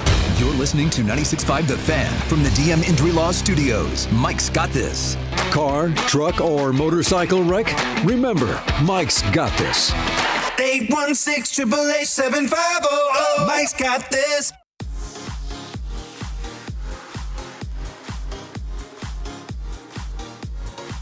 Back here on Fan Club Friday, it's Cody and Gold, brought to you by Jay Rieger and Circa Sports. Don't forget Circa Sports. If you want your shot at $30 million in guaranteed prizes, enter one of Circa Sports' premier football contests. You can visit circasports.com for details. Enter in Nevada, play from anywhere. We've got Ron Kopp, the editor-in-chief of Arrowhead Pride, joining us in studio, getting set for camp as today rookies and quarterbacks reporting up in St. Joe. We'll begin broadcasting live on Monday from Mo West. Looking forward to that. I want to talk about the wide receivers for a bit, then we can get into some other headlines and everything. We were discussing Xavier Worthy, and I think we all agree year 3, this is a big-time year for him to find out, is he going to take the next step or is he just a guy, basically? But we were surprised. You wrote the article yesterday in your countdown, 53 days. Only 53 touches last year. And I don't know what you think the number should be. I said, honestly, if you average, not 6 catches, touches, right? So whether it's on jet sweeps or whatever, get him 102 touches for the whole season. That's 6 a game, basically. I don't think that's a crazy number. Where are you at? Yeah, no, I'd be with you. 5 to 6 touches feels like a safe average to me. Like, it feels like that's a safe number. It's just maybe, there's only one ball. Rashee Rice gets a lot of that kind of volume, quick hitting. But maybe they need to cut some of his down if it's all going to be for 9 yards a touch, and it just spread it out around a little bit because Xavier Worthy does have that game-breaking speed and kind of acceleration that you should utilize in those kind of quick hitting fashion, jet sweeps, quick screens. I mean, we've seen him score on reverses. I mean, the first game of his entire career was a 30-yard touchdown on that reverse against the Ravens. I mean, stuff like that, just continue to do that because he does have elite speed. And I think last year, I mean, Andy Reid has admitted it. They limited his route tree because of the shoulder injury. They said, we do not want to get this guy hurt. That can't be an excuse anymore. And as long as that's the case, I think it'll help the Chiefs offense, obviously, if he's kind of used in that 100 touch. I think 5 to 6 touches a game is a safe prediction to me. I mean, he's a first-round pick. He does play tough. I think you watch him play. He's a tough player in terms of like he's not like scared of contact. He goes up and he's made some catches through contact, honestly, that are kind of surprising for his size. I think he just needs to play full healthy this year, not run into Travis Kelce on the first play of the season. That'd be ideal. But it's also just like he's only got this year. Otherwise, he's just a jag. He's just like, no, that's fair. Text line's like, he's already calling him that on the text line at the 816, but it's not that. I don't think it's fair yet, but he could be that. But this is it. Yeah. It's like if he finishes with 650 yards, it'd be like, okay, you're just another dude. Like even to the point where you're like, I'm not even picking up the 5th year option if you get 650 yards, and we're just riding this thing out, I guess. With Chad O'Shea in the mix too, right? Like there is a built-in excuse a little bit with how the coaching staff has been built the last couple of years. They made those changes for a reason. Yeah, I agree with you, honestly, because if he is healthy, he has Chad O'Shea now. There should be a step forward. I mean, that's what you're banking on having these, the kind of coach in there for. And so we need to, and he's been impressed. Chad O'Shea has expressed, he's faster than I thought. He's been talking about how he's stronger at the catch point. He's impressed by that. He's impressed by his work in the classroom. He's talked about that with Xavier Worthy. So, yeah, all signs point to him having a quote-unquote breakout year. It's just how big of a breakout year can it be? And if it doesn't happen, I'm with you. I think it's not going to happen if it doesn't happen this year. Yeah, I mean, and look, I'm not saying nobody's ever figured it out for 3 years in the NFL, but you have to make, and this is the really genuinely the problem they have. We were talking about what percentage chance we think it's Travis Kelce's last year, and I'm only at like 70%, and genuinely part of it is because the Chiefs have not made any post-Travis Kelce plans, in my opinion. So they're still operating like there's a chance he could come back. But that's the whole problem I have, and this goes back to the draft, Ron, and like all these. A big part of my problem is they have Patrick Mahomes, and I legitimately cannot tell you who he'll be throwing the ball to in 18 months. Like, Worthy's only under contract 1 year after this one. No, maybe no Travis. Maybe no Noah Gray because of his cap hit. No, no Tyquan, no Rice, they don't have any future plan at wide receiver, which feels incredibly risky. Not to say they can't make a trade or sign somebody in free agency, but free agent wide receivers aren't ever great. They are available and sometimes okay, but they're not, Jamar Chase. Just having a good one. Even Rashee Rice's of the world aren't available all that often. Yeah. What's your belief that there's between Cyrus Allen and Jalen Royals, one of those guys can emerge enough to where we're sitting here next February and saying, all right, that can at least be your number 3 wide receiver? Because we saw nothing from Royals. Cyrus Allen, we have obviously not had a chance to see anything from. I mean, where are you at on both those two players? Yeah, Cyrus Allen does have this kind of built-up hype that I don't know where it's coming from at all. It's not like an OTA. I feel like in OTAs we've heard with Jalen Royals too. We heard certain things, but I don't know if his was ever it's all Instagram videos in my opinion. Anyway, I don't know, man. I'm with you. I think there's a chance that someone deeper on this roster could still emerge and be kind of maybe in that. Like who? I mean, Andrew Armstrong's been hanging around. He's a bigger guy. He's been leading the way in OTAs for the most part. Even I know Jeff Caldwell is the fancy name. He's a popular one. But I mean, it's maybe he's the next Jason Brownlee, this kind of guy that does hang around. Brownlee's been on the roster. He's just been a game day inactive at times, or on the practice squad at times. But no, I not to say that their names over them, but it's just a mix of whoever. I think it's an open competition past the Tyquan Thornton on the receiver depth chart. And because even Jalen Royals was drafted with another offensive coaching staff here. What if EB they don't know. What if, I got to be honest, I'm already out on Royals. That's done. You're done. That ain't going to work. I mean, I'm not willing to say it's a wrap. I'm not going to close the door. I'm extremely skeptical that he's ever going to be anything, but I'm not closing the door yet. We literally have seen 12 snaps from the dude in a unit that had zero juice. That man couldn't get on the field until Chris Oladokun was throwing. Both of his catches were against the Raiders in Week 18. He would have finished the season. Only completed how many passes anyway? He would have exactly. He would have finished the season with 0 catches for 0 yards. No, had shocking. The season gone the way that it went. So he was not a non-factor, non-existent. And I just don't know ghosts that turn into like productive players. Like he wasn't on the field. Oh, I wouldn't be betting on him turning out to be a 500-yard guy. I'm just saying. I mean, literally, we just haven't seen him play. But at least, I mean, Cyrus Allen does have a pretty impressive resume. He scored 13 touchdowns last year at Cincinnati. Like, what college player scores 13 touchdowns and isn't like a, closer to a higher pick, like a top 50 top? Yeah. I mean, that's a pretty impressive resume. It was all out of the slot, though, I will say. He was exclusively a slot receiver last year. I mean, the Chiefs kind of have a lot of guys they can use from the slot. So that's where Royals does have a little bit of advantage. As an outside. He was an outside receiver at Utah State. Yeah, maybe that's where he can kind of factor in is that, win off the line of scrimmage real quick, slants, kind of those kind of routes. It should terrify us, right? That this conversation is that Tyquan is the dead set 3? And look, we all agree that Tyquan should have gotten the ball more last year. So great on that. But like the fourth wide receiver could be anybody and could be real ugly. And there's no experience because with right now we're talking about a fourth round rookie, no proven track record. Jalen Royals, who had no catches. Jeff one of the big questions. Undrafted. I mean, it's pretty bleak. It's one of the massive questions for this team heading in. It's why it has to work with Rice and Worthy, and Kelsey still has to contribute. And it's a name we've been talking for 40 minutes. We haven't mentioned Ken Walker yet. I know he's not a receiver, but I think we all agree he's gonna help this receiver. Needs to help this receiving game. Oh, big time! All of a sudden, if you have a real threat back there, what do you think he will actually bring? I'm not even asking for you to tell me a stat line. Are we gonna be sitting here a month into the season and able to say, wow, okay, defenses truly are going to have to honor the run enough to where it does allow Mahomes and Worthy and some of these other guys to maybe have better luck winning in one-on-one situations? Yeah, I think there's a great chance because I really think it's not just getting a talented back. It's going from having maybe... you don't want to insult the players that were here before. No, you can say they had 3.7 yards per touch last year in the backfield. The least explosive duo of running backs it's fine. The NFL has seen. Like there's stats that show that they were the least explosive duo of running backs in almost NFL history. They ranked the last 49th and 50th in yards when not hit before the line of scrimmage. And so it's not just going from it wasn't that good to it's going from the very bottom to you could consider maybe one of the best. I mean, Kenneth Walker was ranked as a top 10 back. Some consider him a top 5 back. He just won the Super Bowl MVP. He's coming into his own, into his prime a little bit.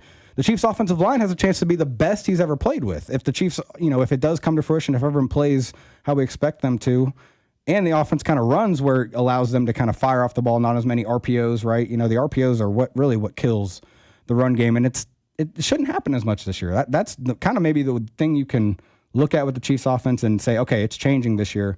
The lack of RPOs, the lack of, okay, we're in shotgun. It's clear that Mahomes is reading. He's going to either hand it off or throw it. No, let's get some direct runs. Let's get the offensive line firing off the ball. Get Trey Smith and Kingsley up to the second level, taking on linebackers. Not and hesitating. Get Kenneth Walker into space. Yeah, exactly. I think that's maybe the main thing you'll see. Well, let me say this, though, also. The screen game needs to get back. I miss it. And I think it's an underrated thing that the screen game has been hard to do when teams are just playing kind of that soft, backed up. We're kind of letting things. They're not playing as aggressive, not playing as many people in the box, not blitzing as much. If the run game can kind of force that a little more, that's where you can see those big screens pop off. And Kenneth Walker's got the speed to make those screens, go where maybe Kareem Hunt gets 20 yards on him. Walker's going 70. He could. He's a big play guy. He could really, yeah. He looks so huge. I think people would think he might be like a bruising, powerful back. He is fast. Yeah, he has more 10, 20-plus yard runs than just about anybody in football. I mean, he's a game breaker and can be. I also think the issue was the actual running backs more than the scheme. But, I mean, won't this tell us everything? If this year with Kenneth Walker, if we're sitting here a month or two in the season and he's slow, and the run game is still not effective, then it's an Andy Heck and Andy Reid problem, right? I mean, I think they have the talent on the offensive line. I know there's a question mark with Jalen Moore, but I feel good about Josh Simmons, and Kingsley's developed into a nice left guard. We all know about Creed and Trey Smith. If he's healthy, we know what he can be at right guard. Do you have questions about the scheme, or what do you really think it was just, hey, Pacheco fell off a cliff. Kareem Hunt was great in short yardage, but there was no juice. Yeah, no, I think you absolutely can start questioning the Andy Reid scheme. I think it was fair to give, I even said it last year during the year, that I would like to see Andy Reid refresh the coaching staff, because I do think Nagy maybe kind of just took Andy Reid's system and kind of went to a finesse extreme where it's all RPOs. There's nothing downhill. There's nothing vertical. It's all east-west, a lot of the times with where the ball's going. I think they do need to correct that. And that's where Bieniemy comes in. I think Bieniemy has that downhill nature that we're not talking about a whole new offense. We're talking about just the offense being run the right way, in the right rhythm with the right plays, more under center, more effective play action. They've kind of replaced the play action plays with RPOs, which that's not the same thing. A true play action, that's where you can really drop those linebackers, drop the safeties, and really open space for the players in the back end, receivers in the back end. That's where Bieniemy needs to come in and make a difference. If it doesn't happen, if we do see the same issues, scheme-related, right, with the finesse, RPO-related stuff, the scheme of the players can't run block. Yeah, I just think Andy's scheme can be kind of, picked apart a little more. I'm willing to give him the chance to say, okay, he gave the keys to Nagy. Nagy maybe just kind of drove it the wrong. I really do think. I think he just got so finesse. It just became like a college offense. It became like he was trying to help Mahomes too much or put too much on. It's like a star quarterback, and you're letting him do as much as possible. No, let's actually help him. I should say, they need to help him more with an effective run game, effective play action. Yeah, doing stuff that's more deliberate than just like this. Andy Reid always wants his offense to be as versatile as possible at all times, right? Where like, okay, at any point, anything could happen. We could do this, but depending on what you're doing, that's just getting a little too cute with it. That's all. And Bieniemy's here to uncute it too. I mean, he's the hard-nosed guy, so we're not going to have any issues there. We do see it, by the way, the text line. Multiple people now letting us know that Tony Romo has been arrested for OWI in Milwaukee. Oh, fun. So he got busted for, I guess, D-Dub, operating while under the influence. Is that just is it different than? He was stopped around 8 p.m., performed, quote, poorly on standard field sobriety tests. He was taken into custody for OWI, booked and released. First offense is generally a civil offense, not a criminal charge in Wisconsin. Well, Wisconsin's the number one drinking capital maybe of the world. Citation typically carries a fine ranging from $150 to $300. If you're wondering why was he there, he grew up in Burlington, graduated from Burlington High School, which is in the air. There's a field called Tony Romo Field there. In Wisconsin, a first offense is only $300 and like a... In Wisconsin, go about your day. A first, I know. That seems impossibly light. This is from WISN in Milwaukee. It just says, in Wisconsin, a first offense OWI is generally a civil offense, not a criminal charge. Okay. Oh, have you ever looked at like the heat maps where it's like most beers consumed per capita, and then like Wisconsin is just like deep red, like dangerously red, center of the earth colored. It is like a whole nother universe, but still. Romo's got a court date September 21st. I don't know if he's calling any games right around there or not, but obviously somebody. Take an Uber, man. You got hundreds of millions. Well, I don't know if he's got tens of millions of dollars. He probably doesn't have hundreds of millions of dollars. What do you think Tony Romo's net worth is? He might have gotten close. 100 million. He might have gotten close. He's getting paid a lot by CBS. When did you say it was? His date, Gold? 21st. September. Tony Romo, according to CelebrityNetWorth.com, if that's accurate at all, says his net worth is $80 million. It's the day after it looks like it could be Cowboys and Rams. So he could call Cowboys and Rams and the next day be appearing in court. He's going back again, Jim. They'll make it work. Romo, remember, like, he might, do you think he's already on thin ice with CBS, who, reportedly didn't think he was working hard enough to study the game? Remember that was the whole thing. Like, here we go! Everyone loved him when he came on the scene, and then they complained a whole bunch when they think once he got further away from the game, he didn't know everything anymore and couldn't just like pull it out of the back of his head. Well, and I've never been a huge fan of his ad-libbing, to be honest with you, but it even gets worse when you don't add the the intelligence, like you're saying, like calling out the plays beforehand. Like that has gone away a little bit, and now all we get is Jim, I don't know. And you'll see right here, pulled, and then another hold right there. I think it was.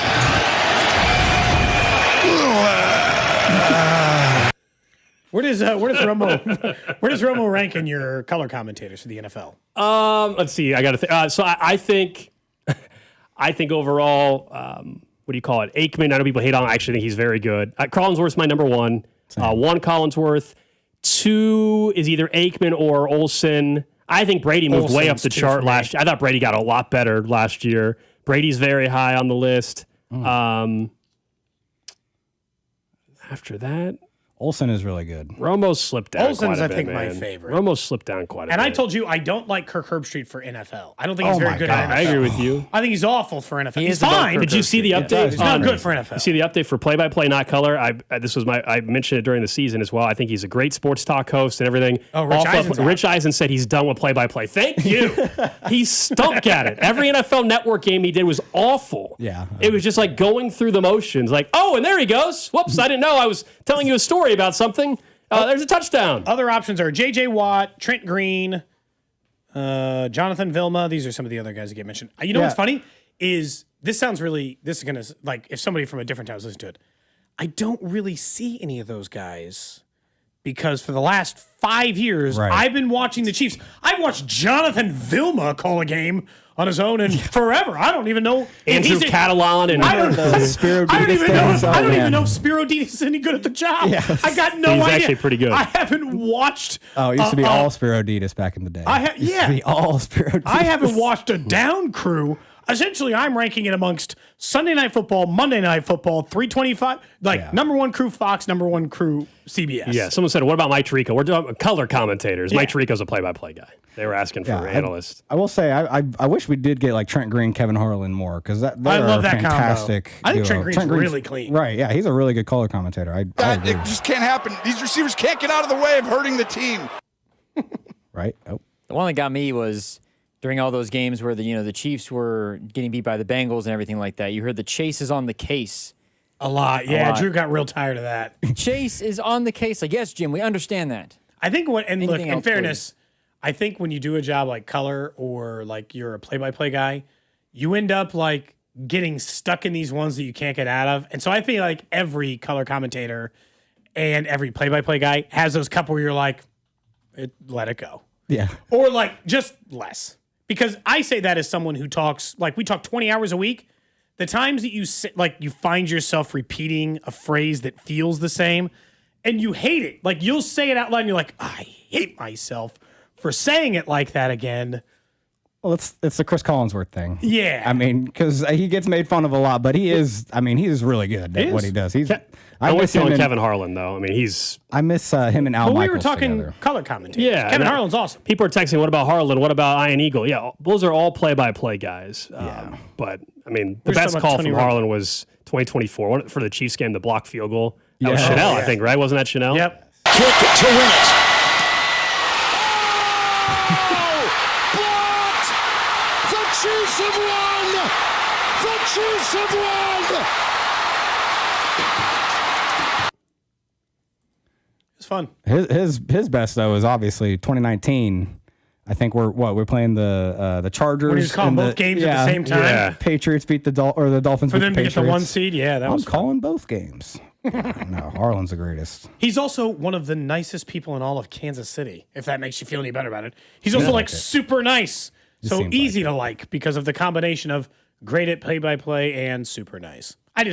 People were mentioning Tony Romo in the... Yeah, but yes, he was arrested, unfortunately, for OWI in the Milwaukee area. Although recently learned that essentially not a criminal charge? Wow. Okay. I thought it was everywhere, but I guess... That is pretty crazy. I guess not. Ron, you want to give any opinions on LeBron before we get out of here? Oh, I mean, I thought he was hanging around waiting to see if he was going to, Chiefs tight end too, right? That could have been the case. Was who he was waiting around for? See if Do you think LeBron would be a better NFL player right now or Jake Paul?